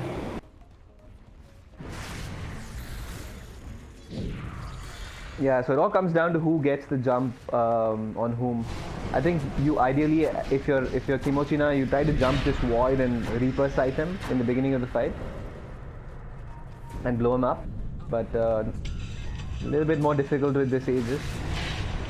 Health Spirit has done a good job in trying to push out the lanes. Then if they don't go back and address it, they're going to lose the range racks. But I think range racks might be actually good, to give away if you're taking a racks on the other side. So this anxiety is not really scared. Sean D is also there. There's a pit coming in from the Underlord. He's 8-0'd him. He's also Firestormed him. So they are putting in a lot of damage onto this void. This Mino is not really interested in fighting. Chakram is thrown out, like being escaped by Kaneki. Satanic is being used by this void. So this void does not have like a Satanic for a little while. There's a pull coming in from Skewer coming in from the side of Magnus. There's a Chakram coming in there. Sven is waiting patiently on the back line. This Necrophos might actually go down. There's a Ghost Rod coming on top of him. Flicker just basically pulls him away, but no, there's a Shockwave trying to pull him back into the side. No, there's a Flicker, another one. There's a Cold Embrace, another time. This Sven is finally decided, I have had it, man. I'm going to take some damage. Magnus silences the Necrophos and tries to go for the kill. Status Slam being thrown onto nobody. There's an RP coming onto the Mag, but this time Winter Wyvern saves him. So he's turning around onto the Magnus. This Magnus has a cheese on top of him, but I don't think he's going to survive. There's a Reaper side on top of him. This Chrono Spear is going to hit. There's a Cold Empress saving the Void, so his Void cannot really hit. So this Atos coming on top of this Void, but he just basically runs away. That is a good fight coming from the side of Kimochina. They actually had to buy back on the Necrophos, but that was a good turnaround, and Winter Wyvern has basically made sure he committed his job. He saved the Sen. He's also saved the Magnus. He also stopped the Magnus in his RP. So unless they have like mass Lincoln Spears coming out, I don't really see what they can do much in this game. This Magnus down for 104 seconds, and if Team Kimochina decide to push, they'll definitely get a Rax. Yeah, the buy one ulti proving to be a real thorn for the side of random.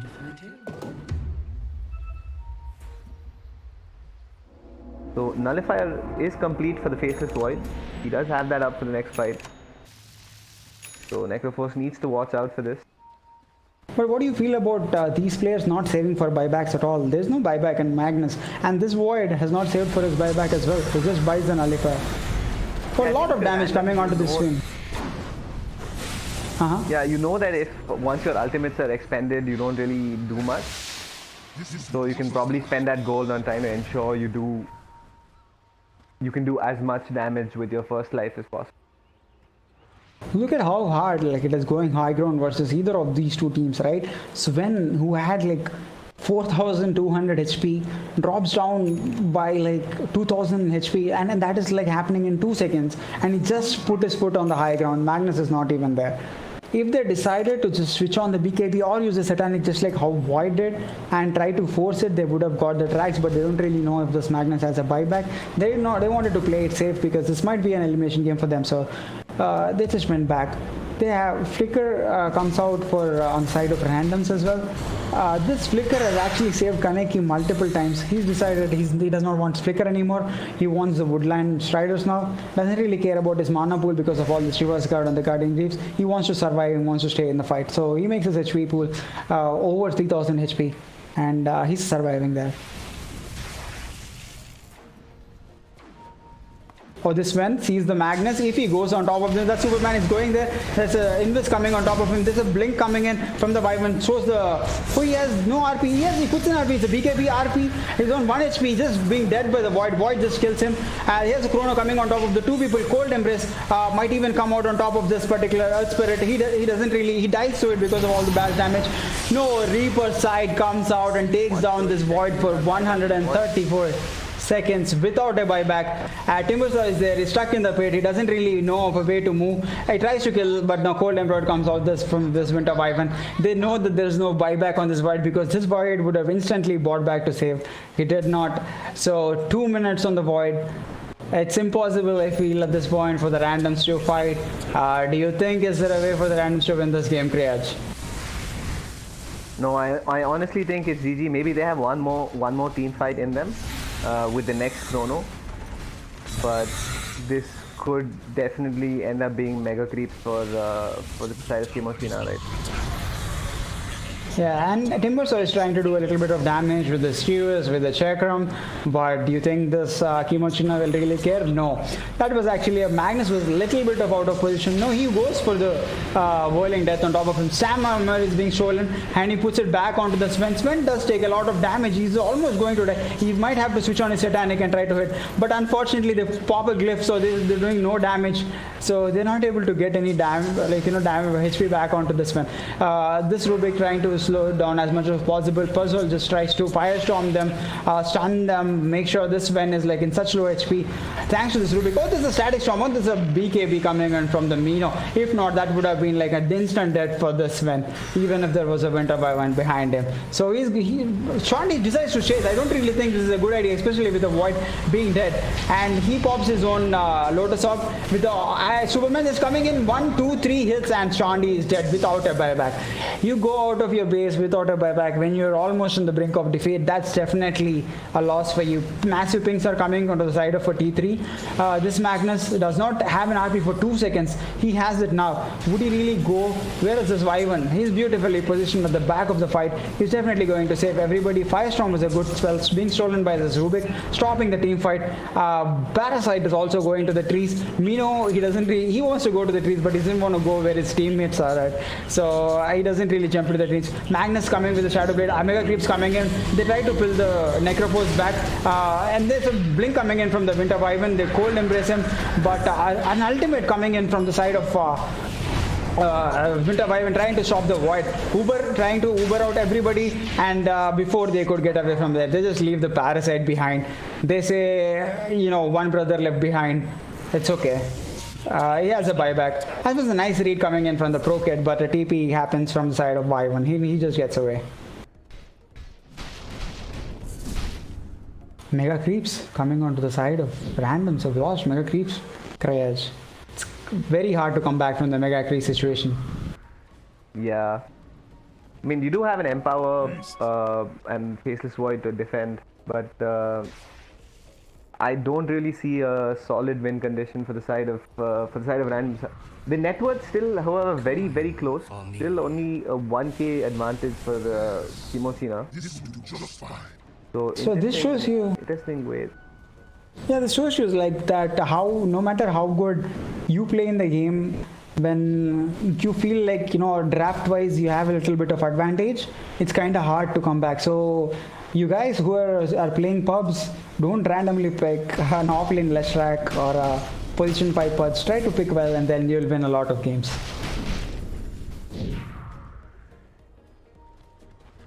True.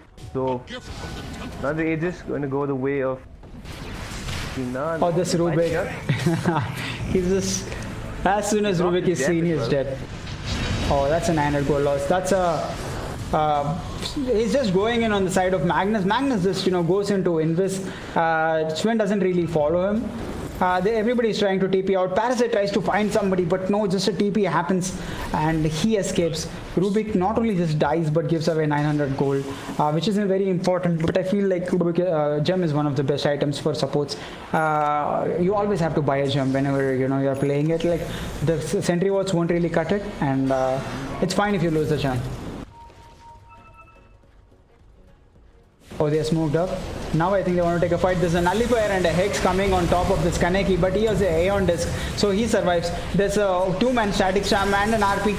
No, there's a Chrono coming on top of 2 people. He takes out the Kaneki, and there's a RP coming on top of 2 people. The Wyvern stops him, but this Void is also hitting the Magnus. I think this Magnus is going to go down. Yes, that's a beautiful curse coming on top of him. He's trying to escape, but he doesn't really get to escape with the Rod of Atos and also Sven being stunned. He's 2 Vyvex coming on top of Kimochina, and also Void buys back without his Chrono, I don't really think nothing much can be done here. They can walk into the road strutter at this point, and the GG is called by this Magnus. They know they cannot come back into this game. Game 5 is being pushed to Kimochi now with a beautiful placement. What do you think about this game, Praj? Yeah, exciting game again, and Kimochi now coming back strong after their 2-game deficit. So game 5, guys. So don't go anywhere. We'll be right back with game 5.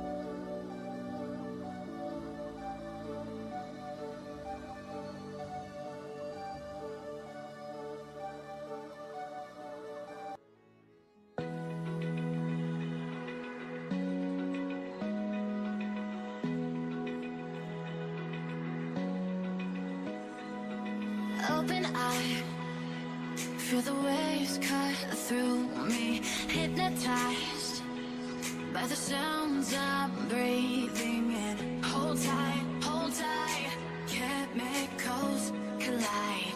Hold tight, hold tight, hold tight. Dripping lights paint the skies, all because of you. Dripping lights paint the skies, only you can make me move.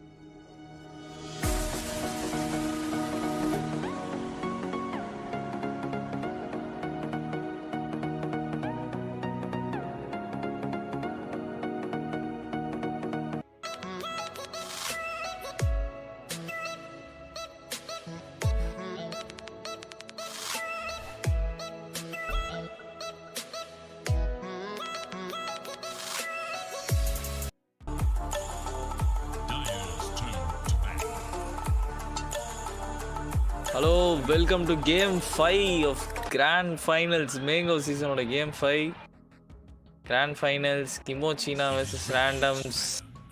கூட இப்போ new caster வந்திருக்காரு. இன்ஜன். Hello hello mic check. Super bro. வணக்கம் mister செஞ்சின். வணக்கம் mister Spain. தான் நாங்கள் ரொம்ப ரொம்ப ஆவலா எதிர்பார்த்துட்டு இருந்தோம். No worries Pablo. Escobar is here. மறுபடியும் ஒரு Magnus. So 2 games in a row it hasn't worked out, and again they pick a winter wyvern. So randoms ரொம்ப like ஃபோக்கஸ்டா இருக்காங்க. இந்த மேக்னஸ் வச்சு நான் இன்னைக்கு ஒரு வின் எடுக்காம போக மாட்டேன் இந்த இடத்த விட்டு அப்படின்ட்டு. You think that's the right call? அநேகமா கேமை சீக்கிரம் முடிச்சுட்டு தூங்க போறாங்கன்னு நினைக்கிறேன். யோசிக்க கூட மாட்றாங்க, டக்குன்னு பிக் பண்ணிட்டு இருக்காங்க. I mean, that would be the condition. Okay, so அந்த சாம் வந்து 2 டீமுக்குமே இந்த கேமில் அப்ளை ஆகும். ஸோ நீங்கள் எந்த டீம் வின் பண்ணாலும் நான் அதான் சொன்னேன்ல அப்படின்னு சொல்லி advantage எடுத்துப்பீங்க. No, not happening.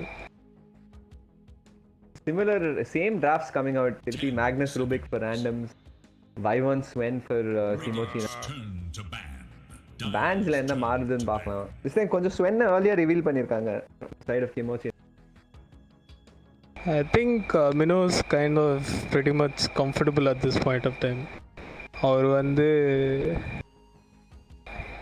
Flex பண்ண ரெடியாக இருக்காரு. சேஃப் லேன்லையும் சரி, மிட் லேன்லையும் கூட சரி. Yeah. But இப்போ a little bit more of safer bans coming out for random. The Lord, Kunka, Timbersaw இதெல்லாத்தையும் ban பண்ணிருக்காங்க.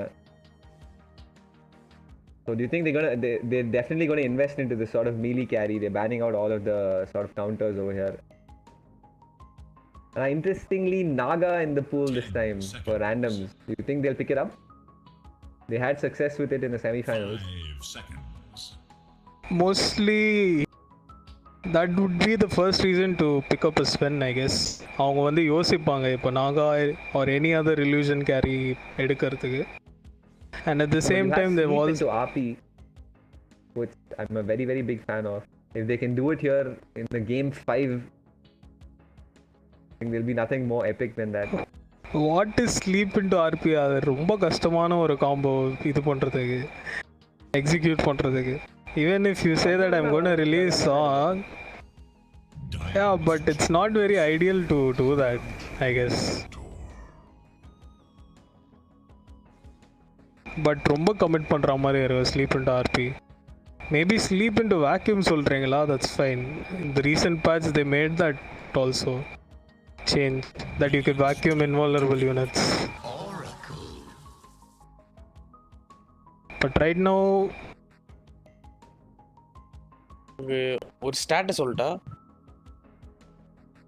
இதுக்கு மேலே நீங்கள் சேவ் பண்ணி நம்ம என்ன பண்ணுறது? Oh start okay now man go.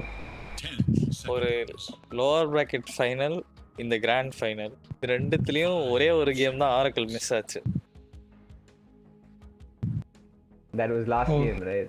Apart from that, Oracle's been there every game. Oracle back in the meta, Rogue Prince கொஞ்சம் சந்தோஷமா இருக்கும். ஆனா என் டீம்ல எனக்கு கூட ஆரக்கிள் எடுத்து கொடுக்கல. பயங்கரமான ஒரு Oracle player தான்.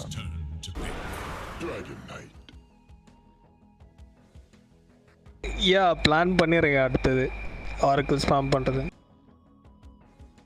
பட் ஆரக்கிள் வந்து அதை எடுத்துட்டு நம்ம தோத்துட்டோம்னா ரொம்ப மனசு கஷ்டமாக இருக்கும். You know, like you're sacrificing everything, your farm, literally you're not going to take creeps. Full time உங்களோட கேரியே இல்லை கோர்ஸை தான் பார்த்துட்ருப்பீங்க. ஸோ ஒரு கேவலமான கேம் ஆடி மனசு உடஞ்சி போய் திருப்பி அந்த ஹீரோவே தொட முடியாத ஒரு சுச்சுவேஷனுக்கு போகாமல் இருக்கிறதுக்கு சேவ் பண்ணி வச்சுட்ருக்கேன்னு நினைக்கிறேன். Yeah, pick up. Dyer's turn.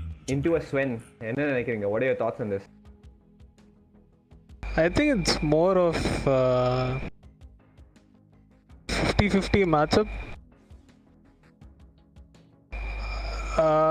யார் ஃபர்ஸ்ட் இனிஷியேட் பண்ணுறான்னு பொறுத்து இருக்குன்னு நினைக்கிறேன். Or who's going to get change stun after getting initiated.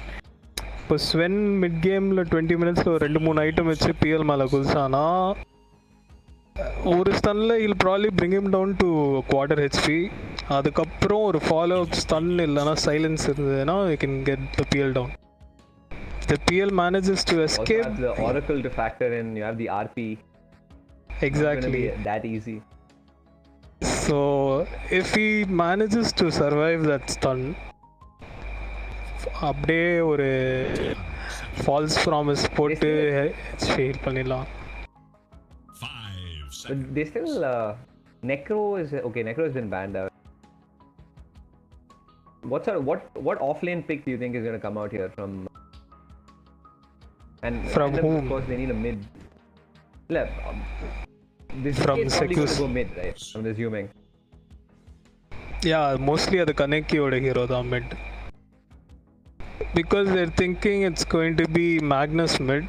So Mag mid against ஏதாவது ஒரு like you can't really do much against that Magnus in mid, right? அவனை kill பண்ண முடியாது. So ultimately what you can do is you can also farm along with him. ஸோ அந்த மாதிரி heroes pick பண்ணுற மென்டாலிட்டியில் they pick DK. Usually there are other heroes also. Even DA is really good against Magnus. ஒரு சைடில் அவன் form பண்ணிட்டு இருப்பான், இன்னொரு சைடில் நீங்கள் ஃபார்ம் பண்ணுறீங்க. Both of you can't really do much but you will just be farming அவ்வளோ. பட் ஐ திங்க் சின்ஸ் கனெக்கி hasn't play DA much, DK fits perfect for him.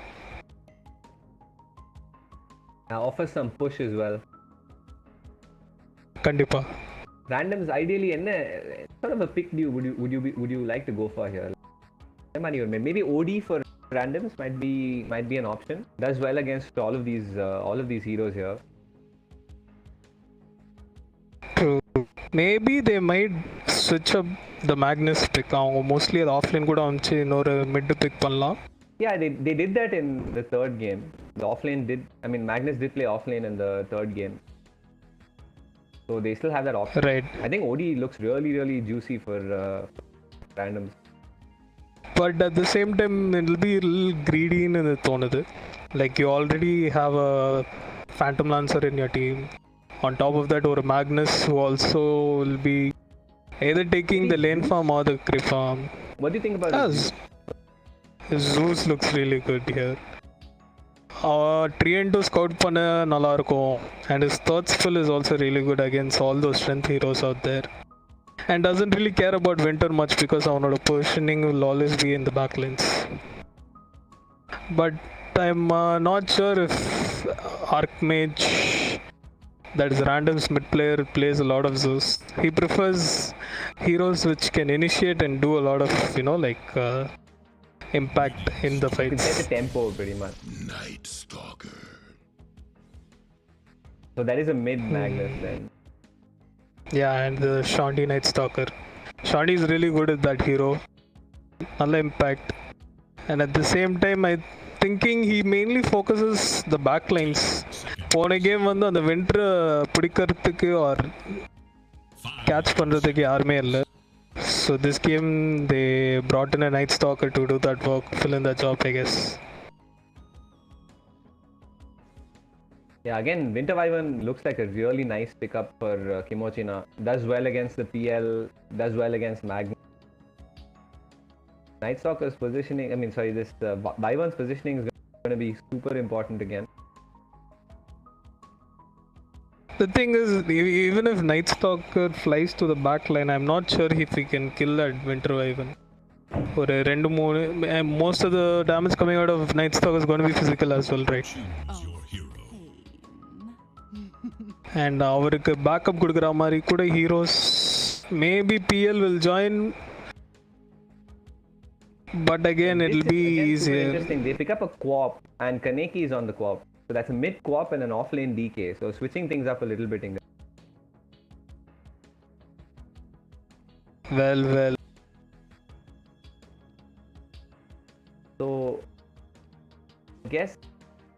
What are your thoughts on that? So they want, I think they want to take the advantage of Magnus non participating in the fights for the first 15 minutes, right? So இதுவே ஒரு QOP-ஆ இருந்தால் டக்குன்னு level 6 ஆகிட்டு he can roam around the map and he can activate other lanes for team Kimochi as well. ஏன்னா they're really greedy and QOP pick is really punishing Phantom Lancer and Magnus also in the mid and other lanes. Yeah. One more thing I'd like to point out here is what an insane Rubik game this is. So yes. Abdiya. Yeah. What does he have to steal? I don't really know. He has Curse, he has Stormhammer, he has Scream, Sonic Wave. I don't know. It'll be really hard to steal certain spells because there is always another spell which will come out of it. No, but look, he has Treant Ult. DK Stun is an insane steal as well. Like, pretty good Rubik game in my eyes, at least. But let's get down into the team introductions. I will start with Kimochi now. So, must be very familiar to all of you by now. We're in game 5. So, we have Parasite on the Treant Protector, Dosage on the Dragon Knight, Minnow playing with Swen for the 3rd time, Formless on the Winter Wyvern, Queen of Pain. And on the side of randoms, we have Fasol on his Rubik, Shondi on the position 3 Nestalker, Archmage on the Magnus, the Pro Kid once again on Oracle, and Anxiety on. Okay, Arjun, I think I'll have to quickly restart Dota because I can see only one side of it. Sure. Yeah? That's fine, go. BRB. So, again, fairly even drafts coming out from both of these teams. And it looks to me like The true the heroes are the ones who China lead would all the way. ஹீரோஸ்லாம் பாருங்களேன், high armour பேஸ்டா இருக்கு. மாதிரியான to break. Yeah, of course, does well against PL, but yeah, the armor, see, Spirit Vessel is a necessary pickup for the Night Stalker over here, and I think it's a really good item. Swenk against now Seri, DK against now Seri. So Night Stalker enna nenikrana, I think most of Spirit Vessel, Halberd in the mari dhaan build up povaru nenikrana. So he has some really good options over here. The laning setup fairly standard. PL Oracle top against this. Actually, it's not fairly standard. Dragon Knight's playing off lane. என்ன நினைக்கிறீங்க? Dragon Knight off lane. நீங்க Rogue Knights வந்து நிறைய பண்ணிருக்கீங்க. Season 1லயும் சரி, Season 2லயும் சரி. So இந்த பிக்கோட logic என்னன்னு கொஞ்சம் எக்ஸ்பிளைன் பண்ணுங்க. Initiate with stun போதும். That's it. Tank. ரெண்டே பட்டன் தான் உனக்கு. ரெண்டே பட்டன் தான். உள்ள போய் ஸ்டன்ன போட்டு டேமேஜ் எல்லா ஸ்பெல்லையும் அவ்வளவுதான்.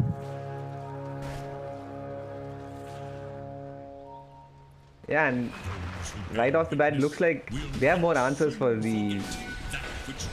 the Oracle this game than they had in the previous game.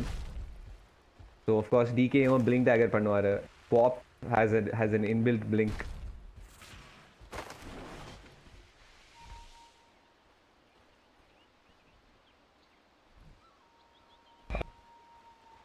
Lane, Magnus has killed Empower coming into the lane.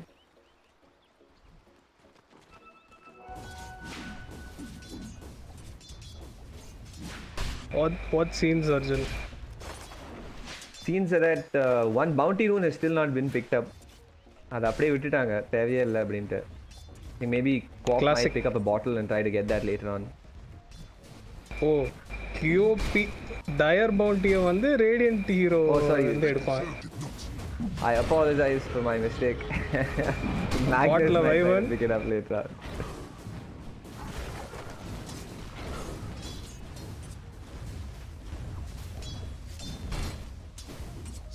So do you think the Sven will go for a Midas again this game?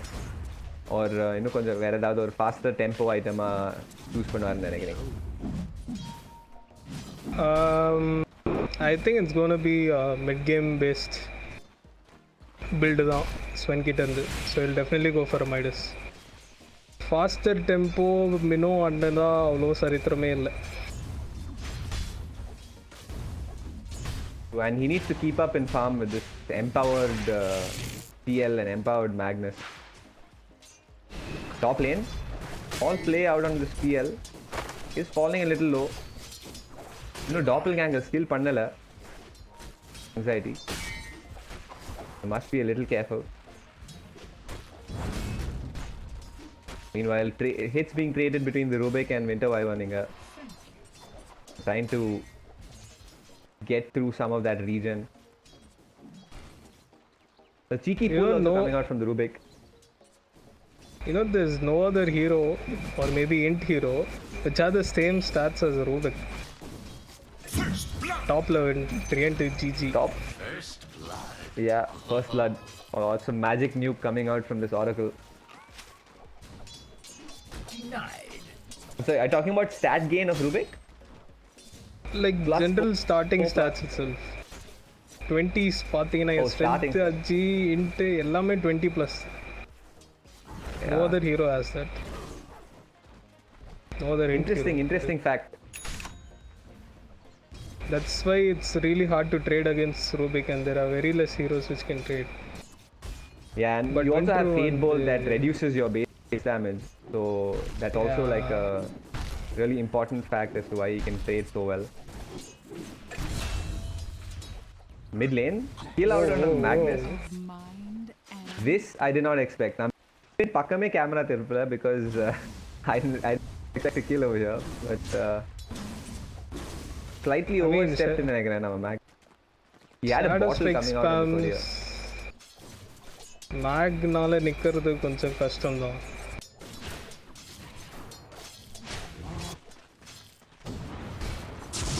பாட்டம்ல ஒரே கலவரமா இருக்கு.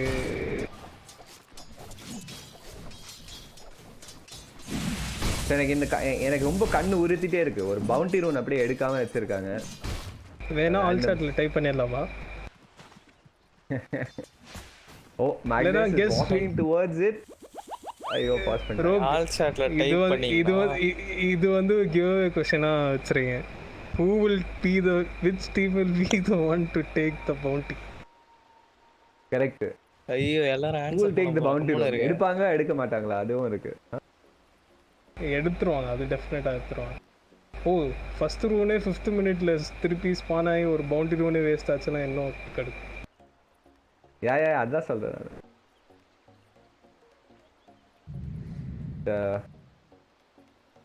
Pause here. Rubik disconnect ஆயினாரு. Back now. சரி செஞ்சு நீங்க அர்கானா give அவேல participate பண்ணீங்களா? எங்க participate பண்ணாலும் எப்படி இருந்தாலும் ரூல் அவுட் பண்ணிடுவீங்க. உங்க ஓனர் வந்து நம்ம பேர everyone is eligible. Completely random. நான் தான் முத கமெண்ட் அந்த போஸ்ட்ல. அப்படியே எனக்கு ஏதோ bro it's லீனா அர்கானா ரைட். நம்ம அதெல்லாம் வேணாம் சீன் போடுறியா நீ? Guys, ஆமா செஞ்சின் rich boy very loaded. Note பண்ணிக்கங்க. ஓசில ஆர்கானா வந்தாலும் வேணான்னு சொல்ற அளவுக்கு அவ்வளவு பெரிய பணக்காரன். நோ நான் அந்த ஹீரோ ஆட மாட்டேன், அதனால வேணாம்னு சொல்றேன். சரி அந்த ஹீரோ நீங்க வாங்கி செல் பண்ணிட்டு திருப்பி உங்களுக்கு பிடிச்ச ஆர்கானா வாங்கிக்கலாம்ல. அது வேற யாராவது விளையாடுறவங்களே வாங்கினா பெரிய கிவ்அவேல அதெல்லாம் அவங்க பண்ண முடியும். Anyway, it's dude, Magnus picked up dude, bounty roll. Yeah, finally. So it was part of the plan all along. Oh no, Rubik picked it up. யாரோ pick up பண்ணிட்டாங்க. Yeah, எடுத்துட்டாங்க. அது வரைக்கும் சந்தோஷம். But top lane lot of pressure out on his TL. அதான் anxiety மேல இருக்கிற எல்லா வரையும் இறக்குறாரு. சோல் ரிங் முடிச்சிருக்காரு. What sort of prize is this? I mean அவர் பாஸ் பண்ணிட்டாரு. Will go 2 for 2 now. எந்த ஹீரோ பிக் பண்ணாலும் ஒரு பிரேஸ் ஒரு சோல் ரிங் கண்டிப்பா வந்துரும். பாத்தீங்களா டோசேஜ் வந்து பொசிஷன் 4 ஆடிட்டு இருந்தாரு 2 கேம் இதுமே இதெல்லாம் ப்ரொமோஷன் அப்பப்போ ப்ரொமோஷன் நடக்கும் கேம் பாட்டம்ல. So Bottom lane, Night Stalker falling a little low. Ana back agi. He doesn't have a salve. You are a true friend. Fine for now though. 3-2 in the lane rotate பண்ணிருக்காரு. So the DK is doing pretty fine by himself in the top lane la. Puzzle sketch. Spider sense tingle ஆகி அப்படியே U-turn போட்டாரு.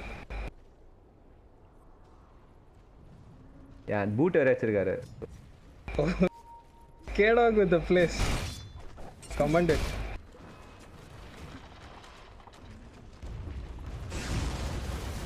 Hey, Godson. Where is Godson? What amazing. Top lane, TL falling a little low. Still has the Sonic Wave. Queen of Pain. Holds on. அந்த DP பாத்தீங்களா இல்லையா? வேற level DP.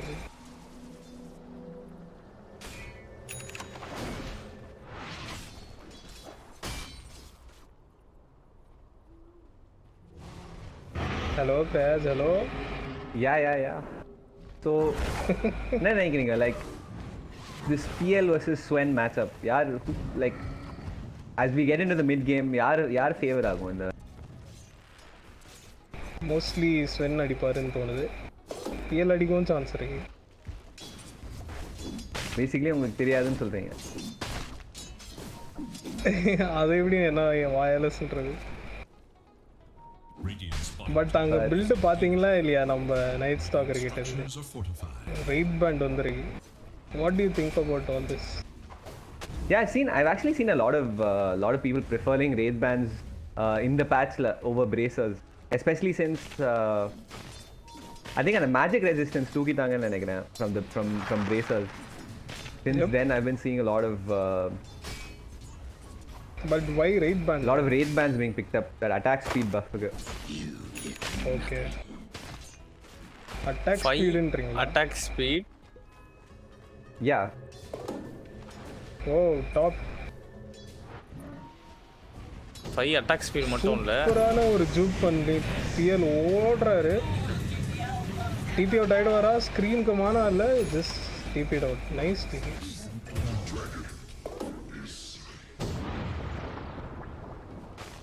யோபி ரேலிலோ 3. Yeah, that's a really good rotation from the Night Stalker. Ultimatum pop பண்ணிட்டாருங்க. So he'll be really happy with that. He's making things happen across the map. Regeneration. Well, 3 thing கொஞ்சம் XP எடுத்துக்கிறாரு top bottom laneல. Swen complete lane விட்டுட்டாரு. And he's pretty much gone into the jungle right now. Might is flying out to him right now as we speak. And he should start scaling fairly well from here. Meanwhile, top lane jump onto the Dragon Knight. Does cast his stun onto the Night Stalker. Will manage to get away for now. Winter Wyvern deeping in as well. So Magnus is looking to build into this Echo Saber second item. Our party farm achitirukkaru. He doesn't really give much. He doesn't need to give much attention to the rest of the lanes. Going pretty well for randoms right now. Top lane jump onto the DK again. Nothing accomplished. Oh, he is falling a little low. Will end up going down to the nuke of Oracle and Night Stalker. So he underestimated the magic damage coming out. Yeah, அது ஒரு நல்ல கோஆர்டினேட்டடான attack. லைட்டா இது பண்ணிருந்தாங்க, punish பண்ணிருந்தாங்க for that DK to be overstaying. Meanwhile again, yeah, and another kill for this Rubik onto the Winter Wyvern. So this sort of meanwhile bottom lane overgrowth. Treant ultimate committed onto the Night Stalker, just stands around and TPs, but the DK manages to TP in time. And the stun, and the TP cancel பண்ணிட்டாரு. So big kill. Night Stalker ends up going down. But big commitment inga, like Treant ultimate DK ulti pop பண்ணிட்டாரு. Which my matriarch will prize. Yeah, he was making a lot of plays for Dyer. I think அவர் shut down பண்ணது ஒரு நல்ல trade தான் நினைக்கிறேன். Yeah, But Sven anyway, sitting- his night time is over. So வந்து day time தான். ஓ mid lane RP use பண்ணியிருக்காங்க. Radiant's bottom tower is no more. Yeah, that's a huge kill.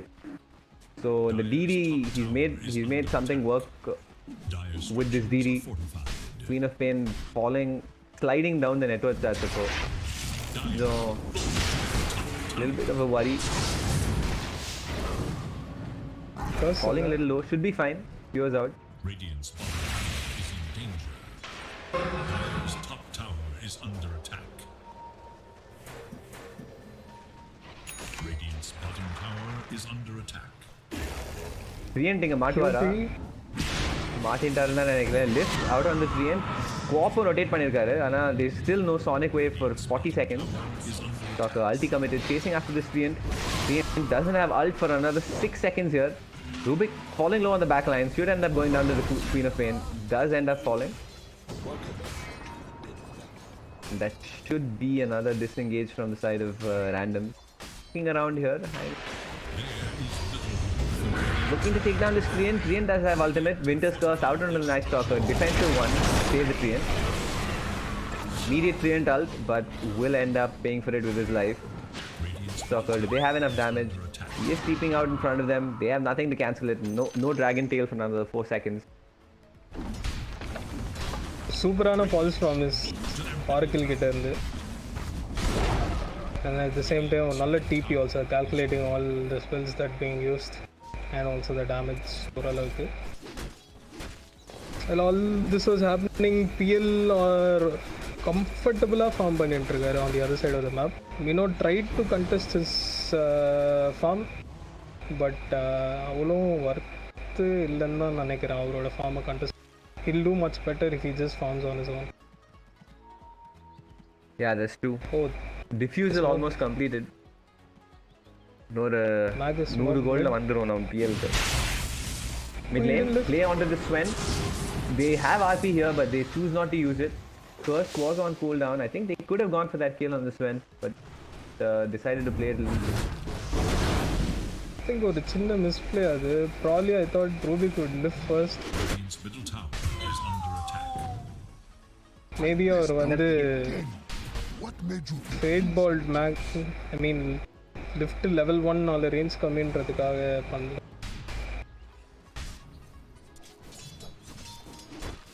PL Diffusal flying out on the courier. Tier 2 tower கொஞ்சம் set பண்றாங்கன்னு நினைக்கிறேன். Dire team. Dosage. Reveal the dead there.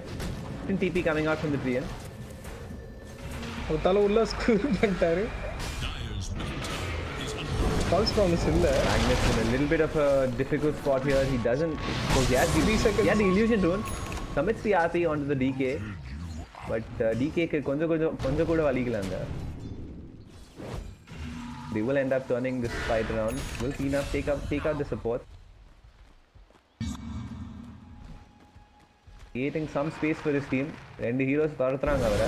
Get caught in the nature's grasp. That's going to be a killing spree for the Queen of Pain. Had a little bit of a rough start. ஆனா இப்போ slowly recovering. சைட்டா throw பண்ற மாதிரி இருக்கு Dire team. Tactical. Space making. Or In time PL just miscommunication between them, I guess. That's poor into the TP spot. TP பார்த்தோன்னே பின்னாடி போயிட்டாரு. Probably he should have committed there. Or Oracle ulti வர வரைக்கும் wait பண்ணி they should have gone, I guess. Application. Anyway, which ways Radiant team வந்து கொஞ்சம் ஹெல்தியாக தெரியுறாங்க இப்போ. With all those skills. Level 8 on Treant. Winter also level 7 or Curse இன்னும் இருக்கு. Yeah, and I must appreciate Mino's plays. எல்லா கேம்லயும் he manages to stay on top of the network chart. So he's been playing out of his mind today. the Radiant scan eager to know I'm going to build into this BKB next year. On the Stalker drums complete பண்ணிருக்காரு. Is looking for a blink dagger. to their bottom. என்ன நினைக்கிறீங்க? Do you think this is the right choice here? Who? Magnus. Night Stalker. NS. Yeah, sure. I think போன கேம்லேயே அவங்க கற்றுக்கிட்டாங்கன்னு நினைக்கிறேன். That they should not underestimate that hero, Winter Wyvern. So blink up on the Magnus as well now. He has RP in 5 seconds. In this rune where எடுத்திருக்காரு. I'm going to look to make a play over here for this bottom tower.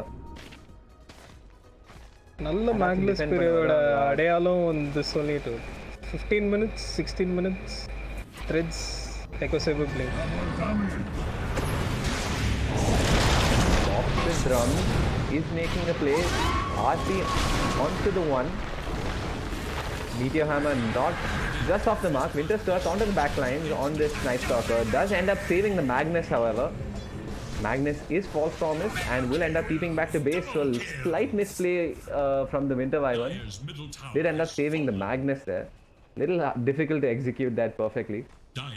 But Kimochi now will happily take kills on both of the random support and walk away. Another RP down the drain for the side of random. சூப்பரா வந்து big tree and அல்ட்டியை திருடி போட்டார். Yeah. And கொஞ்சம் அந்த Meteor hammer அங்க line up பண்ணியிருந்தாரு நம்ம ட்ரீன் protector. அது பட்டிருந்ததுன்னா I think that fight would have completely gone in favor of Kimochi. Oh, Wyvern Night Stalker back lines மேல போ ட்ரை பண்ணாரு, but he couldn't finish the job. That's a naked Wyvern, but அவரால் அல்ட்டி இல்லாமல் அவரை சாவடிக்க முடியாது. The team backed him up and killed him instead. Yeah, unstoppable streak on the Queen of Pain. ரொம்ப rush பண்ணி but other side ரொம்ப rush பண்ணி ஆடுற மாதிரி தோணுது. மேபி லேட் நைட் கேம்ஸ்னாலேயோ. இந்த பிளேயர்ஸ்லாம் லேட் நைட்ல தான் ஆக்டிவ் ஆவாங்க. I think the best players come out in late in the night. Dude, isn't this the 8th game of randoms today? Yeah, a little bit of fatigue showing in England. Oh, definitely, bro. I can't really imagine playing 8 games with you, dude. Let alone be one. Bros in DL அப்படிதான் நடக்கும்.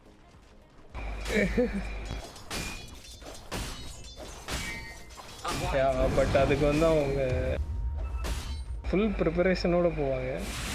நம்ம boys வீட்டில் இருந்து ஆடுறாங்க, பெட்ரூம்லேருந்து ஆடும்போது தூக்கம் தான் வரும். ஓ தெரியும் அடுத்த டிஐயும் எல்லா பிளேயர்ஸும் வீட்லேருந்து ஆடலாம், சொல்ல முடியாது. Bottom lane stun out onto the Rubik. He's getting healed up by the Treant as well as the Oracle. He's getting healed up by the Oracle. Oh, beautiful RP. Beautiful 2-man RP. So both supports down from the side of Kimochi na. Aggressive air nama Night Stalker. People here, he does find both the Quap as well as the DK. No blink on the Quap. Just blink there. And only things looking. அவரே போய் மாட்டிக்கிட்டாரோ எனக்கு தோணுது. BKB up on the Sven. I mean, there is no fog when Night Stalker ulti is up, right? Our ulti போட்டார்னா he has flying vision. There is literally no fog around him. நம்ம QP வந்து மரத்துக்குள்ள பிளிங்க்னு ஆகி அவரே மாட்டிக்கிட்டாரு. Probably he'll keep that in mind next time and play accordingly, I guess. But I think right off the bat பார்க்கிறதுக்கு neither team have good roast potential in mind. So how important, like how much priority are they going to give Roshan in game last? Once the aggression has fallen down, இப்போதைக்கு அவங்க வந்து they want to assert asset dominance in சொல்லலாம். And team randoms are doing it really good. அவங்க வந்து இருக்கிற heroes வச்சு கரெக்டா விளையாடிட்டு இருக்காங்க. Night time they're being very smoke up aggressive. from the side of Kimochi now. They're heading into the dire jungle, looking to jump onto the Magnus. Really good catch here. You know, Godsend commit panla, does end up committing it and takes the Magnus down. So good pick off from Kimochi now here. So they should manage to convert this into a tier 2 taken down. But meanwhile PL bottom later சேஷ்ட பண்ணிட்டு இருக்காரு. Yeah, I don't think they'll mind the chip damage as much. Oh, Winter's Curse out onto the illusion, keeps the PL in pace, does end up getting silenced, doesn't have his manta just yet. False Promise goes out onto the PL, still chasing for more. Oracle will end up going down. God Strength still available for a couple of seconds here, and PL. Really nice play. Phantom rushed onto the neutral creep and managed to get away. He'll be fine. பயங்கரமான play dude from Oracle. He literally gave up his body and saved PL over there. Yeah, I think டீம்ல யார்கிட்டயும் tips இல்லைன்னு நினைக்கிறேன். எல்லாமே காலி பண்ணிட்டாங்க போன 4 கேம்லேயே. இல்லைன்னா இந்நேரத்துக்கு ஆரக்கிளுக்கு ஒரு 5 tip பறந்துருக்கும்.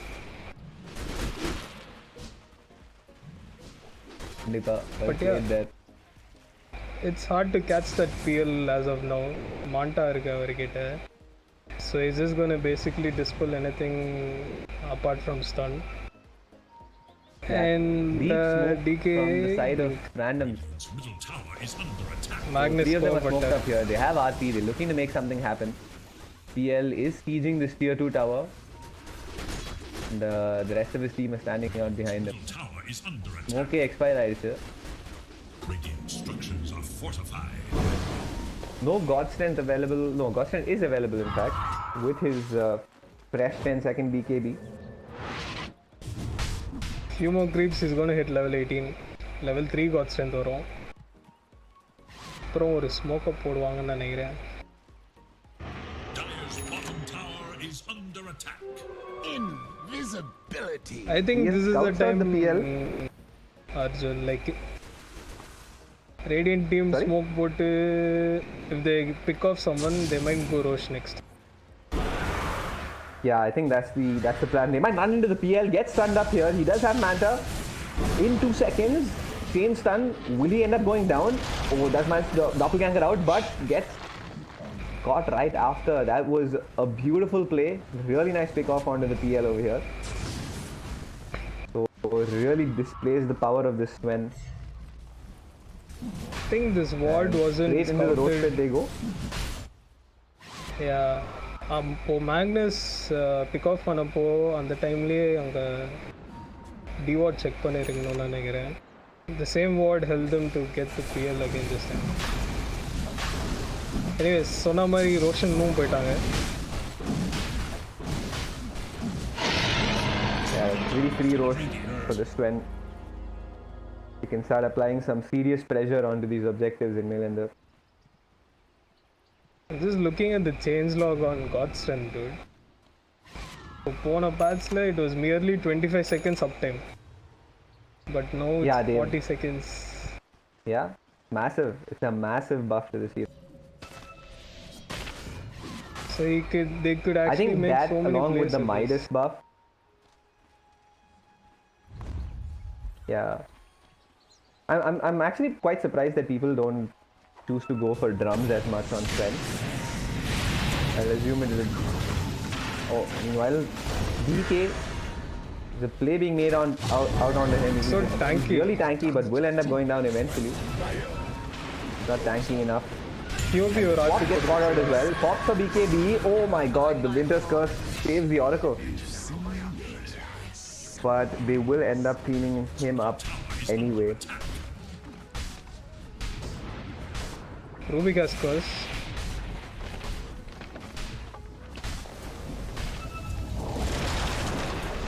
CN ulti out onto 3 people. Beautiful. BKB committed by the Magnus. And the stolen curse out onto the back line. The swap falling really low here will end up going down when BKB then fighting into these people is chasing the PL.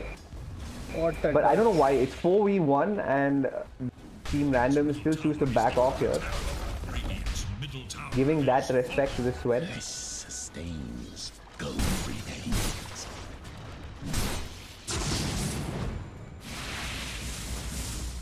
So Sven Alien side get ages irunnu, Dire side is applying so much pressure. They have so much map control. Play out onto this PL and onto this Night Stalker,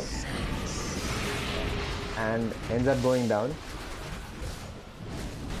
Should manage to retreat just fine in the.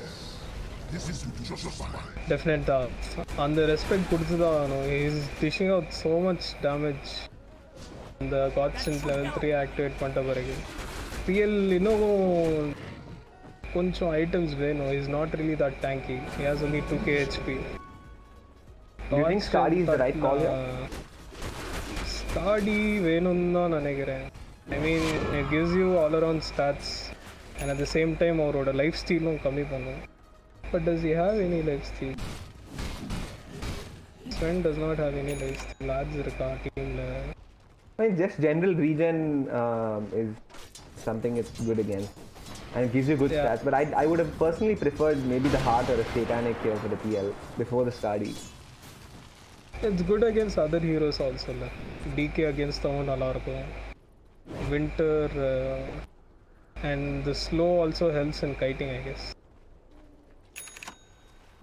True. But only the original hero applies the slow, right? Illusion panam. No, the illusions apply the slow as well. Are you serious? Yeah. The illusions apply the slow as well. Appana do it. It is a must play. So yeah, like if diff works, even Skadi should work, right? But இப்போதைக்கு கொஞ்சம் stalemate மாதிரி தான் இருக்கு. Ages இன்னும் இருக்கு Sven கிட்ட. So they want to make a play over here. He's being fought by the Night Stalker, going out onto this Winter, manages to pick him off. And PL gets jumped here, does end up getting stunned. Beautiful RP. Out onto 3 people. PL dishing out the damage onto the POP. POP does have BKB blink, commits to Sonic Wave, but Sven still fighting into this. Stolen Stormhammer keeping the Sven in place, but he's still ready to fight. Both the PL and Magnus are down, looking to clean up some kills here as well. The Kimochi team, but Rupi just manages to TP out. So 2 big kills for the side of Kimochi. Sven is looking pretty unstoppable. Dire's bottom tower is under attack.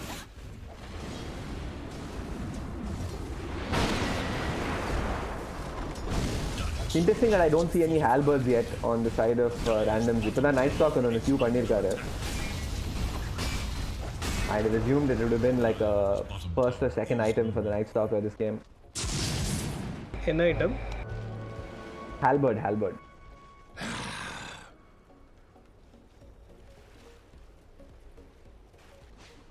But already எல்லார்கிட்டே BKB இருக்கு. Albert இப்போ வாங்கினா நல்லா தான் இருக்கும். Just still 9 seconds. Good item at any stage of the game. But இன்னும் கொஞ்சம் சீக்கிரமா பண்ணிருக்கணும்னு நினைக்கிறேன் Night Stalker. Maybe you could have skipped that drums and gone straight into a halberd. No. You can't skip drums. Phase drums is a combo. It comes as a pair. Comes as a pack. As a pair in Sona, pack also sounds fine. No issues. Yeah, Crystallis Salt needed on when top is sketchy QOP. Oh, instantly he popped BKB and he just went off good. That's like an 8-second BKB. Doesn't want to take any risk.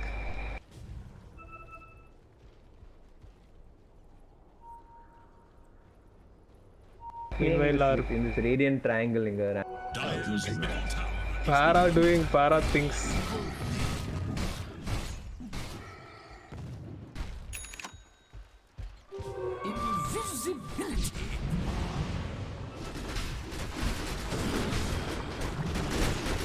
ரெண்டு டீமுமே சைலண்டா It's so even, dude. Head to head, yeah. Even the scores are like 17-17.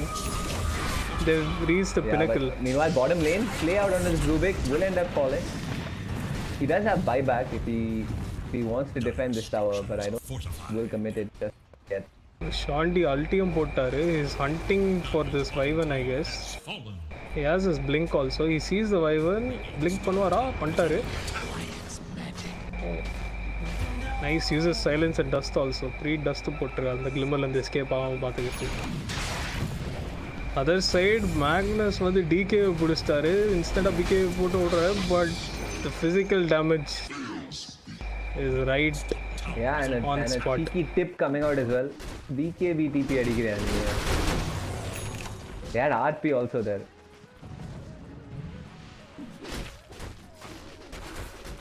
I mean, it's DK with BKB 2.9k HP armor or 10 armor தான் வச்சிருக்காரு. He should be going down pretty easy. Yeah, so we should see how Roche might spawn in another 10 seconds here. Dude, this Sven is becoming fatter and fatter.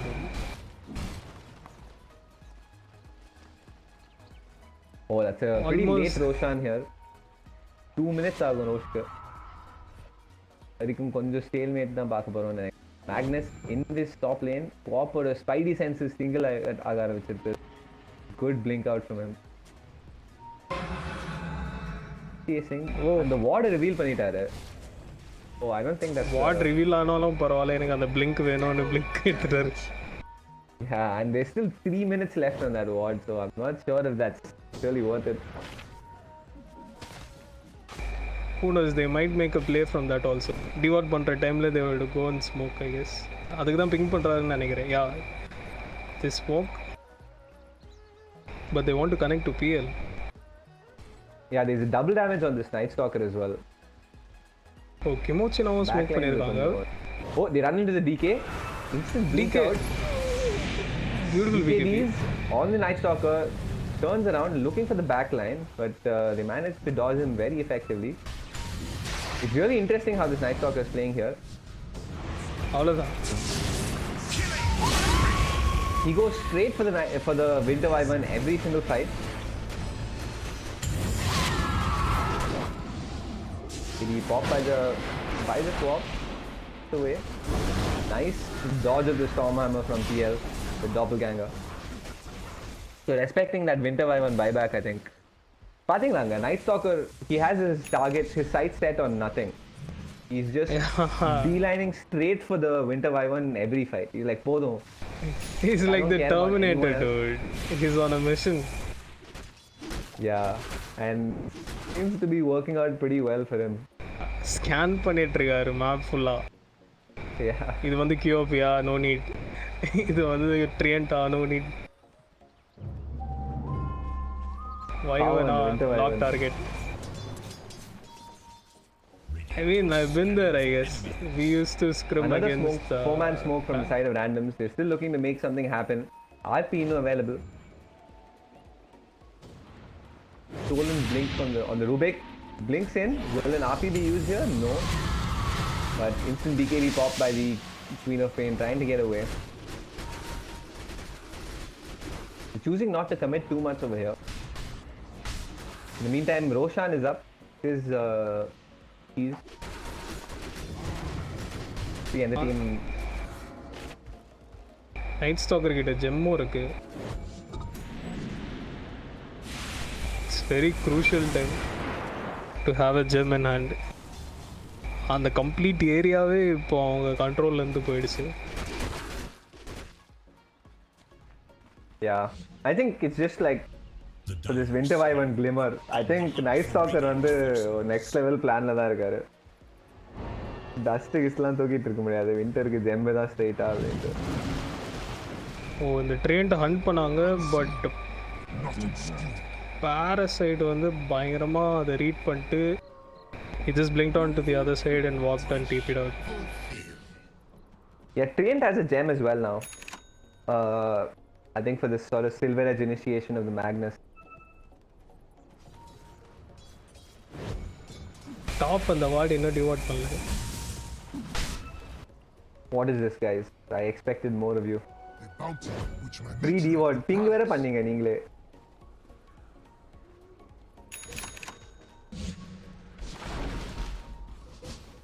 It's really hard now. A little bit of a stalemate here. Svenனுக்கு வந்து டெஃபினட்டா aux வேணும்.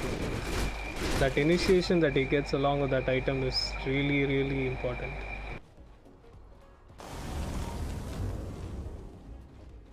But as we saw in the last fight, they do have multiple ways of like dodging this Stormhammer. Doppelganger being the most effective one. Doesn't matter much, right? As long as அவர் வந்து he's next to that hero. Yeah. ஏன்னா ஒரு third spell pop பண்ணானா he'll get that movement speed, so he can just run and hit. The smoke up out smoke from on side of smoke. Kimochi now this time. They see the sentry planted, அதை வச்சு கண்டுபிடிக்கிறாங்க. He's beelining for the Winter Wyvern again. Winter Wyvern is standing safely next to his DK. He does manage to get spotted out. Will the Winter Wyvern end up going down? No, Winter Wyvern escapes on a sliver of HP. Pops the curse onto an illusion. Nice talker, buyback from him. Oracle buys back as well. They really want this Roshan here. RP out on RP photo. PL laying in the damage onto the Sven. And Sven is doing so much damage here. Turns around, kills this Magnus, turns towards the Night Stalker. PL down for 90 seconds as well, no buyback. This will be a free Rosh. Will it be a dieback on the Night Stalker? That's the question. They are chasing him, do manage to spot him out and ends up going down. 100 seconds on the sideline without buyback. That is a massive team fight for Kimochi now, and they're really putting this Sven pick to its limits, I feel like. ரொம்ப கஷ்டம் இந்த ஸ்வென்னை man fight பண்ணுறது. And I think completely what is dedicating this Night Stalker just for a Winter Wyvern ஒரு நல்ல மூவான்னு கொஞ்சம் கொஸ்டினபிளாக தான் இருக்குது இப்போது. Because while is doing that Sven is going on, அவங்க ஃபார்மேஷனே பிரேக் ஆகுது. And it's exposing PL and Oracle and Rubik and others. So and easier. It's not just like an investment of a hero, but you've also, the Night Stalker is also itemized towards killing this Winter Wyvern, like Blink Dagger, the BKB. But instead, if you had maybe gotten a halberd a little sooner, or you know something, maybe like even a force staff out on someone, something to kite the Sven out a little bit, you might have a little bit more of a chance in fight. Because right now you don't have that. You don't have these tools to kite this Sven. I feel they should just tank the curse. Because they have an oracle to help whoever is getting cursed, right? The quest for So அவங்க வந்து சிம்பிளாக இந்த ஆரக்கிளை save பண்ணி ஆனாலே போதும். No, I think the reason they're so what do you say, like they're prioritizing this Winter Wyvern so much is because in the previous games, in the RP photo ordinary curse Magnus Mela, that is the only reason he was using the RP. The only sort of scenario he was using the Winter's curse in, when the RP was committed. So I think just to like stop him from disrupting their combo, they're hunting down the mid. Radiant's bottom tower is under attack. What if you just completed on the Sven?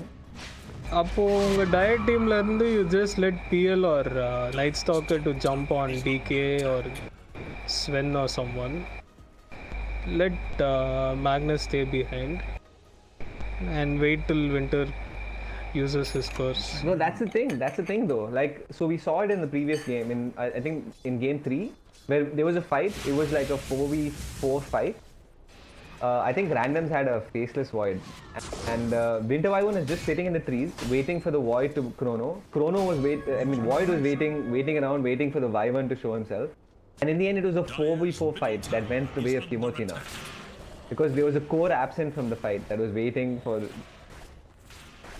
Winter. But I feel adu puriya mind game is going on over here.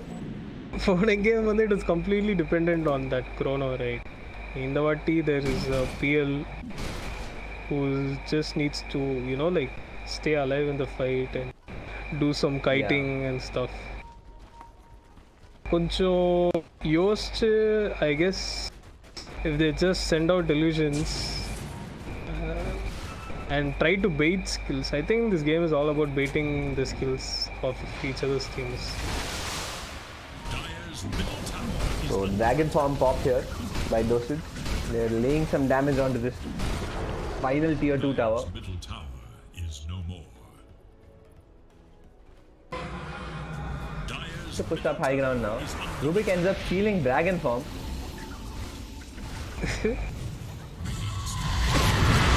So move on to the PL is sitting at half HP. Sonic Wave submitted, doesn't hit the PL, but the Night Stalker ends up going down. No buyback for 75 seconds. And they are laying damage out onto this tier 3 tower. Glyph does come out, but I don't think that's going to do much here. PL looking to wrap around from the back line, ends up hitting neutral creeps instead. I don't think you can really fight into this ageist Sven right now. So an easy set of racks for the side of Kimochi. They are looking to lay some damage out on this second set of racks. Looks like there's going to be no contest. Shadow Blade up front. Magnus looking to catch someone on the back line. Like that's going to be a second set of racks. No Night Stalker for another 25 seconds, so they could look to go for a third set of racks. God Strength is down though. Lift out onto the Sven, does still have his BKB. He is looking to run away. No mana to work with here. I guess that's going to be a BKB TP as soon as he respawns from the face. Still hasn't popped the BKB. It's still holding on to it. Still has Satanic as well. Beautiful RP onto 3 people from this Magnus. Damage being laid out onto the Sven. Winter's Curse to disrupt this combo. People waiting around. They can clean up here. Nice Manta dodge on the Stormhammer. Sven falling really low. Brush pop the Satanic. Gets healed up by the Winter Wyvern. But it looks like it'll just be the Magnus who ends up going down. Here laying some damage out onto the Squawk. But Magnus buyback bunny Sven kittu better. Dieback on the Magnus, and this could... Squawk does end up going down, however. Does have a buyback. He does use it immediately. And they could go for tier 4. Godsend is up on the Sven right as this fight gets over. Pops it immediately before he loses mana. And looking to secure mega creeps here for the side of Kimochi.